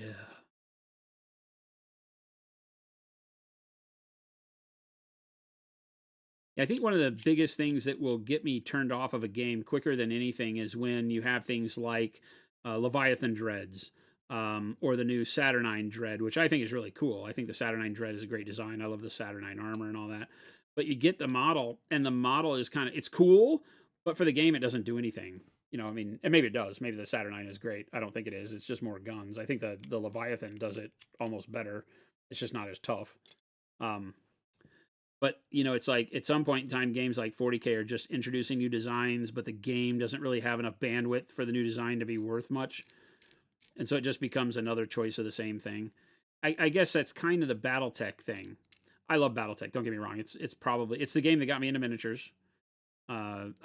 Dungeons and Dragons got me into miniatures, but it's the first war game that I ever played was BattleTech that had miniatures associated with it.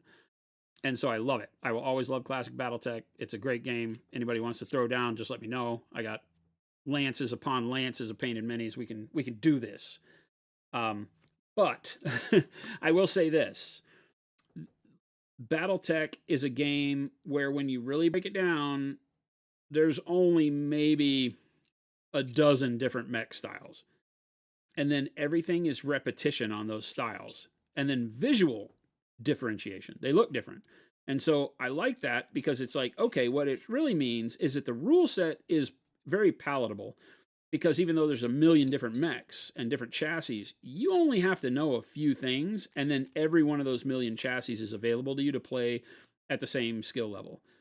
And that's a huge concept, as opposed to like Warhammer that comes up with these cool designs, but they don't have it that way. It's not repetition. They try to make them different, but they're not playable. Or the meta is all about troops, like with War Machine. At one point in time, the meta became all about troop spam, and I played War Machine for the jacks, not the troops. The troop models weren't cool.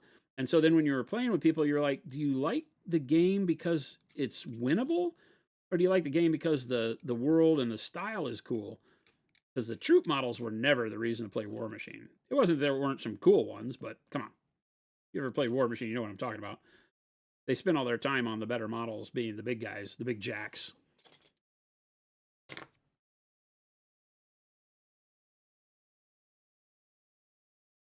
The Cruel Boys guy on the giant vulture. Yes, I never got one.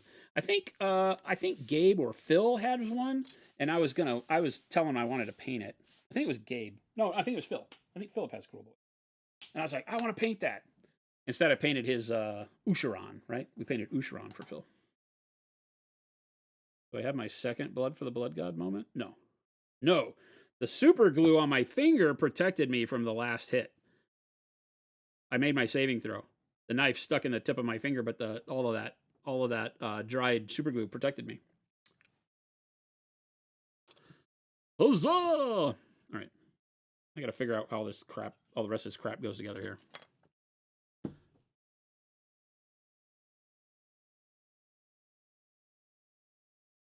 Where do these go? Like that? Oh, look at that. Really? Is it really that? It's that easy? Well, okay.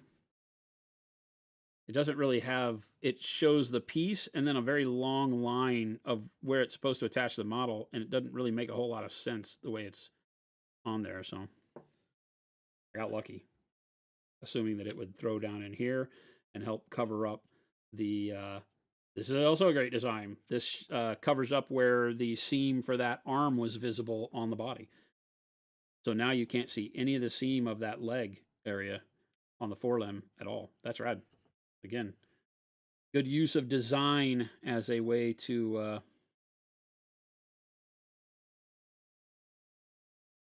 make all this stuff work. And then that one there. Is that right? Okie doke.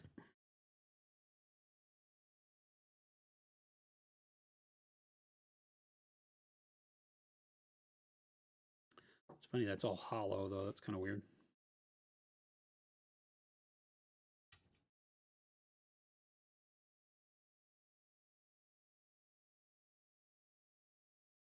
If you're ever in Michigan, your friend has the old school mech pod setup. That's awesome. That's absolutely awesome. Yep. Cyan acrylic shield to 8, armor class -1. Armor class plus 10, man. What are you talking about?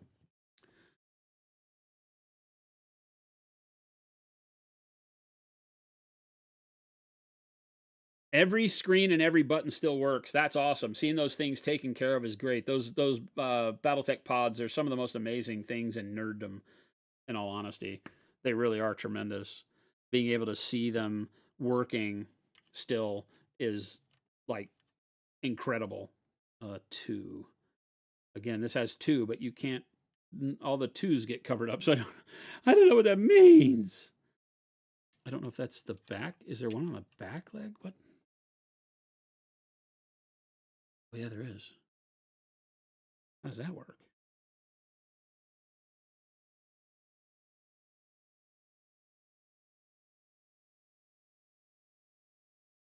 Is that how that would go? No, they go the other way. This must be the one for the back over here.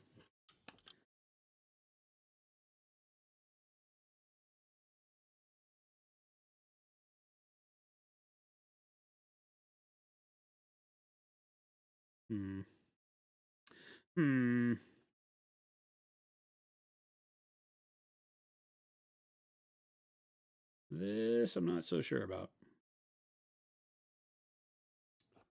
All right. Let's see here. These go forward. That's that side.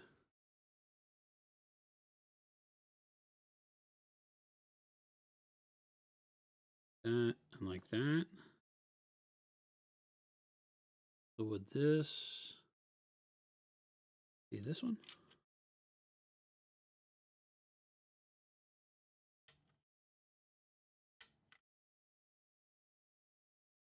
Seems like these should go up on the top lip here, but maybe not. Maybe I don't know what I'm doing.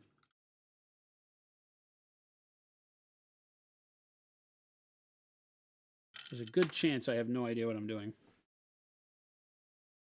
But there's also a good chance that this is just kind of, oh no, this one has a 1 on it. Is 1 this? Oh, look at that.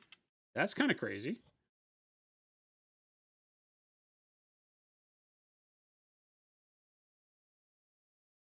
Okay, that must be that, because that almost immediately went on there and feels like it's in the right place. Is that how that goes? Okay, maybe that's it. 1. This would be back here then. Oh yeah. Oh yeah. Okay. Whoop. Now we got it. Let's just make sure that then this one would be up here.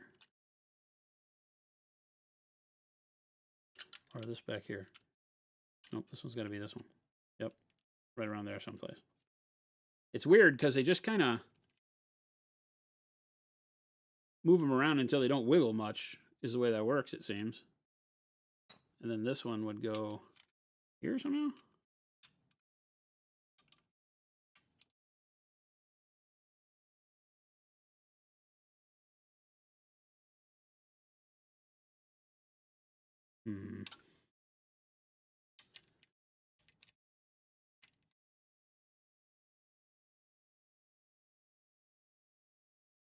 I don't know about all that. These don't seem to want to fit on here. This is where I probably should have paid attention to the damn numbers.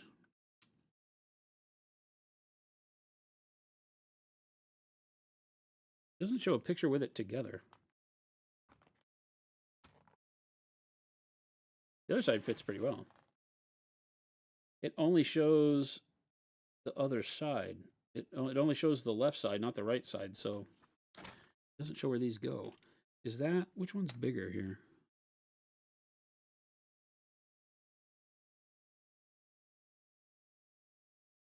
Yeah, the bigger one goes on the back. Oh. Well.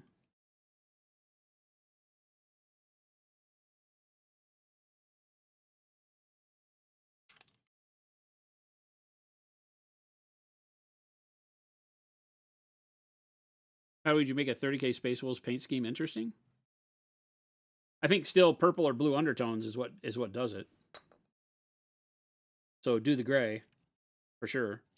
But use dark purple or dark blue as the base. See, this doesn't... The other one's just kind of... This is 4. Okay, see, that feels right. That feels like that's supposed to be there. But then this one doesn't get to where it... Oh, maybe like that? No.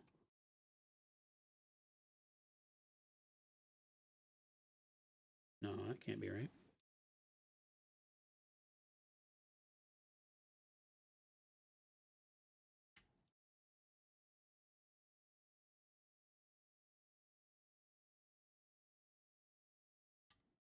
Oh. See, this one doesn't have a spot where when you find it, all the rest of them seem to have a spot where, like this one, if I put it there, it doesn't move. It feels like that's what it's supposed to be. But I can't remember if this was number 4. Was this like number 4?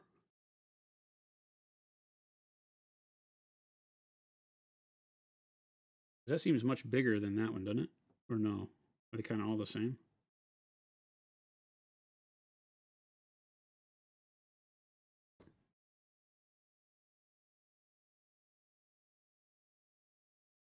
Well, we know these work.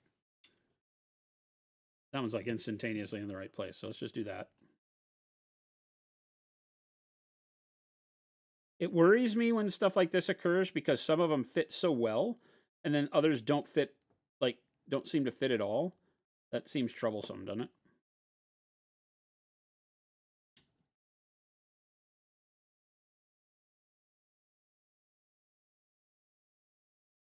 I'm looking at the directions. I'm staring at them. They're right here. Look at what the directions say.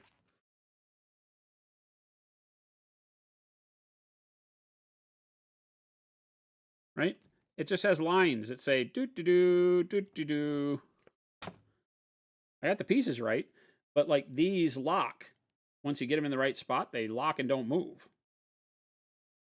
Right? So like this one, like that, it just locks. It doesn't move around. The other side doesn't do that. So that's what has me worried.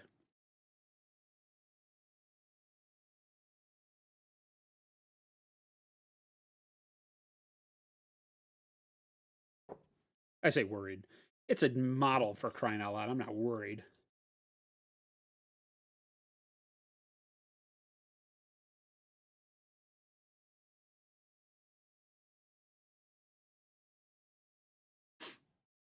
Colors I use for your Space Wolves are blue, black, dark blue, gray, and warm gray for edge highlights. Roadside. That'll be fairly blue, though, yeah? But that's a good one. For sure.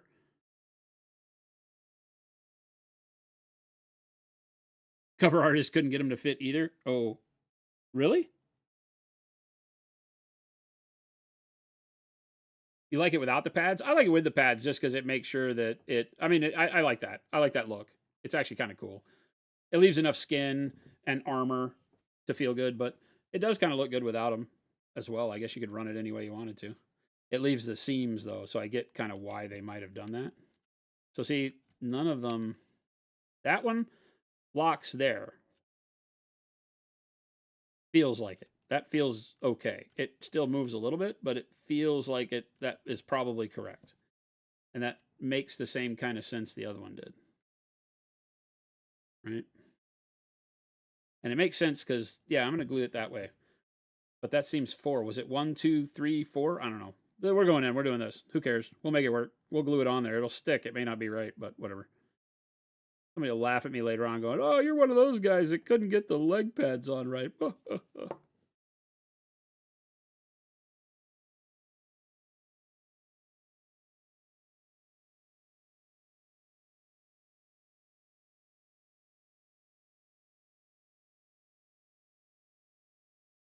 Slate Gray's great. I don't know if it's underrated. It hadn't been out, but you know, just this year, new color. It's great. That whole workup I did for the underpinning of white, I think was fantastic. We talked about that being a great way to do Space Wolves. Was if you watch the Tau video where I painted this right to get white armor without using white. As we did the workup, when there was a point in here where we said we could have stopped, and it would have made for a great Space Wolves color. It's still, that was a little bit blue, so that would have been like a 40K type workup. But I still think it was really good.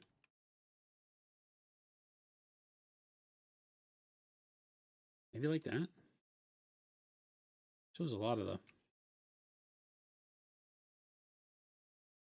front of the leg and doesn't really fit.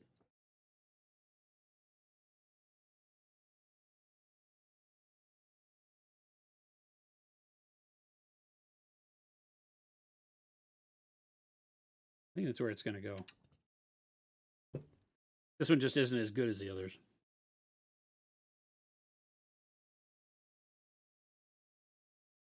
Doesn't have that positive locking feel to it.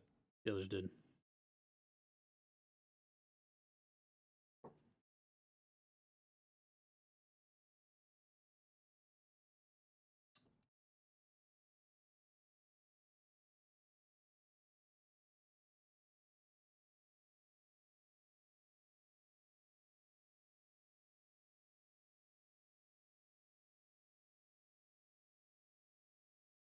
Uh-oh.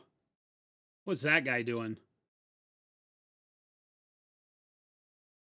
What is that guy doing?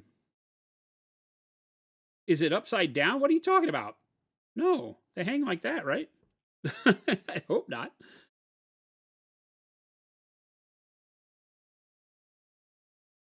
This one just doesn't have that same feel. The other ones went up higher. Oh, there. Oh, no, yeah, maybe like right there instead.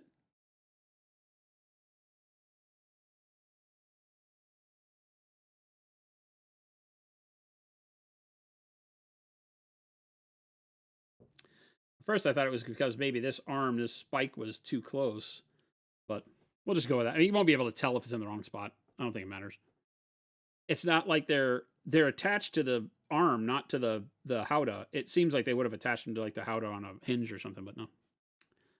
Hey, Tech Elf, I won't listen to that from you. You don't know. You don't know my pain. I fixed that, by the way. When Chris built that Sanguinius model wrong, who came to the rescue? That was me. Don't ever trust a Christopher to build your models for you. Oh, come on now. See, that's my fear, is that because it requires these very fine connection points, that if it doesn't have the right lock-in, then it's not even gonna... Well, rats. There's still a lot of wet glue there. Why is it not hitting?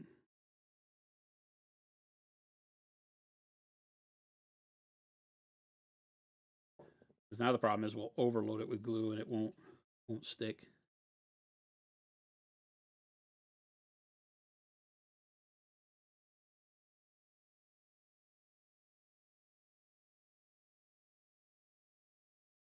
I've got some quick set here if I can actually get it to be in a good... If the quick set and the baking soda won't work if it doesn't have enough contact points, right? It'll still just be one... Because the one thing that it does is the baking soda, the water, and the quick set make it brittle. So you have to have some areas that's not what's holding it together in order for that to work at its best ability. If you've ever tried to just do a real quick drop of super glue on an arm or something, and then that only has like one small contact point, then you're kind of screwed, right? Like, yeah, see, this just isn't right.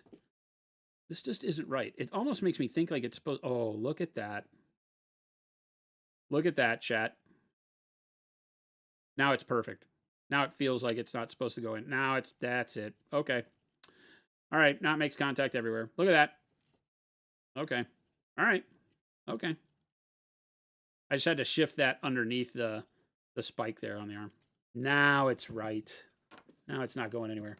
Yeah, that's the one. Oh, but then this one breaks off because I've been pressing so hard to get this other one on here. Rat bastard.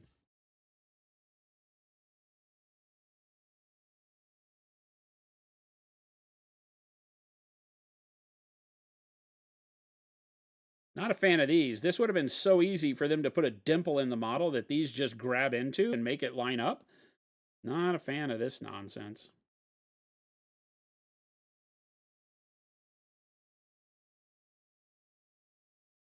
Something that takes up so much surface area should have like a, just put a bump, right? Like put a bump on the shoulder and have it just go on the bump. Use a nail gun. I'm a fan, Houdini. Definitely. You bought the Underworld's 2-player starter because it was 50% off. It comes with 2 books, a rule book, and read this first book. The instructions to build the models are in the rule book, not the read this first book.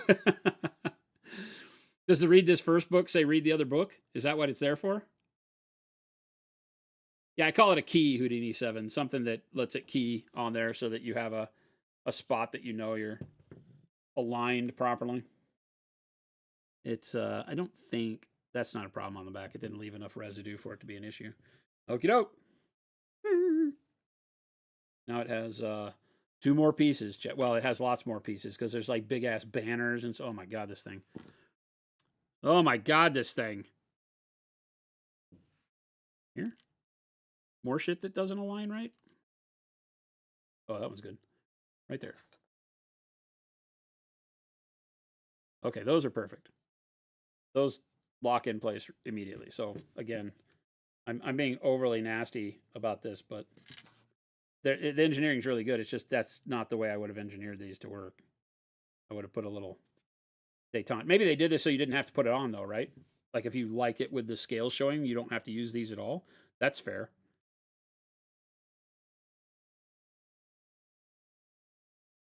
To whoever was in chat that mentioned that, now I kind of understand. These are optional. If they put a nub on there to index it, then all of a sudden they are no longer optional. It's you will use these. I like them though. So reason.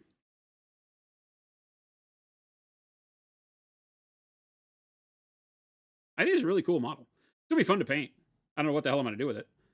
I've got an idea. I want it all to be in kind of jades, blues and jades, like dark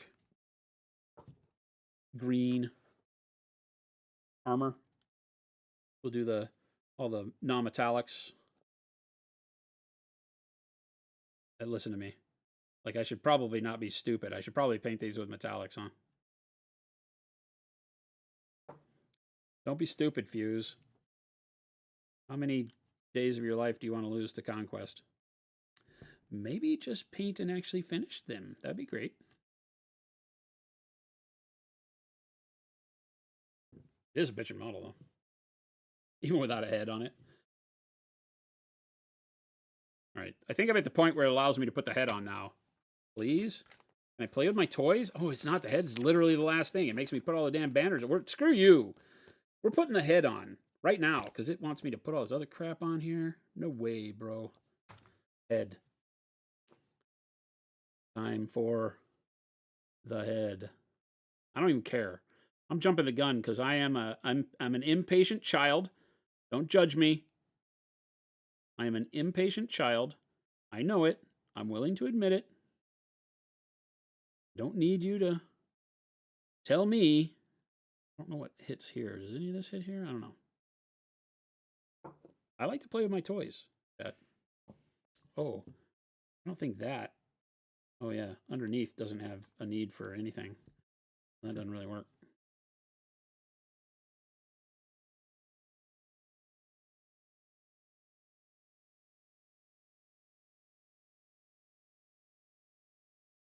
That's like none of the glue I put on there even touches. What the heck? Take all that off of my thumb. What the heck? That doesn't really have a very positive feel to it. You can see where it might be supposed to go on there. It fit really well without this piece of armor. A little disturbing.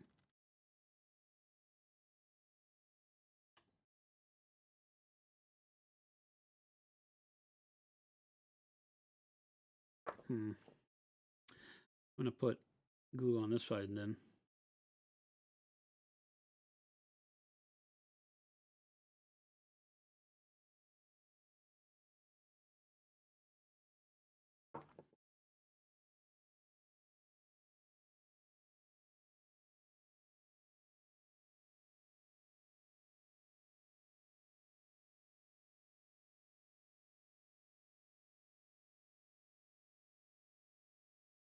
Am I missing something? No.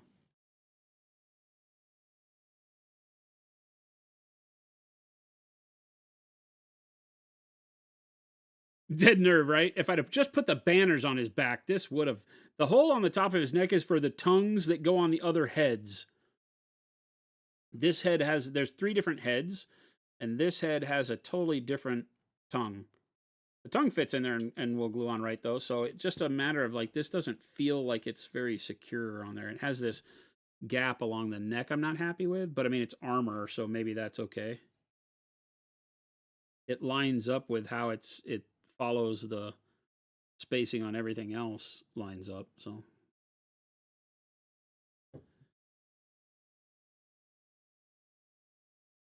I am going to put some Instaset in the crease there, though. Okie doke. Tongue.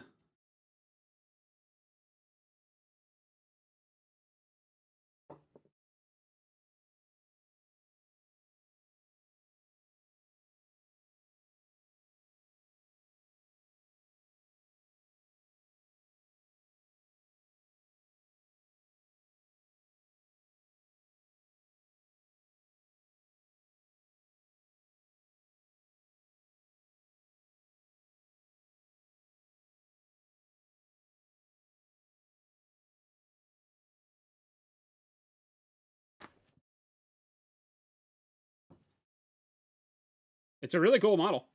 Not gonna lie. Design's really cool. It has the design like the old War Machine. I forget what they were called. The Dragon Shard type dudes.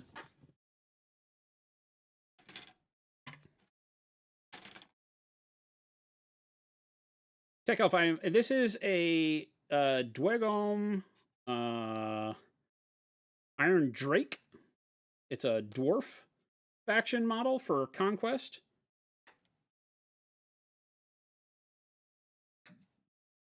One of their big, obvious monstrosity battle engine type things. They just call them monsters. They have in their faction, they've got 3 of them. They've got this one. They've got another Drake that I have coming called a Hellbringer. That's a shooty one. And then they have a big thing called a Stone Forge. That's like a colossal humanoid 2-legged Titan looking thing that a dwarf rides on the top of, like where the head would be. I do not have that. I didn't like that model. Didn't appeal to me. But dragons with dwarves on them? Yes. The other one's really cool. The other one, the Hellbringer, has got 2 big cannons that are slung over its shoulders and still in kind of the same pose, but with big guns over each of the shoulders. And each of the guns, each of the cannons has a dwarf manning it. And then on the top is the way that I'm building it has a chained sorcerer on it. Dwarven sorcerer. So it should be really cool.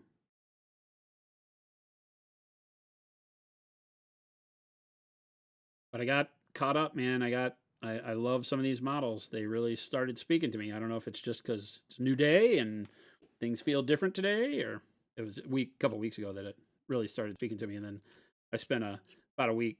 I kind of never rush in and just buy everything. I spent about a week or so going through and thinking about it and would I actually do anything with these, kind of a thing. Finally convinced myself that yes, so here I am doing the thing I hate with the people I love on the internet so that we can paint some delicious dwarves. Did Chris ever stop bugging you guys? Yeah, each cannon has a dwarf doing it, right? Because they are like riding on the little portion where the gun is, which is really cool. And then there's a special model that you can get that's like I forget what it's called, some sort of sorcerer. It comes with a model already, the Drake does, with just like a model sitting on top. And then you can get a sorcerer that's chained that looks like a demon host. He's like flying, and the chains are all that's holding him out. It's like if he was on this chair. He's like disattached. He's like flying up out of the chair and the chains are holding him back. So it's kind of cool, like a 40k demon host thing on the dragon. So that's the way we're going to build it. This guy also has a model that goes on here that I don't have to do this one because it's a leader, the resin guy. This guy that came in the box set has I don't know what these got. Rio, I don't remember. Some crazy dwarf lingo thing for what they call their boss. He's one of the leaders. Good God, Ziploc. So he's got a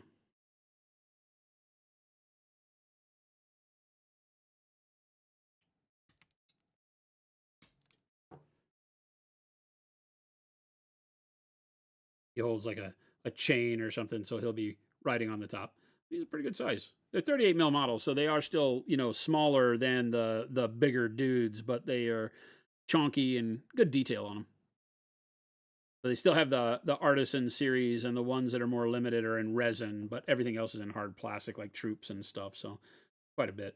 So that guy will ride on top. So the other one is like a dead body, like a dead king or something on it, which is kind of odd. All right, all right.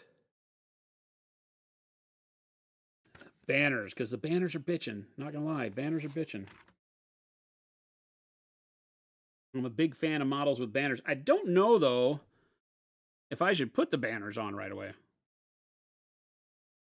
I should probably paint this whole thing and then prime the banners and glue the banners on and paint the banners.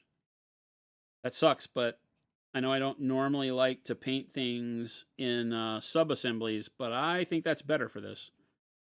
So yeah, I'm going to leave the banners off for now. Because the banners are big-ass banners, right, that hang from these things. But let's cut one off and we'll see if it would really interfere. I feel like this would be a real trauma to have to wield a brush around. This is one of those few times where looking at it and being a little bit more pragmatic might make sense. I typically build the whole model because I get frustrated not having my toys finished. Goes in there. And hangs like that. Oh yeah, that'd be a real pain in the butt. We wouldn't be able to paint any of the front of this thing. It would just, it'd be a hell of a thing to prime back there too. But it hangs in front, all that. Yeah, so we'll just paint it with the banners off, and then we'll add the banners later. That's it. That's what we'll do. Done! Ta-da! Finished. That guy's done. Well, I have a base, right? He probably ought to go on the base. Does he... Wait a minute. Does he sit on anything?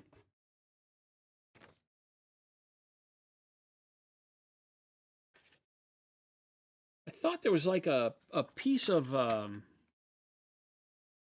guess not. I thought there was like a piece of stone that he was standing on or something like that, but I don't see anything. Maybe people just build diorama bases for these. I'm not that guy.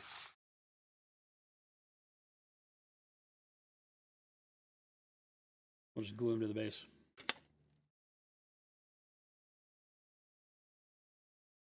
That he barely fits on.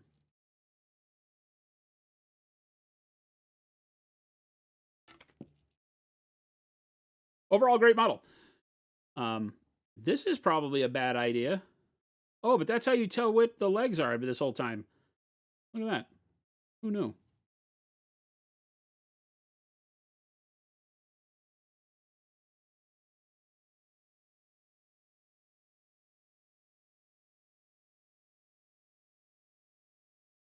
Oh, that one's lifted.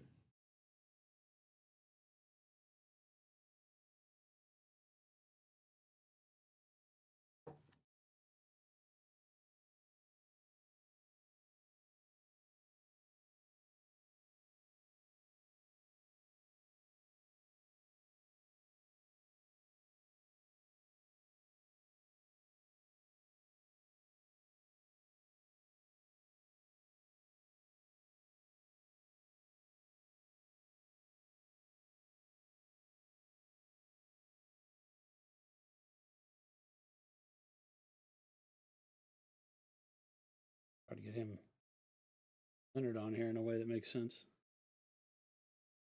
Like that. Ish.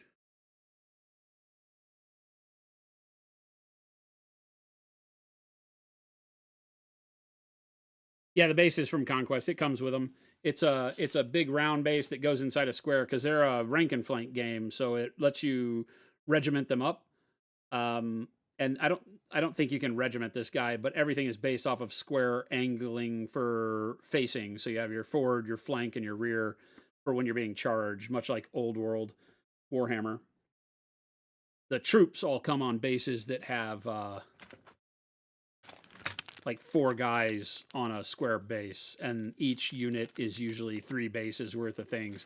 Then you have brutes that are 1 base, 1 model on a thing that's this size. Then you get 3 models in a unit, and it comes with 3 bases. And then there's ones that are 12. The normal dudes are 12 guys in a regiment, and it's how many stands is the regiment. And I think most of the regiments start at 3 stands, so 12 guys.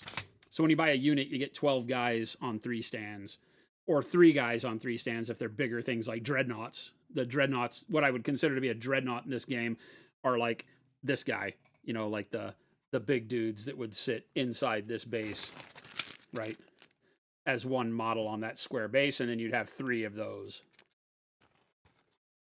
I don't have any of those models here for the dwarves yet, so I can't show you anything like that. All I have are this and little guys.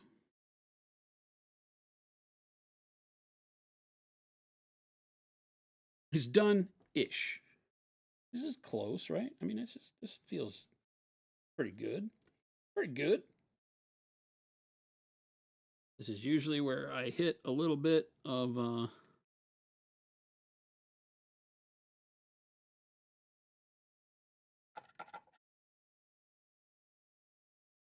insta-set, since big dude on big base. We'll put him in the square. The nice thing is that in the square we can face it however we need to center it up. So if it's not quite center on the base, we can put him however I want to on this thing. Bingo. We got a huge dragon bro. I want to build one guy. I'm going to build one guy because I want to paint a guy. Right? I'm not going to paint him today. I want to build a guy. And I want to build some wardens, maybe? What's easier? Who's built these things? What's the easier guys to build? The gun dudes? Fireforged? Fireforged guys are cool because they have like bare arms. Let's build a Fireforged guy. Yeah, this is them with the cannons. With the cannons, man.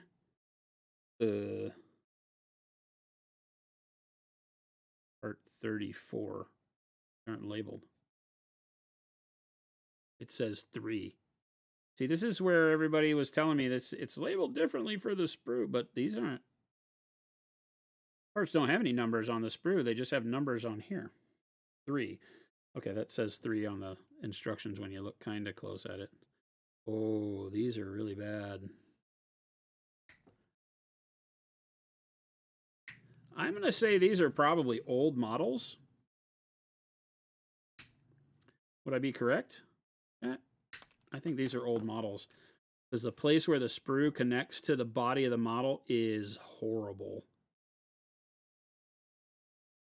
Yeah, I'm going to say this is probably old stuff. That's really a shame. That was not good.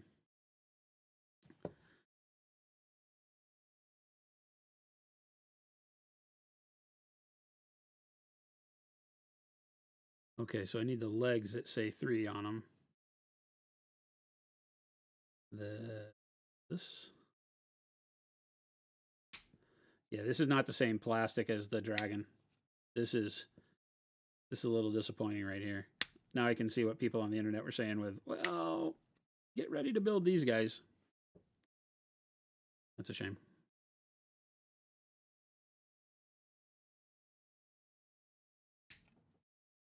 We'll see. I might be jumping the gun here, but these sprue connection points are really bad. This is the way cheap Chinese board game plastic is done, where the sprue engagement point that hits the model, it runs over onto the model, and you have to clean it in order to make it hit right. So that's not grand, not great. We'll see. Let's make one, and if it requires bitching, we'll continue bitching.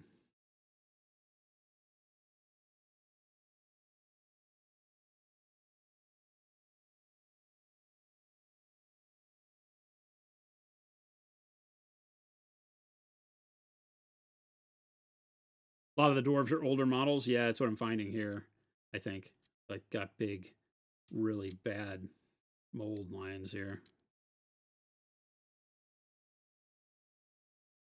Not sure what's I don't think they're supposed to have a big seam in the middle of the leg, huh? Well, maybe. That big leg guards that go on, so maybe we just leave that there.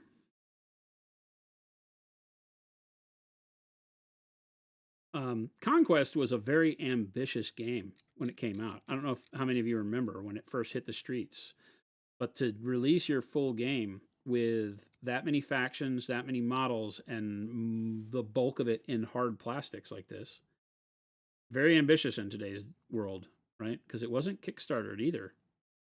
These guys released, I believe, tell me if I'm wrong, but I'm pretty sure these guys invested in the whole deal and released it. I remember at the time saying that I had tremendous amount of respect for the way they decided to do it.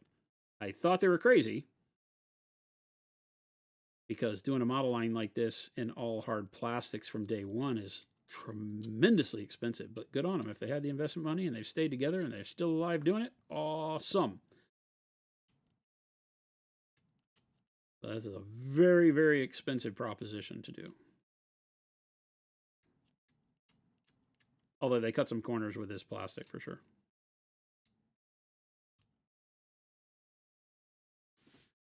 Maybe not as bad as I'm thinking.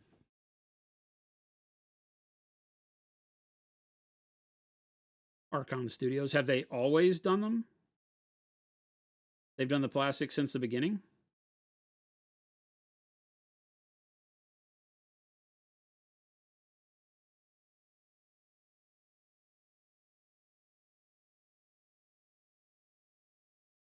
Archon's in Poland, right? I had them mixed up with Awakened Realms, but I think may also be from Poland. Poland very active in the world of miniatures. Contrast there this year, one of my favorite shows I've ever been to.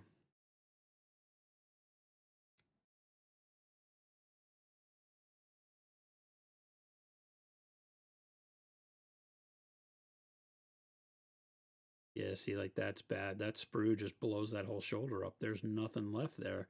There's supposed to be a detail on that shoulder, and it's just gone because that's where the sprue connects. That's really bad. If that's gone and you need that for the yeah, like that took detail away from the model. That ain't good. I have to sculpt with my knife because your sprue can't be cut away. That's a bad model. Okay, Jason, stay positive. I'm having to actually sculpt the model because the sprue doesn't let go. It touches way too much of the surface of the model. This is just this poor engineering.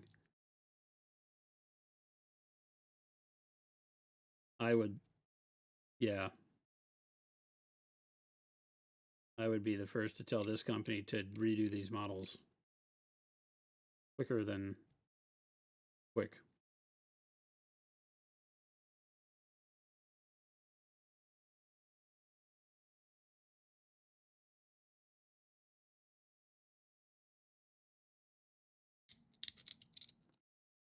Maybe they'll blow me away again. Some of the stuff on the Drake blew me away with the way it wound up going together at the end, but I don't see a good out for this mechanically.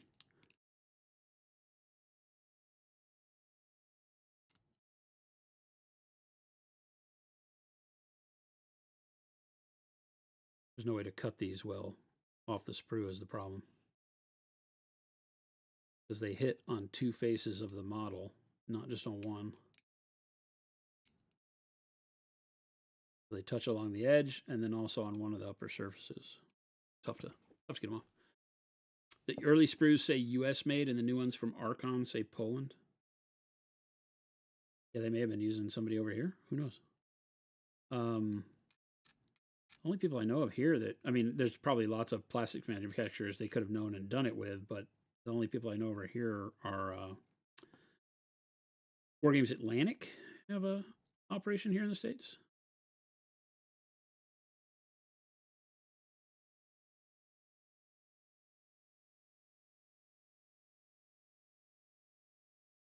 Like I said, anybody with an injection machine could do miniatures technically.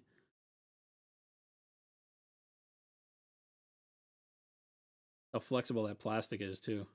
This is not anywhere near the same quality of plastic. It's a lot softer. It still cleans well as I'm scraping the mold lines. It's still cleaning well, and it's not leaving a tremendous amount of tool marks, so that's nice.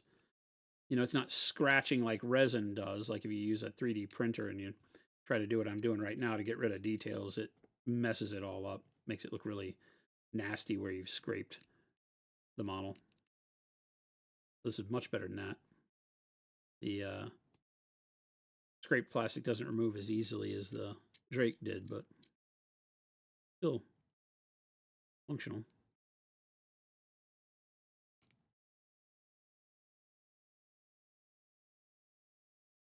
Again, like the front of this knee is supposed to be, the front of this leg is supposed to be round around here, right underneath the knee, and it loses the roundness because the sprue dug into the plastic so much. If you've ever done 3D printing and you have supported your own models, this is not foreign to some of you, then you'll know what I say when if you use too heavy of a contact point on your support and your contact point goes too deep on the supported model, you have the same problem that we're recognizing here. Is that it takes material away from the model when you remove the support because it's anchored too far into the body of the model. And so when you go to snap it off, it doesn't snap, it takes a big chunk out. That's exactly what's happening here. And this is a very unique way to put a torso together. That's another bad engineering thing. Whoever was cutting the model didn't understand that you could just clamshell these things. You don't have to do it in like 3 body pieces like this, which is really strange. Right? Because this is going to be one where it's like, assuming it's supposed to.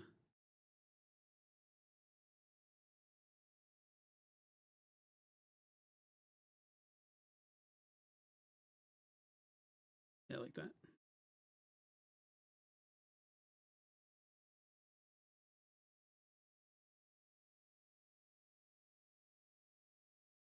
Interesting.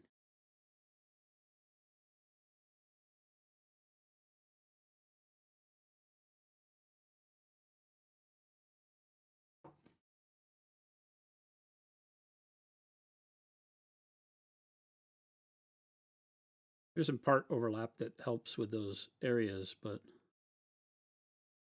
we'll see how it works on this. Maybe the gun goes on the shoulder and covers up where the sprue is. I'll be pleasantly surprised if that's the case.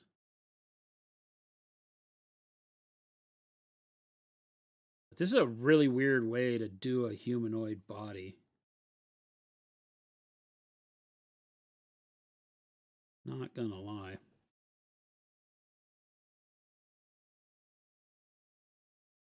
You've got a back plane, and then these 2 areas on the side where the body mates up here.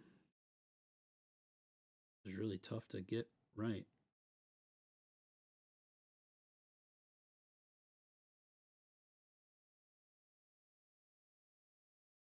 You don't have a good spot to press from.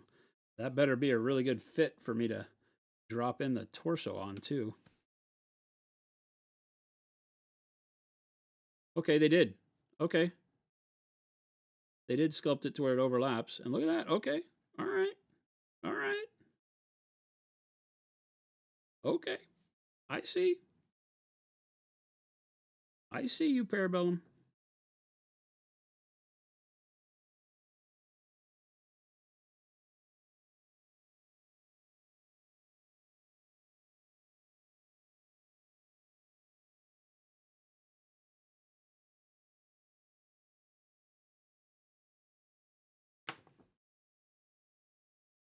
starting to look fairly ingenious. This makes me wonder if there was maybe a limitation on the manufacturing end that made them design this way, or if they chose. I always am curious as to what makes particular model designers do their engineering in a particular way. It's just I'm a whack job like that.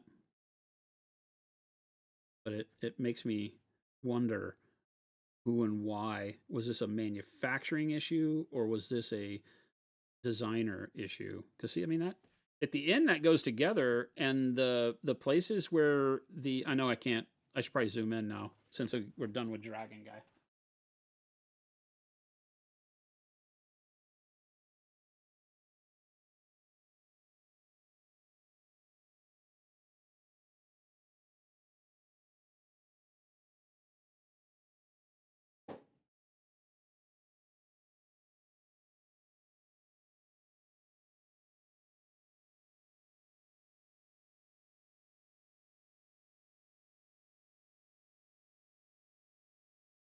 It goes together really well. Like the spots where the body goes in, there's a reason for the seam to be there. There's only a small gap that is not a problem from the front. That's actually really not bad.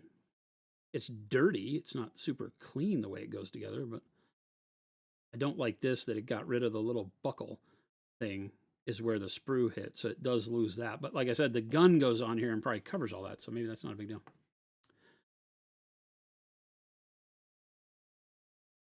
Take it easy, Tech Elf.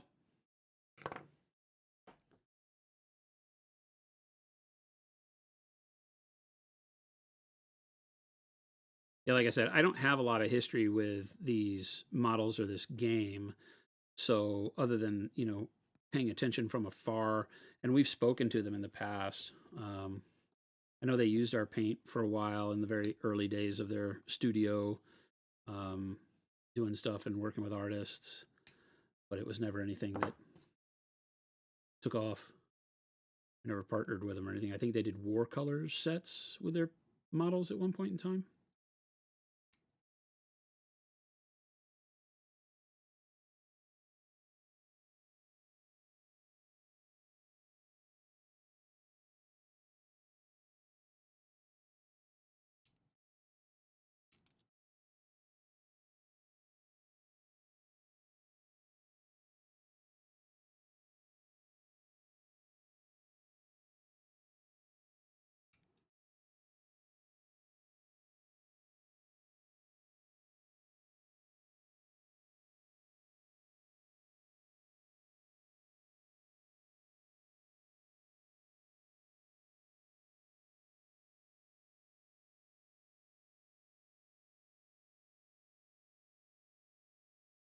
Interesting to have the feet pin on like this too.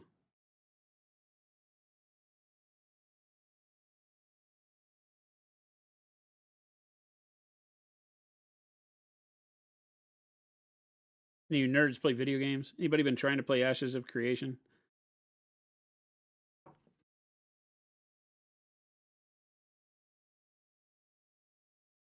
No, we have to have some MMO nerds out there.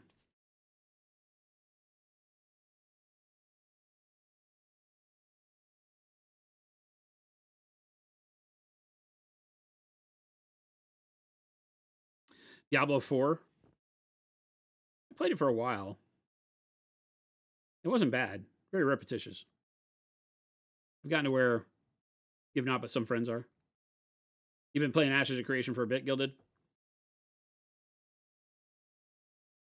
I had been paying attention to it for a while, but never done anything with it. And then I had bought a founders pack, and I guess it got back on my radar, and they sent me an email saying that it was going to Steam, and so I got interested, and then have been trying to get on. It's been a pain in the ass, but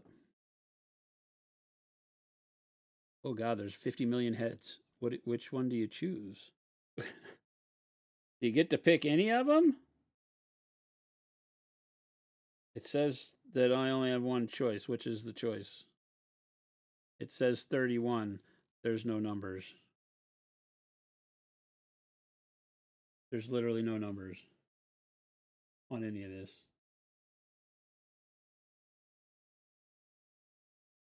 Yeah, these say made in the USA. Huh. 2020 for these. Parabellum War Games 2020, made in the USA. USA not making us look good on these.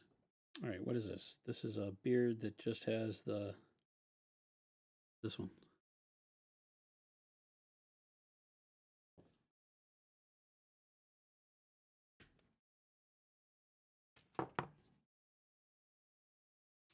Yeah, see?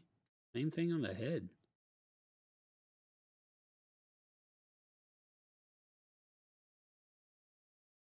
Oh, but that makes me wonder. Maybe this detail I'm seeing is just. Sorry, I'm talking to myself. I'm You're seeing the inner workings of my brain as I go through and look at the quality control on products. Try to identify what it is that's making the problem, because it's the way we have to do things. You can't solve the problem if you don't know what caused it.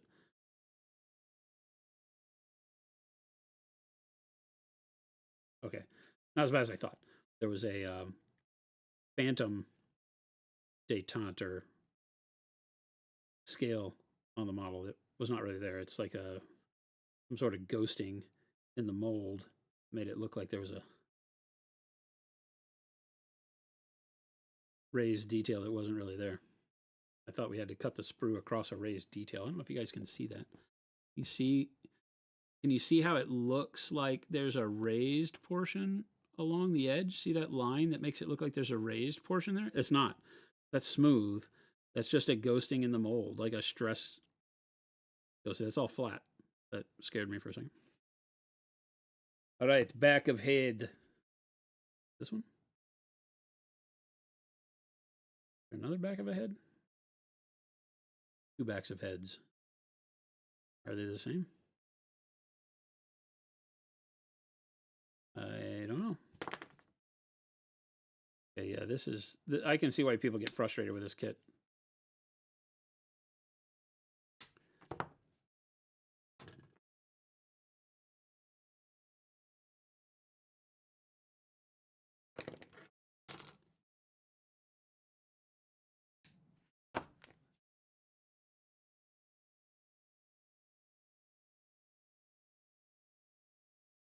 Chris still watching? Does he know he's going to have to build the rest of these?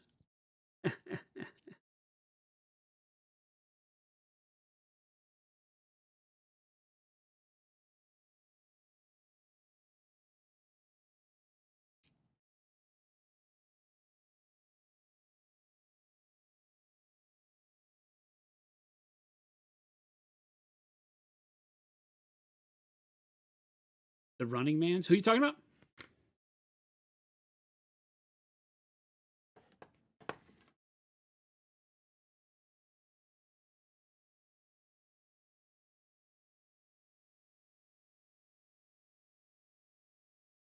Oh, somebody streaming DayZ.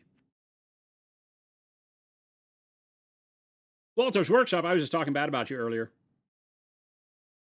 I told people that if they ever wanted to see anybody doing more content for Conquest, that I thought you did this.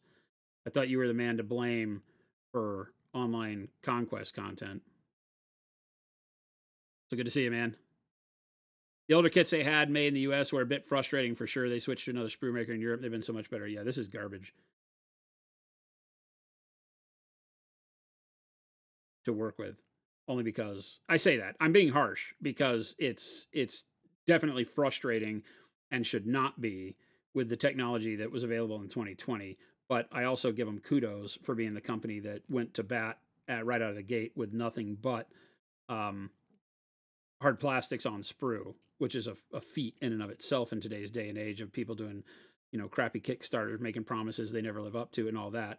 These guys just released amazing stuff and did really cool world building. So huge kudos to the Parabellum team. Doing stuff like this where you put a head together front to back is an abysmal strategy.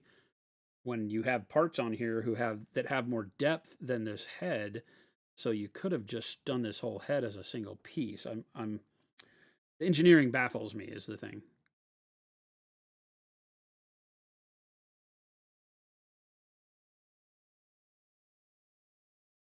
But the hard plastic, the dragon, because we built this guy, and this guy was much better. This you can tell definitely a better grade of plastic. The impact polystyrene stuff is really good. This stuff is still nice to work. Just yeah, don't ever. Why would you give me a helmet with a line right down the middle of it? That doesn't have like a hinge point or something sculpted on it that makes it seem like, if it had a hinge on the top that made it seem like that's how you get out of it, as you fold it open and back, then that would make sense. But that's a real problem.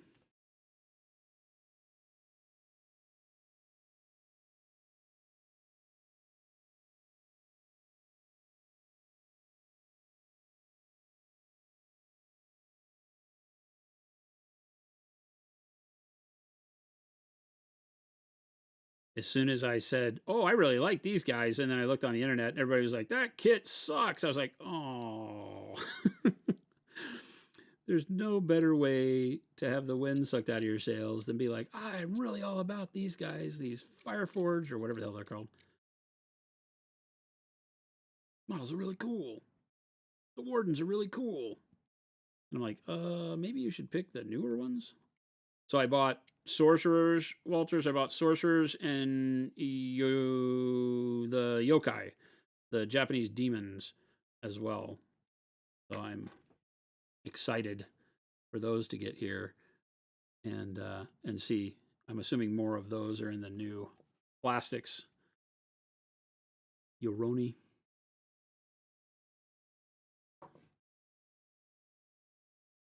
But because I'm a small child and I get very excitable about things, I had to have some models now. What about these locally? Support your local gaming store. Zazin, these are Conquest models. These are the Dwegom dwarves. So I've got a big ass Drake, Iron Drake. It's a big dragon dude that'll has a resin guy that I haven't put together yet riding on top of it. And then I'm building one guy. I said I wanted to build one guy who goes on a normal base so I could paint, like, get my army scheme figured out with one guy. And that's what we're building now. This is called, I think, a Fireforge. He's a range dude. He has like a big cannon on his shoulder, I think. Yes. With numbers in the instructions that don't exist on the sheet, so I'm kind of winging it here. He's got the hand with the flat fingers. These. Yeah, just the sprue connection points on these sprues is garbage.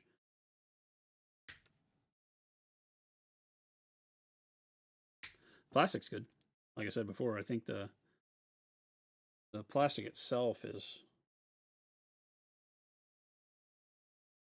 better than decent. It's just the way that they design the sprue connectors is pretty bad. And that could just be because the person that I don't know who made these in the US. The people that made it might have just not had a good understanding of how to or what the parts when they're pulled off are going to be used as.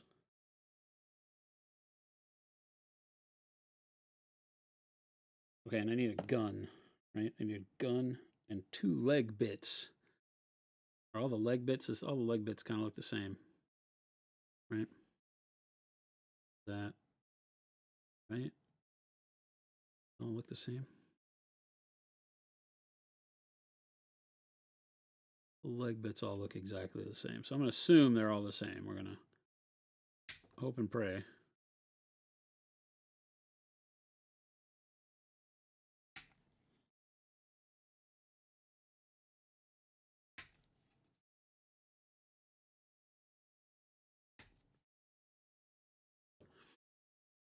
And a cannon, which is this one. Yeah, so Ashes of Creation's been all right. It's still a laggy, buggy mess, but it's been fun. When you can get on the server, it's been fun, I should say. I think they did something to bring more servers active this weekend because it was easier yesterday. I think Thursday and Friday, I couldn't even get on. I let it sit in the background hoping to get onto the server on Friday, and it ran for 4.5 hours. And then they did downtime. When I was like number 13 in the queue, they did downtime. I was like, ah!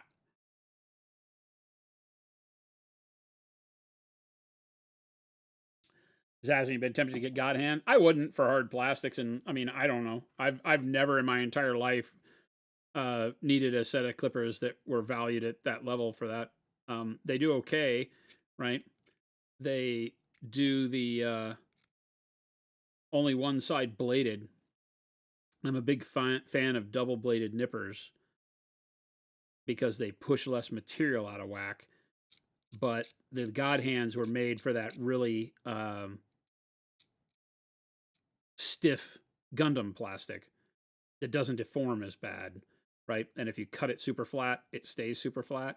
Whereas the stuff that we use for our hobby typically deforms a little bit more. And I've noticed with the God Hands, it pushes a little bit more of the plastic into a way that the nub is harder to clean. But I like double bladed nips myself.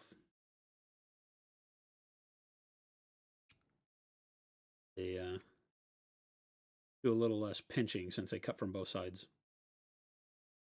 But you need them to be flush cut. That's the big problem.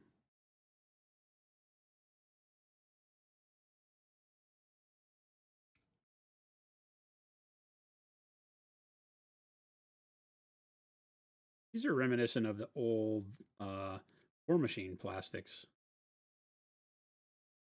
Is what the vibe I'm getting. If you ever messed with War Machine back in the day when they did the first plastic units, this feels like that.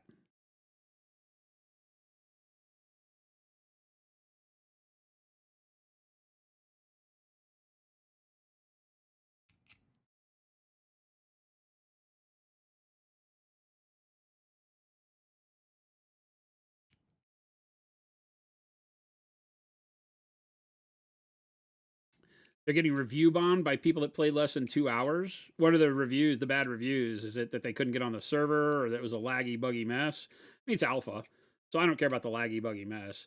It's frustrating when you can't do anything, right?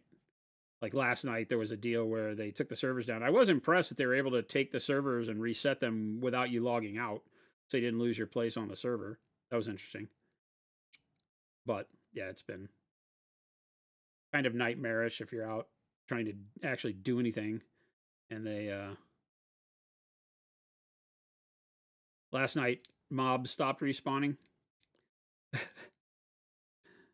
on the servers, or at least on the server I was on, and so you couldn't get anything done because there's 50 million players in a new MMO, and they don't do shared loot, which I think is a big mistake.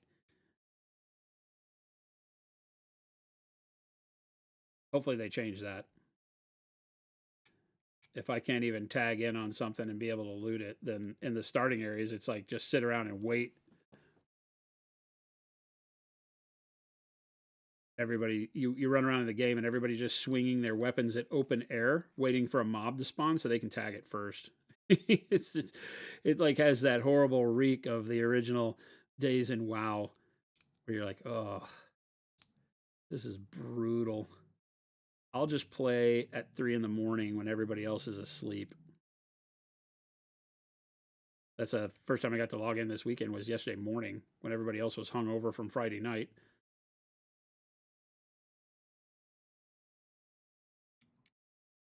But I'm also not hugely invested in MMOs. They're fun for a while for me, but then I typically get bored with them. Oh, that's like the literal worst place for that sprue connector to be. This is where you have to, when there's a sprue that's right on the apex of a cylinder, right, with no edge to guide you on how to trim it on his backside, and you have to plug that together, and that's the top of the gun. I want you to math that out in your heads, folks. That's one where I have to like sculpt this. right? I have to be able to keep the shape while I scrape. Yes, I did that. That's a rhyme. Most people would cut that off flat and you would lose that whole detail. Even I didn't do a great job of it. And then what? Then the top of the gun, the most visible part of this miniature, which is that barrel that's right out the front of his face, is now distorted. That's a shame. These are really cool models.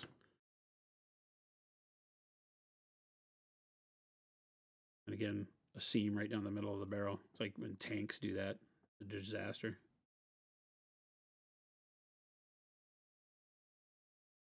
Black Bladder, what's going on? Black Bladder. I love it. Everybody's Sunday's going well.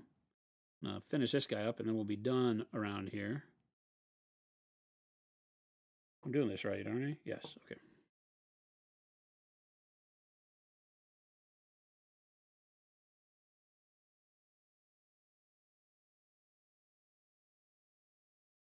All right. We're going to use the trick I showed you earlier. Whenever you have something like this where you have a seam across the top, get your glue in there, get the glue to go together, mash the part together and get it to line up, and then very quickly, or as quickly as you can, don't super rush, take your scraping device, whether it's our scraping tool or a knife like this, a pair of knives. I was like, what? Or a knife like this, and then quickly scrape that seam together so that the glue, while it's setting up, grabs the loose shavings from the scraping and fills the gap for you. That way you don't ever have to go in and mess around with sprue goo or oxy putty or green stuff or any of that stuff. Makes that a lot easier. And fills it in nice.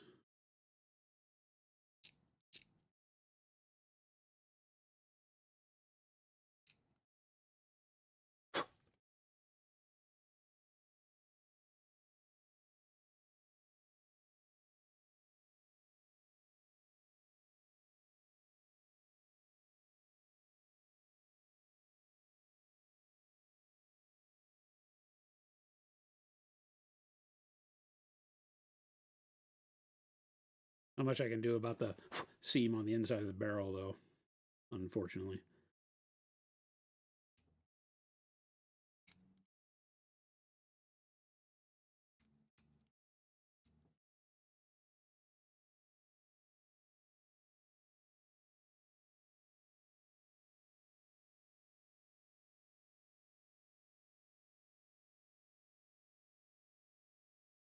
All right.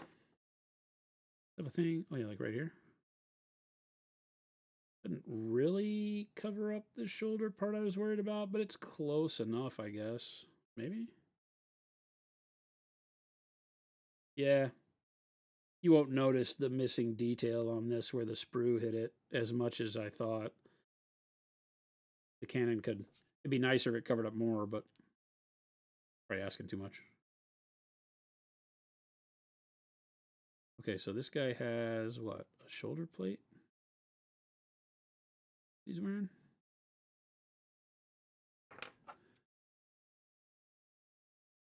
Entered your first miniature painting. Awesome. And won first prize. Freaking great, man. Congrats. Always good to hear. Uplifts the spirits for you, I'm sure.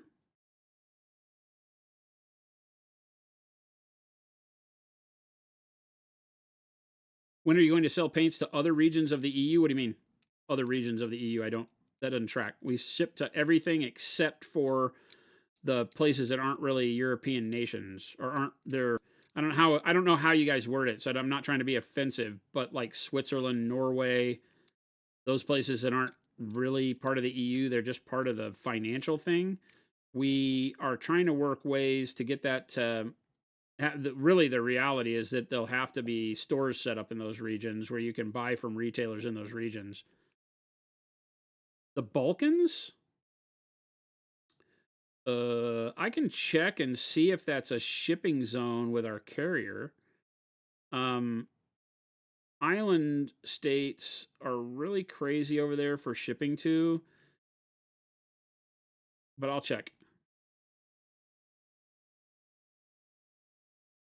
Send a message. DM me on Discord if you're on our Discord.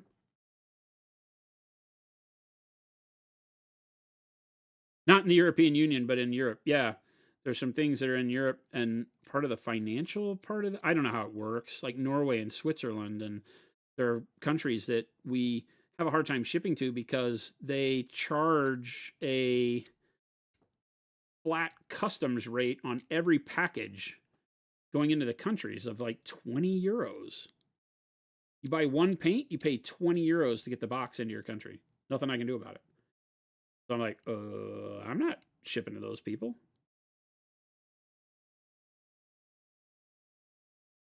I can only imagine the kind of nonsense that creates.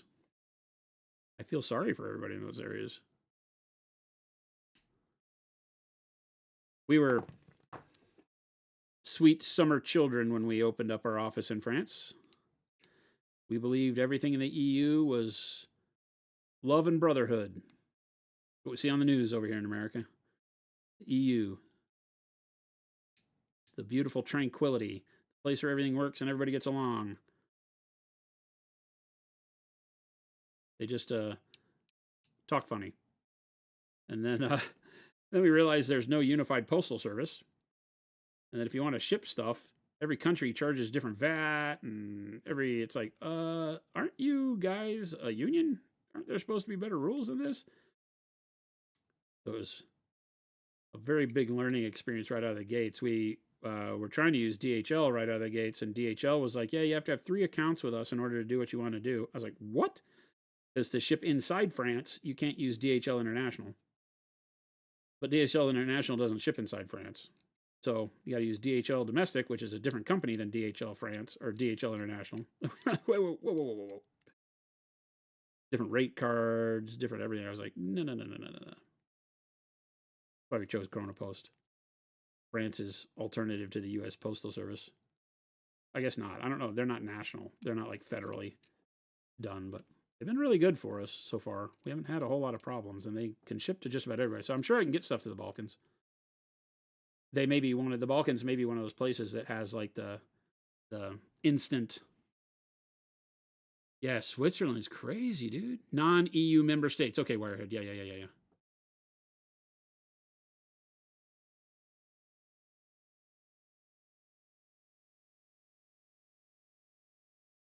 It's very frustrating for us. Over here, we don't have it easy. You know, it's like, I say we don't. We do after learning how the EU deals with this stuff. And we were like, how do you, what do you mean you, wait, I don't. I was like, well, when they told me, oh yeah, they charge you 20 pound euro, or 20 euro, not 20 pound euro, 20 euro flat fee to ship to Norway. So we can't put Norway on. I was like, wait, what? 20 euros just per package? They're like, yep. And everybody over there was just like, oh yeah, don't worry about it. Just put Norway on there, and they're used to it. I'm like, they're used to paying 5 euros for a pot of paint and then paying 20 euros plus shipping to get it there. Because that didn't include shipping. That's just the fee. That's the handling fee to deal with any other European nation, I guess. Or for the euro that taxes them for not being friendly enough. I don't know. Why France in the first place? It wouldn't have been your first choice. Because we had people we enjoy working with who were in France. We got 2 expats from Britain who live there in the Bretagne area, Bretagne, whatever they call it, region of France. So it was literally because we had friends there and people we trusted to go in and do the business with. And I relish that greater than any of the stuff that was more like, oh, that's going to make it really tough to do business. Like, yes and no. No European country was great.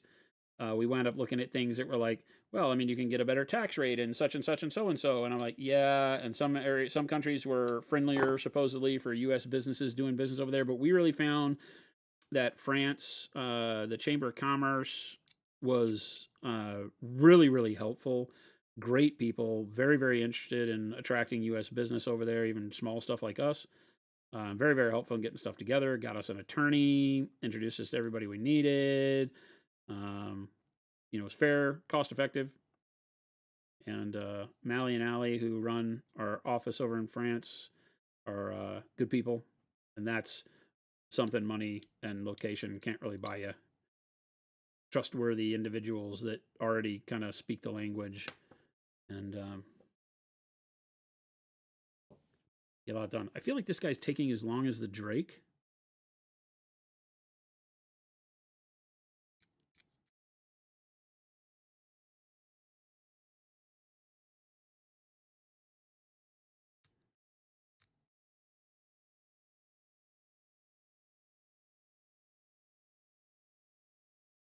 Oh, really, Stan? Certain things are tariffed even higher. Motorcycle parts. That's weird. Is it trying to get rid of the bikies? Get rid of all the Hells Angels in Norway?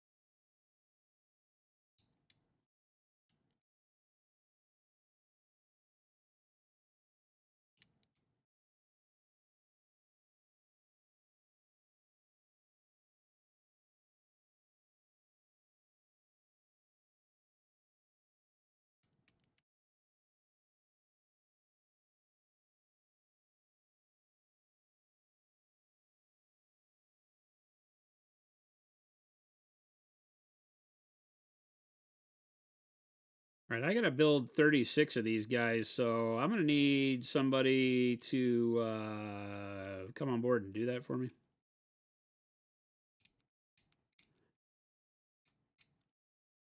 Because I know Chris will quit. Chris will do his I shan't.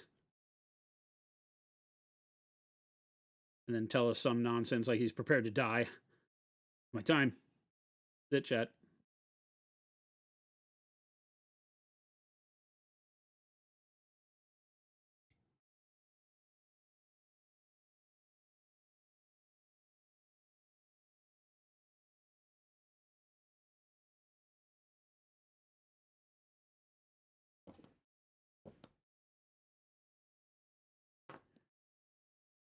There used to be so many emails, just place an order, or I'm not expecting these import charges. And when you entered the order number, 90% of the time was Norway. Oh, yeah, that's why we didn't put it on the site. I hate it. I hate that we have to. Our customer service is, hey, like the person asking about, can you ship to the Balkans? We try. We'll look, and if we can, we will. We had like what was the latest? What the latest place was we added on there, but we had to create a new market so we could ship to another country that was kind of the same thing. But it actually worked out fine during Black Friday. And we did the UK we can ship to the UK now from France. But the UK has the deal where if it's over like 135 pounds sterling on the order, that they get charged a ridiculous amount of import fees. And we're not, we can't be responsible for that. So we're hoping that, the people in the UK that do order, we've slapped it on the checkout page that, hey, we're not in charge of that. That's up to you.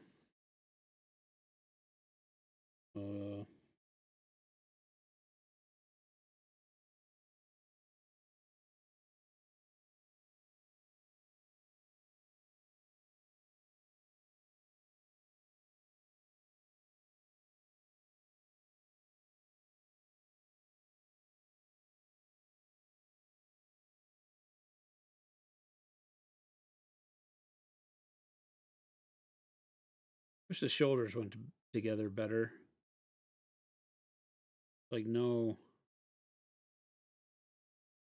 It's just a flat surface to a flat surface for a naked shoulder with no shoulder pad or anything. It's just a muscle to muscle, and there's no join spot. I guess you just hope you get it right and fill it with super glue. This one had a shoulder plate over it. That made that a little bit easier. This one we're just going to have to dump some super glue in there.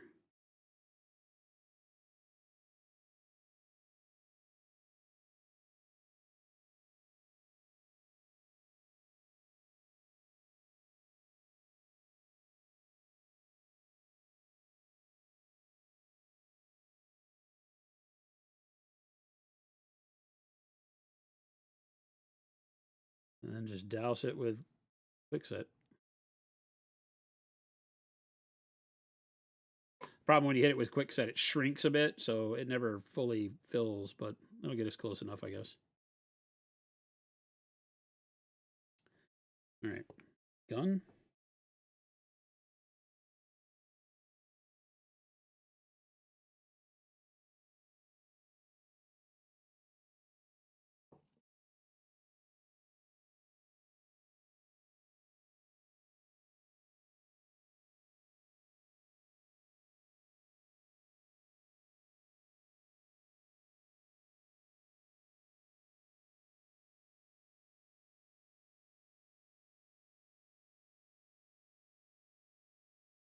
Did you know that it's impossible for a parachute company to get a bad review? That's not true. That's not true.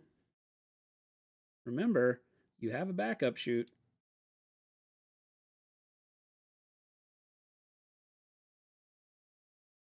I think that's only true if you fail, if your product fails twice.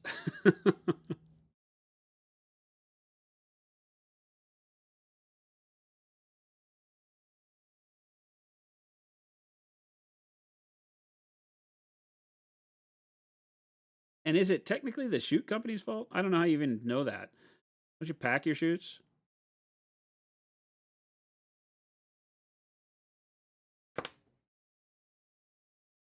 Seems like one of those where who do you trust? Do you pack it yourself or do you give it to somebody who's done it for years and years and years and say, "Yep, I trust you."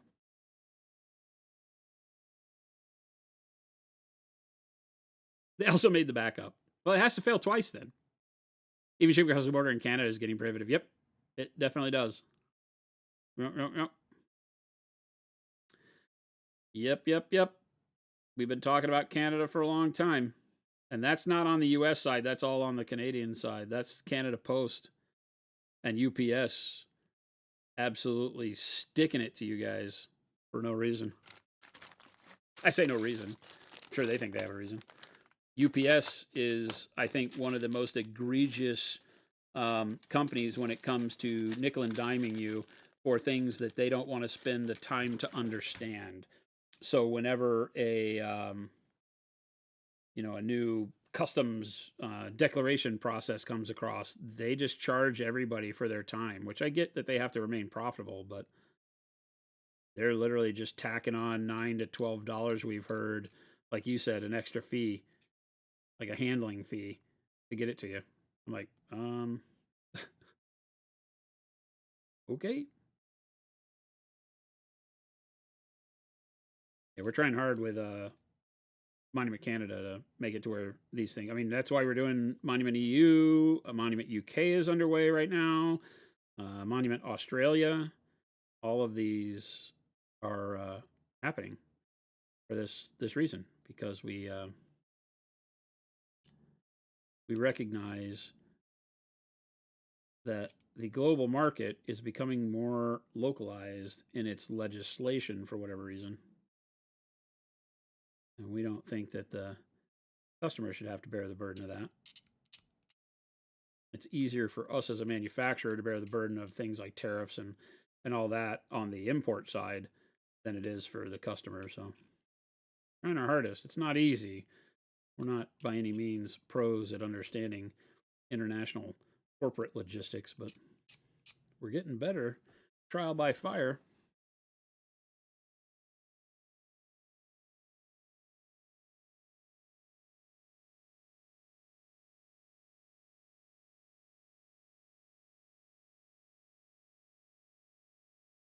I've had some owners of much larger companies ask me, how exactly are you doing what you're doing? So I feel like we're making some good decisions.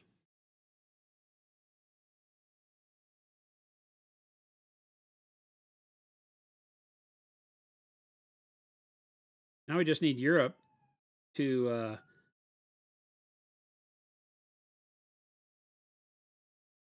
start loosening up and allowing us the opportunity to show them that those silly Americans can actually make good paint.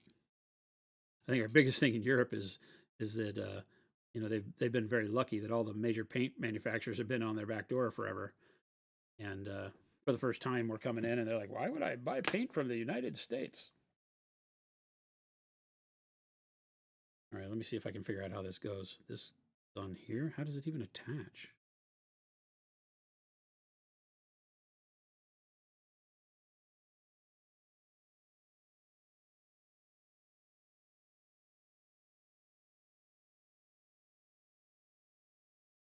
Those weird things. It doesn't really have a good mechanism for attaching it to anything. I guess you just glue it. It doesn't have a connection point or anything. Like only right on the knee. Oh, these are really bad.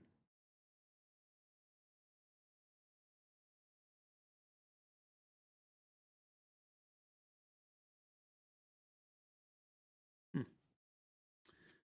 Hmm.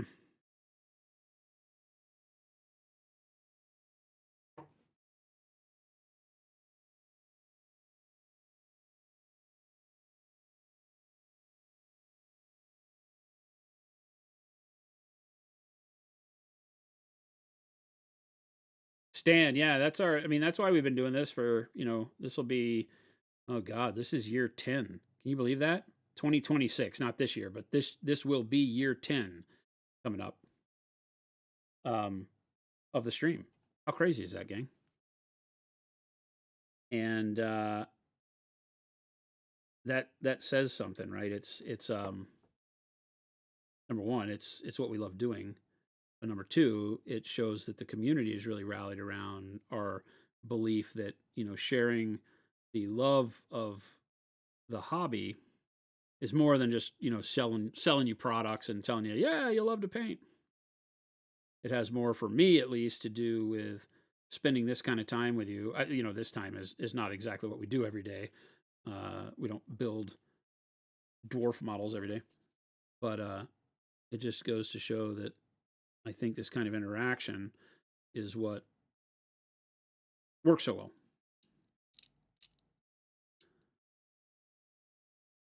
And when we've been at the European shows, we've had a lot of great people come up and tell us how much they love the stream and things like that. So that's been really great and uplifting to know that we do get traction over there. People do pay attention.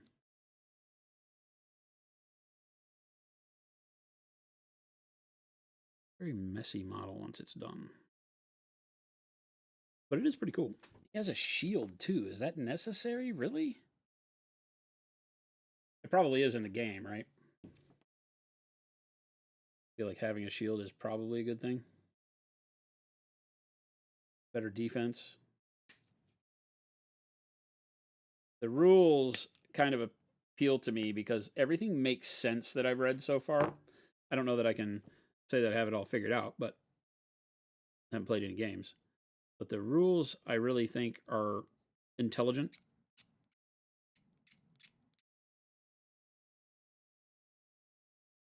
and make for a very winnable game for all parties. Again, I'm sure there's a meta. I'm sure there's abusive things. I'm sure if you've been playing Conquest for a long time, you would laugh and say, "Oh, you just wait." But from everything I've seen so far, it puts a lot of the onus on the tactical deployment of your units because you don't just get to knock your army out at once, which is part of what I really like about it. It takes what is so great about bolt action, which is that every unit uh, has an activation that brings it on the table. It makes you roll for those units. So there's a variation on when you can actually get some of your units on the table, which I'm not a fan of. But I think I can learn to like if the game plays well enough.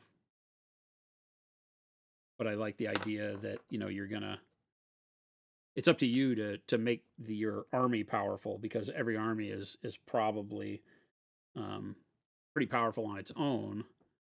And then it just is like, okay, when did you bring out the units that were most important? Where did you put them on the table in response to your opponent and things like that? Okay, this is again just a silly, there's no connection point. Just put some glue on it and pray. All right. Okay. And the part that it, what? The part that it connects to. Okay, wait, let me think about this. The part that it connects to has rivets on it? What? Cutting those rivets off. His forearm has rivets that are supposed to then, this is supposed to glue to a flat surface? That ain't gonna work. So I'm gonna flatten these round parts out a little bit.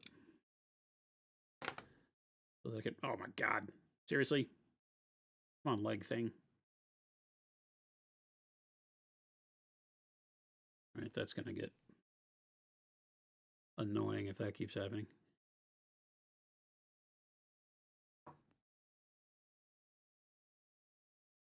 Come on, leg thing. Goalie pad. It's like a goalie pad.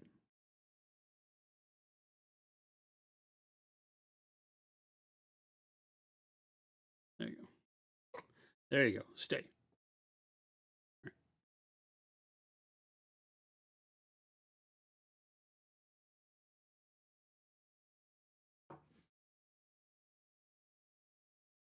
Conquest, Dead Nerve. Conquest is an awesome crowd. How do you mean? Like community? If so, that's really good to hear. I have no experience with it. None whatsoever. This is my first introduction to the models. I paid attention to it in the past, you know, from just watching a battle report and looking at it just so I can keep up. I like to keep up on everything that's going on in the world of miniatures. This is the first time I've put hands on models. I don't think, other than, you know, I have the big Frost Giant, Michael Contreras Frost Giant, because back when they first announced the Artisan series models, I was really stoked on, oh, that's a really cool giant. I didn't buy it for Conquest. I just bought it because it's a cool giant paint. Right? So I don't know that I really cared for about the game part of it. I know I didn't, because I don't even have the base for him anywhere. All right, get this off of here.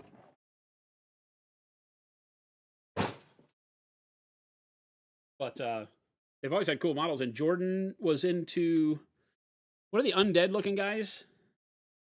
There's some undead Roman faction looking guys that are actually kind of cool.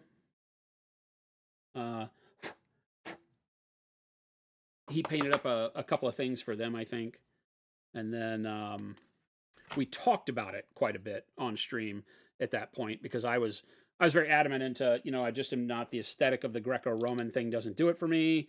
And at the time, the other factions like the, you know, the orcs and the dwarves, the models that I had seen at that point didn't really get me jazzed, you know, and that's just the God's honest truth. I was like, nah. Orcs with feathers on dinosaurs doesn't get me going. I like my orcs to be, unfortunately, what has become the kind of more fantasy trope for orcs through GW and Tolkien and, you know, whatever, more trash heap, brute force orcs. Although I don't know that there's anything that's more brute force than riding a brontosaurus into battle. They've got a model that has like a brontosaurus on it, which is awesome.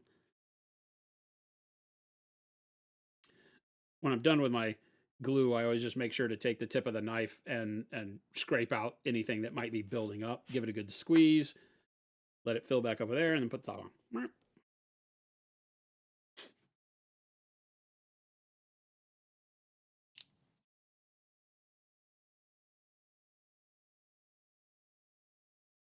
Old Dominion. Yeah. Old Dominion. And when I first saw the walking mausoleum things, they're like dreadnought sized models for Old Dominion. I was like, those are rad. But then I saw the rest of the models and I'm like, couldn't they have just done some really good skeletons or something? Like, I was thinking like Golden Voyage of Sinbad type skeletons and Cyclopes and things like that, you know. And I think there's some undead Minotaurs that are okay. They did the city states I think, is another one that's more the Greco-Roman, knights and stuff like that. 100 Kingdoms is like the knights. The city-state stuff was pretty cool, but again, like the Minotaurs were kind of cool, but something about them wasn't. But now, coming back and looking at it with today's Jason eyes, like I said, I saw the Yorogamo, which is the big Japanese demon spider, and that was amazing, right? And that really got me going. That was one where I was like, oh, they have Oni and yokai, and I'm like, sign me up. And then the models were like big, like the Yorogamo is like this, right? It's the same size. So it might not be quite this big, but it goes on this size base, and it's a big, huge body, kind of like it's not like the Narok for Games Workshop. It's not that big, right? But it's a big bulky spider with geishas on it, so it'll be really cool as a centerpiece. And then some of the other models I think you guys will go nuts for when we paint them on stream. The sorcerer models, some of those are really, really cool. Stan, we have an entire game made. You've seen some of the miniatures for it over the years. We never released it, and we only did 2 factions of test miniatures, and we didn't do all the miniatures for those factions. You remember when I painted, I don't know, Stan, you may not have been here long enough to know this, but some people in chat will remember I painted a rhinoceros with a big accelerator cannon on its shoulder. I don't think any of those models are in here.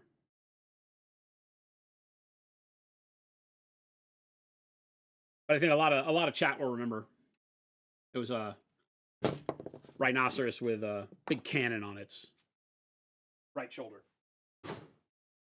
And I showed off the other some of the other models from one other faction. We did 2 factions, and I did the Rhino and 2 other models that were tested for that one, and then 2 models from a second faction that we tested too. So 5 total sculpts that we did, and had them done in Siocast as a test, and had them 3D printed as a test.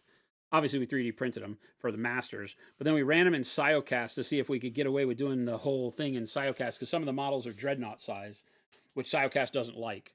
It likes small one-piece miniatures.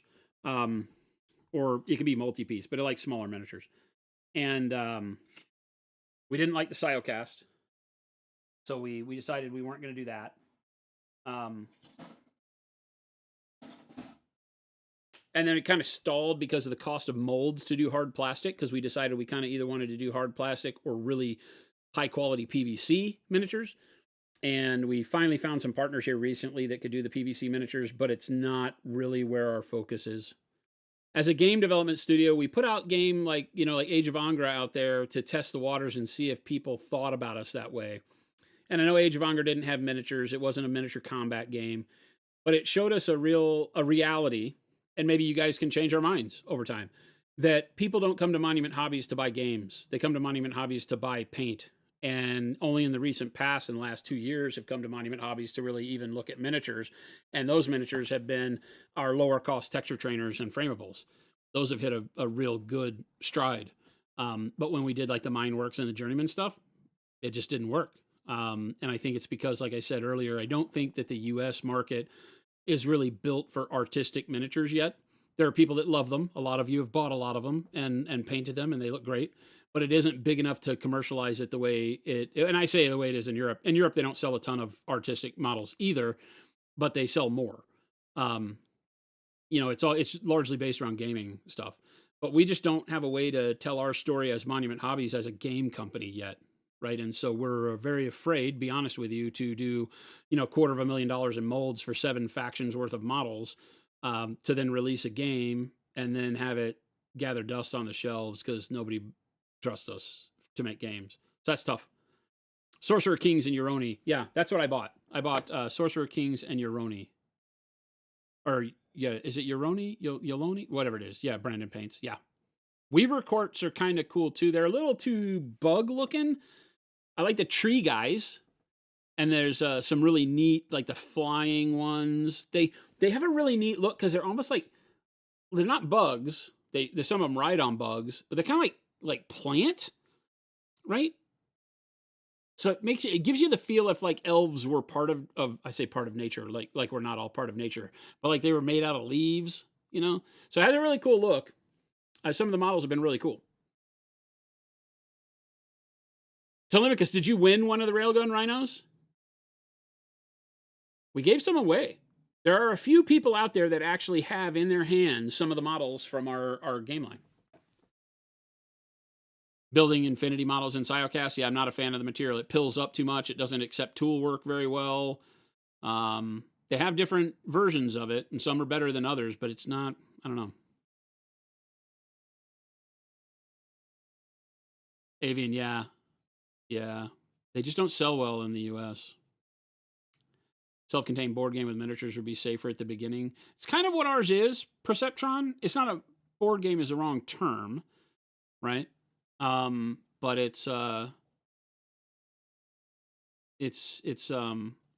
interesting, right?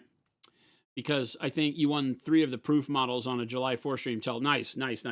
Yeah, we gave away I guess only 3. Right? We had, I didn't give away the robot ones, right? Or did I? Oh, no, you probably got one robot.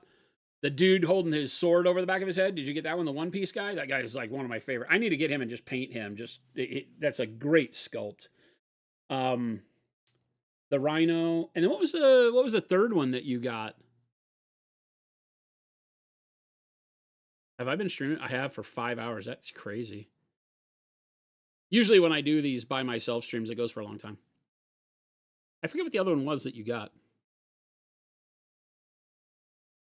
There were 2 more. So yeah, it's a thing where we really have to dig in. We have a blast when we play it. We haven't sat around with it in a while. We've had some other people test it and play it with us who've really enjoyed it. And it's really been fun to show people. It's just figuring out if we could be successful marketing it and not derail what we do as Monument Hobbies. Because I've always said to the employees and the other managers and stuff that I won't make decisions for the company that would steal from what we do best. And that's what gaming does, unfortunately. It steals from what we do best, which is make paint, teach people how to paint, and cheerleader the hobby directly. The game takes you into a world where you have to just think about the game and you have to just push the game. And while we could paint the miniatures here, so that's why I continue to design cool miniatures that you'll see a bunch of coming this next year, so that we have neat IP and neat ideas, but we don't have to necessarily put a rule set to it.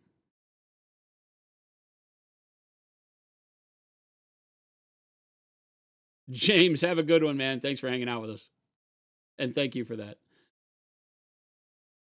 Did I get the die? There's the yokai. Yes. Avian, yes. AC Miniatures, right? As a non-gamer. What's going on here? So yeah, the big thing for I built a dragon. I feel like I'm accomplished today because I built a big ass dragon that I think we'll start painting, and then a dude. I built one dude. The dude could go on the dragon. I built a dude and a dragon. Yeah, Nymara. I have a lot of fun with the texture trainers, and the framables are fantastic. Those have been great. So I'm very excited. We have a lot more of those different sculpts and genres for those that I think are going to be a lot of fun for people. So I'm very excited with what the new year brings for that. On the gaming side, we'll see. I still, if you ask Gabe what drives him the most, he's like, I want to make games. And I'm like, I get it. But, there's a world in which the tabletop wargaming world is very strange right now because Kickstarter has taken over, and there's a lot of promises made by a lot of people who then go out on Kickstarter and take a lot of money from people and then underdeliver every single time. And it gives us an absolute plethora of models. We have everything in the world we could want to paint, and then not so much on what makes it fun to play, because they either miss out on the game rules or the world building or both. And I will always stick to my guns and say that the only reason that Warhammer 40K exists in such a state as it does, as the big behemoth in the corner, is the world building, right? we've grown to love Space Marines, and Space Marines are cool. And there's lots of models that they put out that are cool. They're a fantastic model making company. So especially on the fantasy side, their AOS models are spectacular and just getting better and better and better. The 40K models are very good. The 30K stuff is good too.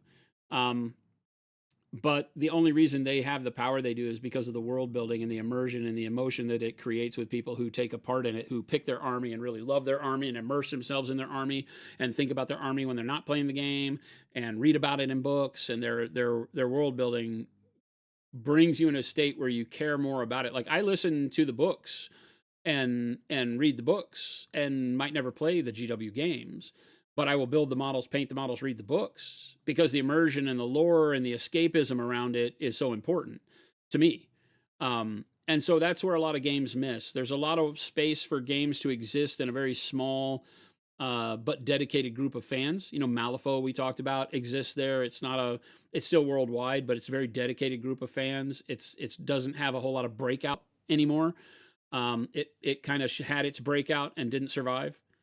War Machine had its breakout and didn't survive, less because of anything the community did, more because of what the company did, and is trying to make a comeback. But again, I'm like, it'll be a tight-knit group of people who care about the models and love those models that'll keep it together, and it can live on for as many years as they want to develop it at that level. You know, stuff like Drop Fleet Commander. There's a ton of games out there that are all great. Some of them have great rules. Bolt Action has great rules, but it's a come and go game, right? It rises and falls. It doesn't ever have it's not going away feel to it. And everybody gets bummed out and says, well, why is there only one game that has that? Why is it GW? And I keep waiting for a game to hit its stride, to build its worlds and get that kind of feeling with its customers that makes them feel like they're part of it and can do with it what they will, so it becomes part of their world too. And none of them have. None of them have. The closest one, in my belief, the closest two, in my belief, were Malifaux and War Machine. War Machine's Iron Kingdom's lore was spectacular. They had great books. They had great writers working for them. I think Larry Correia did some work for them. They had great authors working for them in the Iron Kingdoms, making some really neat content. And then they just axed it all due to financial issues or whatever. I don't know why they did it. But they just nixed it all, and they went to just the game and the rules and that part. And I get it. It's hard to, publish books if books don't make you money and all that kind of stuff. I don't know what the story was, but like their old magazine that would come out had good storytelling in it, and it was a great world. The world that they built of the Iron Kingdoms was great. It just had some great stories and great, religious motifs and good versus evil and craziness. And it was violent and yet had some positivity to it. And Malifaux, same thing. Malifaux has got some real fun, ultra, adult, violent nature to it that also has some really fun things that go on in it. I bought all of the Malifaux rule books throughout the years just to read the fiction in the books. Not because like version 1 Malifaux, you can't, you could play it, but the rules don't match up with the models anymore. But the book you should buy, you can get on Drive-Thru-RPG. I think you can get the whole history of Malifaux rule books. You should just go get the PDFs of the rule books to read the fiction, because the fiction is phenomenal. These stories, the way they relate to the particular named characters in Malifaux and their journey and the way they meet and find themselves. I think they kill off some of the main characters over the course of time. It's really fun. A free mini agnostic rule set. I don't think they work. You can't build worlds without specific IP. That's the problem that like one-page rules has. Nobody cares. It's a thing that's cheaper than Warhammer. Okay, that's not going to keep you alive for long. Gotta love it. Lord of the Rings, you love it. But and then the Lord of the Rings game made GW what they are today, believe it or not. So the reason why GW is the behemoth it is today is because of the Lord of the Rings franchise license that they had for the tabletop battle game. And that was because that IP had world building behind it. So great move on their part. But then like you have like StarCraft games and Starship Troopers games and all these things that are trying to glom onto IPs that, while the IP is cool, it isn't the same world building. It's encapsulated. So I don't know. Monster Hunter series, yeah. They made a Monster Hunter tabletop game. He kickstarted it. It probably hadn't come back, but I'm pretty sure they did, didn't they? Somebody else fact check me on that, but I'm pretty sure. Well, GW's been around forever, but their world building is what's allowed them to gain traction, right?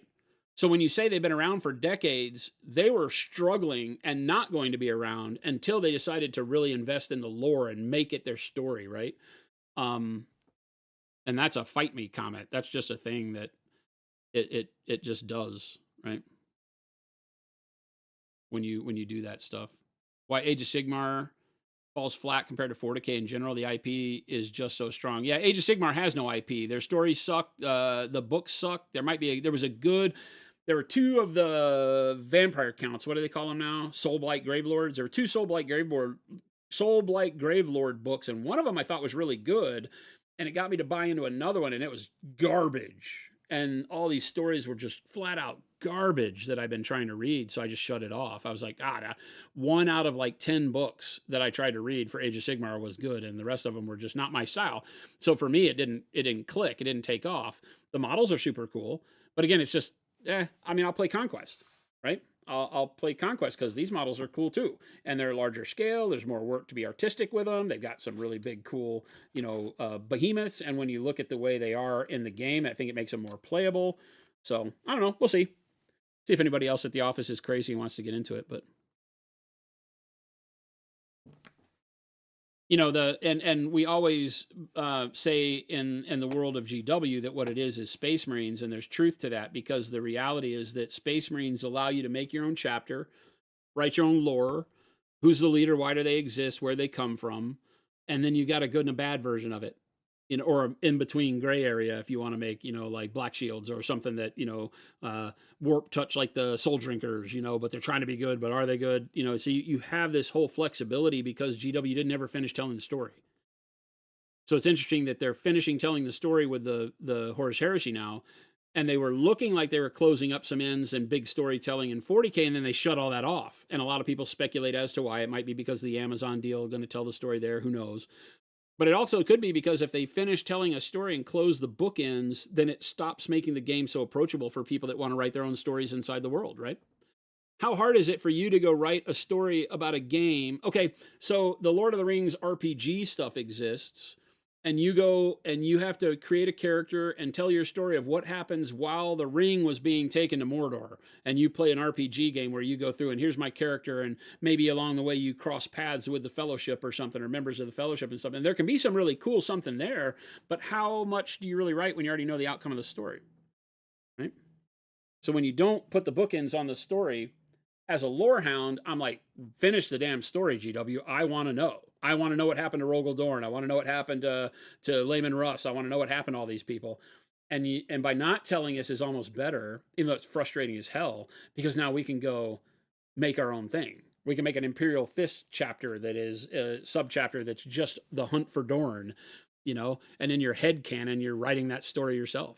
So there's a lot of ingenious things that they may have just stumbled into, maybe because they couldn't afford to finish the books. I don't know. Or they have a big, awesome plan for it. I don't know. Everybody else's stories have great characters and stuff, but no direction, right? I think that it's funny when you say that GW told the whole story without telling you the whole story, and now they're just playing in that battlefield. You already know it. The Emperor's dead on the throne. But is he? So they leave enough question marks, and then they don't ever bookend it. And you're like, okay, well, now this story can go on forever. We can make cooler and cooler models and newer rule sets, and people just keep writing their story within it. I don't know that it can go on forever, but look how many years it's gone on without finishing it so far, and how emotionally attached everybody is to it in the 40K world, right?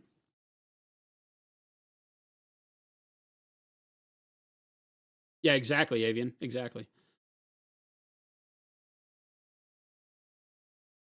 Watch a great documentary with one of the top guys on YouTube. Can understand why GW is what it is. Think the guy from video is a top dog at Warlord Games. Oh, it's John Stallard. Yep, I worked for John Stallard at Games Workshop. He was the president of the U.S. business when I hired on to Games Workshop back in the day. He then got replaced by Ernie Baker, but he went back to the UK and then very quickly left GW and started Warlord Games. And some of the people that work at Warlord were good friends of mine at GW. Steve Morgan, who is the chief guy at Warlord Games, sales director and all that, was a guy that I knew very well at Games Workshop. They've been around for a long time, and they were guys that were there at the root. I've been wanting to watch that video, by the way. It keeps popping up, and I have it on my watch later list on YouTube. John's a great guy, and he was funny because we would go and play games with him, and he was a big historical guy. He liked that's why Warlord is kind of the way it is. It's mostly historical stuff, and then a couple of branch out things. But he was really into like old black powder and Civil War and Napoleonics and things like that, and had just a tremendous miniatures collection of every army you can imagine for those historics. It was crazy. He's a lover of the hobby and a lover of the games and a lover of the history and all that stuff. He is that guy. So he was always fun to talk with.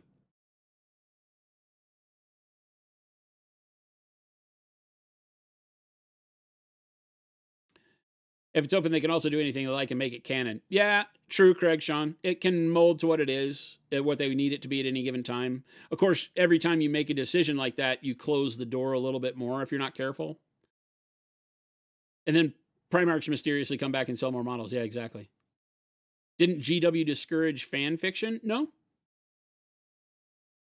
I mean, they may now. They come down on people like trying to monetize. I think that the world of like Patreon and all that has changed their view of it, because now there's people monetizing their fan fiction that way. It's hard to say. They can't let you make a movie about Space Marines and then charge money for it, because they have to protect their IP, or else they lose the ability to protect their IP. So a lot of people don't understand that in the rule of copyright law, trademarks and things like that, you have to defend them or you lose them, right? And so they have to be aggressive. They can't not go after you. But I think they do a lot of things heavy-handed. But I think fan fiction is different. There's a lot of people that tell stories out there. Everybody that does a narrative campaign for Warhammer writes fan fiction. We did one called the Whispers of, I forget what I called the planet. Whispers of, I don't remember. Anyway, we did a big wall map, campaign, narrative campaign here, and I wrote a whole story about a tech priest and a planet that was, on the verge of being sucked into the warp and all the crazy stuff that was going on. And it was a cool little side story, short story in the world of 40K, and that's what's so great about it. You can write those, and because you don't know the outcome of the story in its entirety, your story could be just as important as the story about the Emperor on the throne. And it could just be some dude in the backwaters of the galaxy stumbling upon an STC for some crazy thing, some new Titan, who knows? They've given you that ability. And because you're emotionally attached to it, you'll write that story. So I don't think they ever dissuade it. I think they don't want you to monetize it, for sure. When did I start and leave GW? I started in 2004, left in 2008.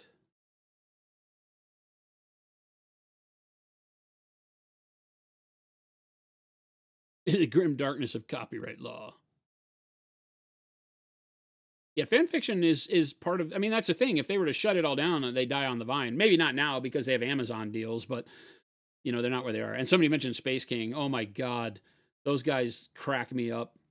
I have one of their models coming, so we can paint it on stream. I hope that doesn't offend people. I don't know where they stand are they acceptable or not. I don't care, but I always worry about that. But we have a one of the models from the whatever their version of Space Marines are. I forget what they call them. Yeah, we have one of their models coming, so I can paint it on stream. They did limited edition models.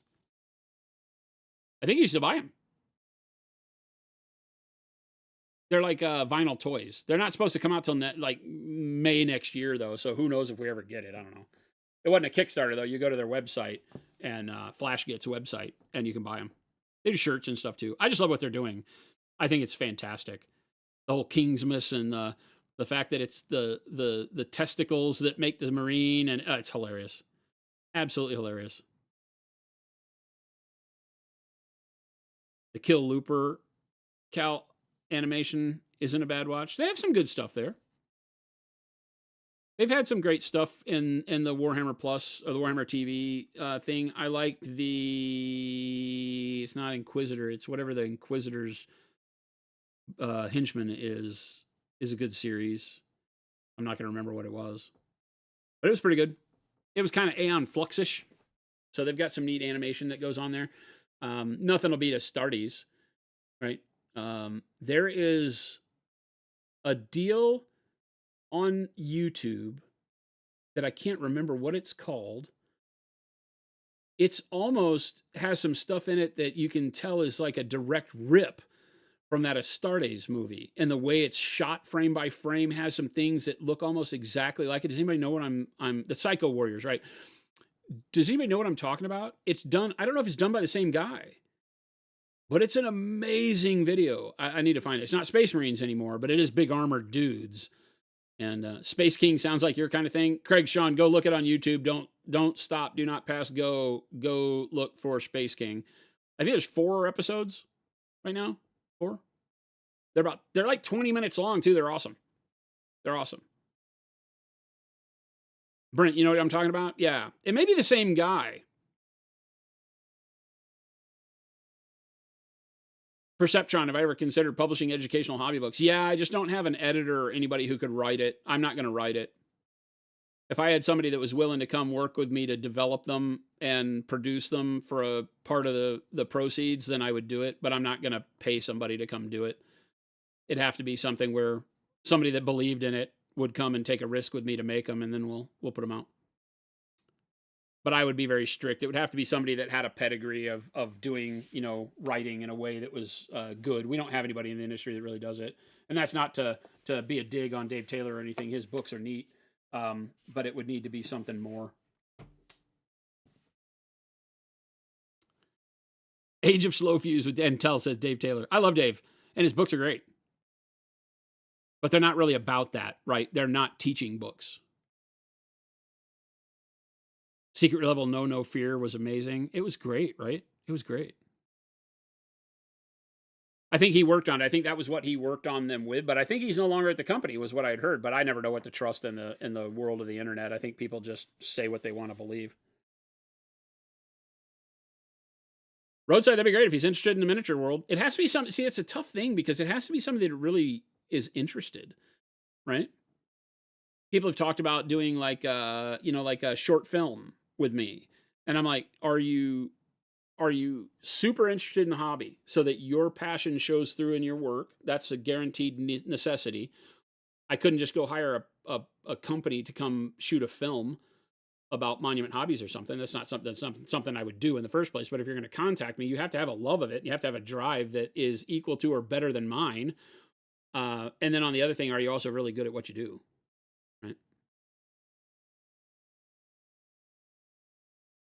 Why do you now want a snail tank with a big honking gun? I should bust that model out. It's in the room. I found it. The model we started doing, I did the wireframe for, and we started sculpting the snail. We could still finish that. Yeah, but that No Fear was amazing, and that put 40K out in front at the time where Space Marine 2 was really hitting. It put 40K out in the front for a lot of people watching Amazon and Love, Death, and no, what was it? What was it underneath it? What was that show that it was part of? Secret Level. Holy cow, man, it's awesome. Yeah, that when that guy just shoulders that tank, whew, or the Jeep or whatever. Holy cow, it's so good. So good. And it had sort of the same feel from the Astartes movie where they were kind of locked, right? When the Slaneshi demon, or no, it was the Zinch demon, right? She gets in their heads and they can't do anything except kill themselves or whatever. That was pretty crazy. It was good storytelling, right? Very brutal storytelling. So I was glad to see GW not shy away from making stuff that was really heavy-handed.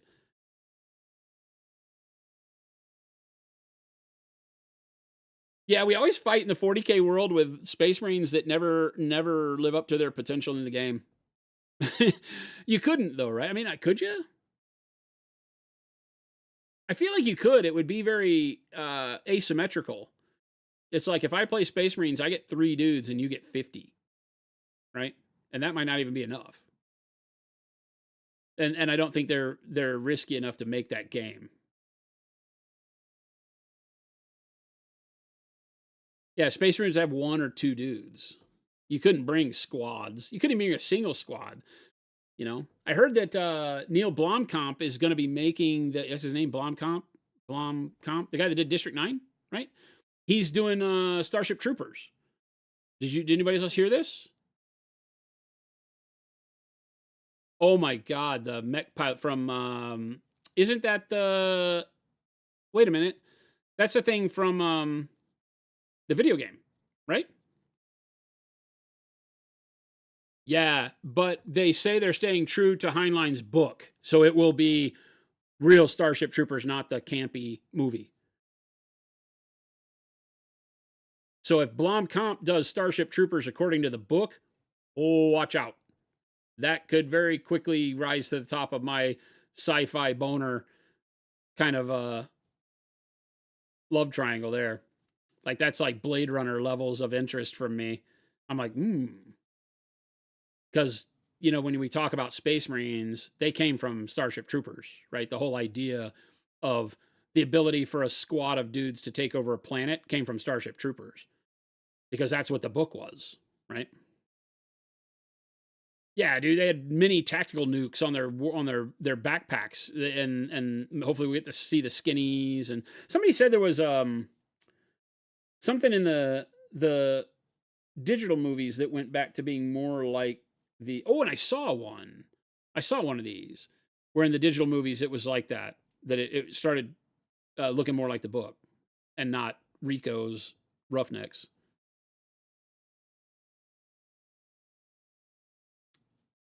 It's going to suck because they're going to remove all the satire. There is no satire in Starship Troopers. You can't you got to go back to the source material. Starship Troopers was really good. It is not the movie, right? The movie was only the name. That's all it was. The name. Yeah, they were more like Tau battle suits or something. They were like powered armor. They're power. The people inside were just human. They weren't like amped up, superhumans. But it was like power armor, right? Yeah, the movie's just the name. KC3D, home in Greece. I'm building Conquest models. Parabellum's in Greece, I think. I was like, how does that tie together?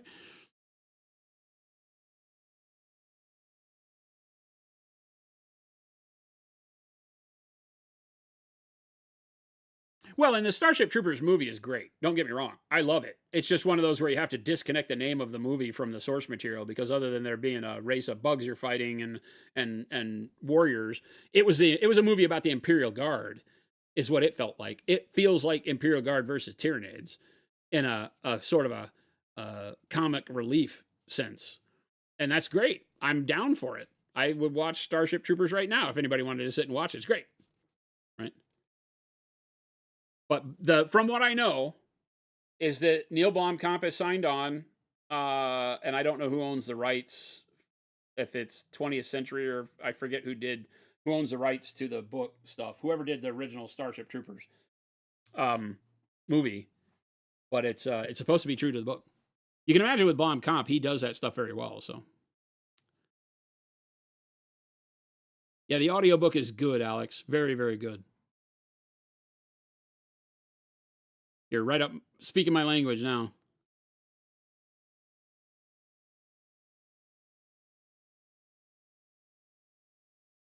Is it Blomkamp? Is that what you're? Is that I'm saying Blomkamp? Is it Blomkamp?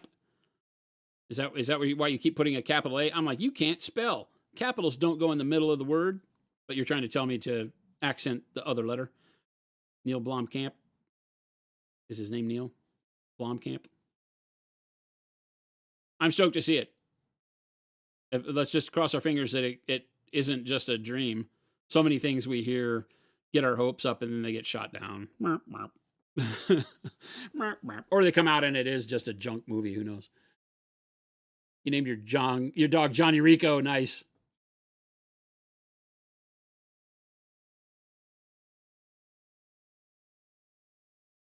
It's the kind of built-in testament to like the modern world that like Old Man's War, Slaughterhouse 5. Not that Starship Troopers is anything like Slaughterhouse 5, don't get me wrong, I'm not saying that, but that it has a poignant way of talking about the future with it, how it related to, you know, the real world at the time of writing, which is cool. But what's the color scheme going to be? My goal with the armor on these guys, I think, is so in the pictures, it really got me interested, right? Because they have this kind of, I don't know what you call it, right? It's this earthy, oh, you guys can't see because it's all shine and it's out of focus. There. It has this kind of earthy green with blue undertones on it, right? That really I like. I think it juxtaposes really well with the flesh and the fire, because there's a lot of fire on a lot of the models that I have coming. And so I really like the kind of earthy greens. I'll probably, you know, I'll pick my own color scheme for it, but I like a dark, uh, you know, green over blue and dirty feel to it, because then all of the fire and bright colors like the red banners on the dragon would look really cool. That's my goal. Yeah, the oats stuff is great. They've got some neat stuff on there. Sigourney Weaver on that one with the aliens and them fighting back against the aliens is kind of fun. Are they bazookas? I don't know. Yeah. Yeah, not quite that same verdigris tone, but sort of. But I'm going to do them as if they're painted that way. So, Sugar Rush, I thought the build on the dragon was pretty good. It went together well. It all fit together well. There's limited gaps. All the gaps that were there that would have been visible, other than like the leg on the butt there, which I can live with. All the gaps got covered up really nice by other panels and such. So there wasn't really a spot that you feel like at the end, other than the cylinder around the cylinder of the tail. I probably need to fill that in because right there is a line. Other than that, everything I think is really cool. Yeah, it went together good. There's only a few more pieces, the banners and stuff that have to go on it, but I think overall I'm very happy with the way it went together. At the end there were some goofy things, but it was more piloting error to get these things on there because they didn't have any indexing point or keying, and the head didn't go on very well at the end for some reason. So it's kind of janky, this engineering of the head going on, because it left a kind of a gap there that can't be filled. But it's an armor panel, so I'm okay with it kind of overlap or not overlapping. This guy was atrocious. This is older plastics from them, and so this guy was not fun. The plastic's a little bit softer. The mold lines are really bad. The way that it's engineered to go together is not great. But in the end, it'd go together. And now that I've done one, the rest of them will be a little bit easier. I think my biggest concern with this is the way that the sprue attachments are for the pieces. I probably can't make it clear on stream. But if you were to, maybe you can. Maybe I zoomed in enough here. But if you can, let me see if I can find one that makes it evident. Okay. This is a good one. On the back of this helmet, you see how the sprue connector actually intrudes over the edge line of the helmet. Look at the edge of the helmet, right? It's down here. But the sprue intrudes on that. So when you cut that sprue off, that line will not stay sharp. It will indent the line. And so now you have a problem. And then it happens everywhere. It's like on top of skin and all these areas where the sprue connects has like a little ball that hits the model, so you can't make a flush cut, and it's really rough. So it mars the surface of the model and makes it really hard to keep the edges, the detail on the edges. Now they covered most of that up really nice, which is good. And I may have just randomly picked the worst one out of the whole group, but I don't think so. No. Yeah, same thing here. Like where the sprue hits that arm, you can see how thick that sprue head is right there. You'll know that on most models, what happens is that right before the sprue hits the model, it flattens out so that it's just hitting the area in a line, as opposed to a big round cylinder that hits the model. Because when a big round cylinder hits the model, when you cut it off, it has it wraps around the detail, and then you have to file the bump off rather than just being able to flatten it. So that's the only problem with this. The engineering was bad on these, but the sculpts are neat. It's a cool dwarf. So I'm stoked to paint them. That's why I'm going to paint one, and we'll see how he goes. And so that's this week. I'm going to start in on these two guys. We'll figure it out. But I think tomorrow I'm picking up my Yorogamo, and that might derail all the dwarves. Because as soon as I get the big tarantula with the geishas, and then I get the delivery of, I have some Tengu that I should be able to get tomorrow or the next day, and my Yorogamo, and some more dwarves. And then from Greece, from Parabellum, sending me over all of the rest of the, well, not all, but most of the rest of the faction of the Yoroni. So the Japanese demons, the yokai, and all that. So they got a big freaking yokai model that I think is like 10 inches tall or whatever. It's ridiculous. So I'm super stoked on getting that one. But yeah, as soon as the Japanese demons are here, or the sorcerer states one, that might derail dwarves because those are the ones that really got me. KC3D, you're up late. Yeah, but the Archon plastics, which I think this was, you can tell there are different plastics just when I set him on top, right? You can tell from the coloring, right? The lighter gray versus the darker gray. This is a better high impact. I think it's a HIPS, a high impact polystyrene, and it's fantastic for cleaning. The connection points were good. The engineering on it was good. I really didn't have many problems with it. I didn't bitch a whole lot, I don't think.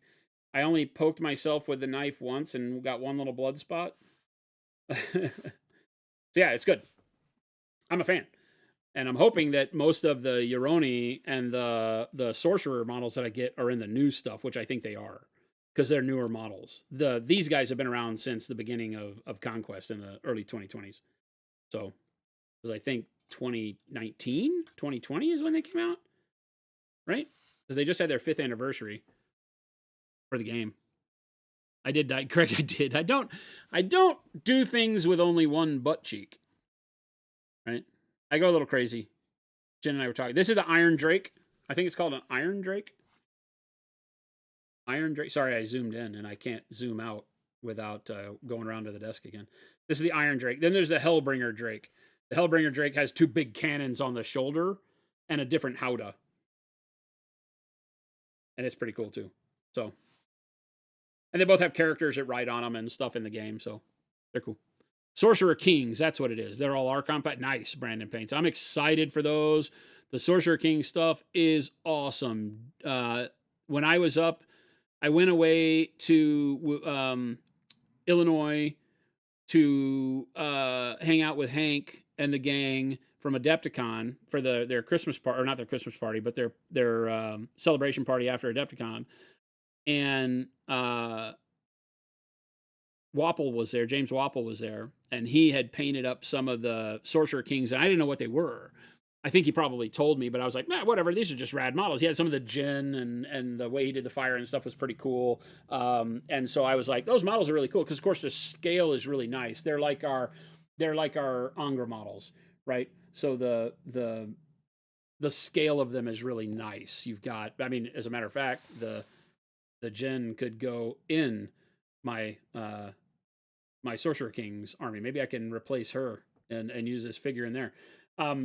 But so it really appealed to me, right? The subject matter appealed to me. And then I saw, I'm not going to remember, I say Bastet because of the cat, but there's a big model that's a tiger, and it's like this size, right? It's monster size, and it's a 4-armed tiger with knives or like scimitars, and it's leaping forward, roaring, and has the crown, the Hindu crown on fire kind of a thing. So it's bitching. And then a big eagle, or a big bird that also is like a 4-armed, sword wielding bird with 4 wings, and the model's crazy. So they have Rakshasa. Oh, it's a Rakshasa. It's a Rakshasa or Rakshasa. Yeah, you're right, Mo. That's what it is. That's what it is. Sugar Russ, yeah, they have a bunch of really neat dinosaurs for the whatever the orcs are called. Wadroon, something like that.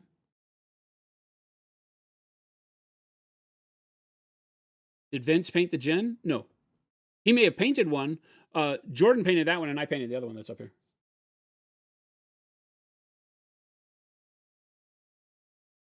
So yeah, there's a bunch of really, really cool models. Yeah, a lot of the unit kits are dual nowadays, which seems really fun. I mean, I guess it's fun.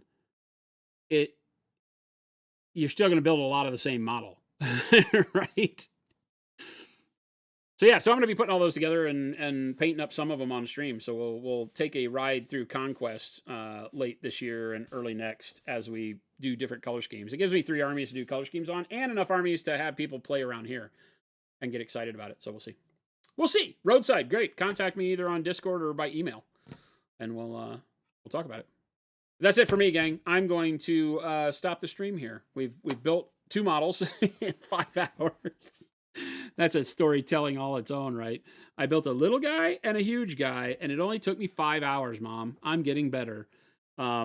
So yeah, I don't know if I'm super stoked on that, but yeah, I'll build more when I'm not streaming so that I can get more done and have more to show off. And we'll have more models coming in. I'm super stoked for it. I'm excited. For me, it's all rule of cool. And when I'm stoked about the models, I have fun painting them, and I don't care if I ever play the game. So we'll see. We'll have fun. Big guy has lots of points, though. Believe it or not, the big guy because these guys all come in units of 12, and I think the unit of 12 of these guys is like 180 points, and he's only 230. So I was talking about it earlier in the day that there aren't any units that are so much more expensive that it makes them out of range. You can literally put every unit you would think is cool into a list. You may only be able to do one of the big guys, but the difference between a unit because it's a rank and flank game, your units come in blocks of 12 as a base. 12 guys, 3 bases, 4 guys on each base. And those are generally no cheaper than 150 points. And when the big stuff is like, 180 to 200 and something, that's it. There's nothing bigger. So I think the game, the points wise, it makes it to where you can really slot the units in that you want, which is cool. Wad, you've managed to build 3 push fit Sigmarines. No glue. What? Wirehead, thanks so much. I really appreciate you guys joining with me on days like this. It's so much more fun when I get to banter back and forth. I may not get as much done, but it makes for a fun day. So thanks for hanging out with me on a Sunday, unexpectedly, to watch me bitch and moan about putting plastic together. I hate building models. So thanks for hanging out with me. And have whatever is left of your weekend. Have a great time with it. I'm not going to raid anybody because I ain't got time for that. I'm going to turn the stream off, and I'm going to go home and pet the dogs and eat chili with Jen. Jen's making chili tonight.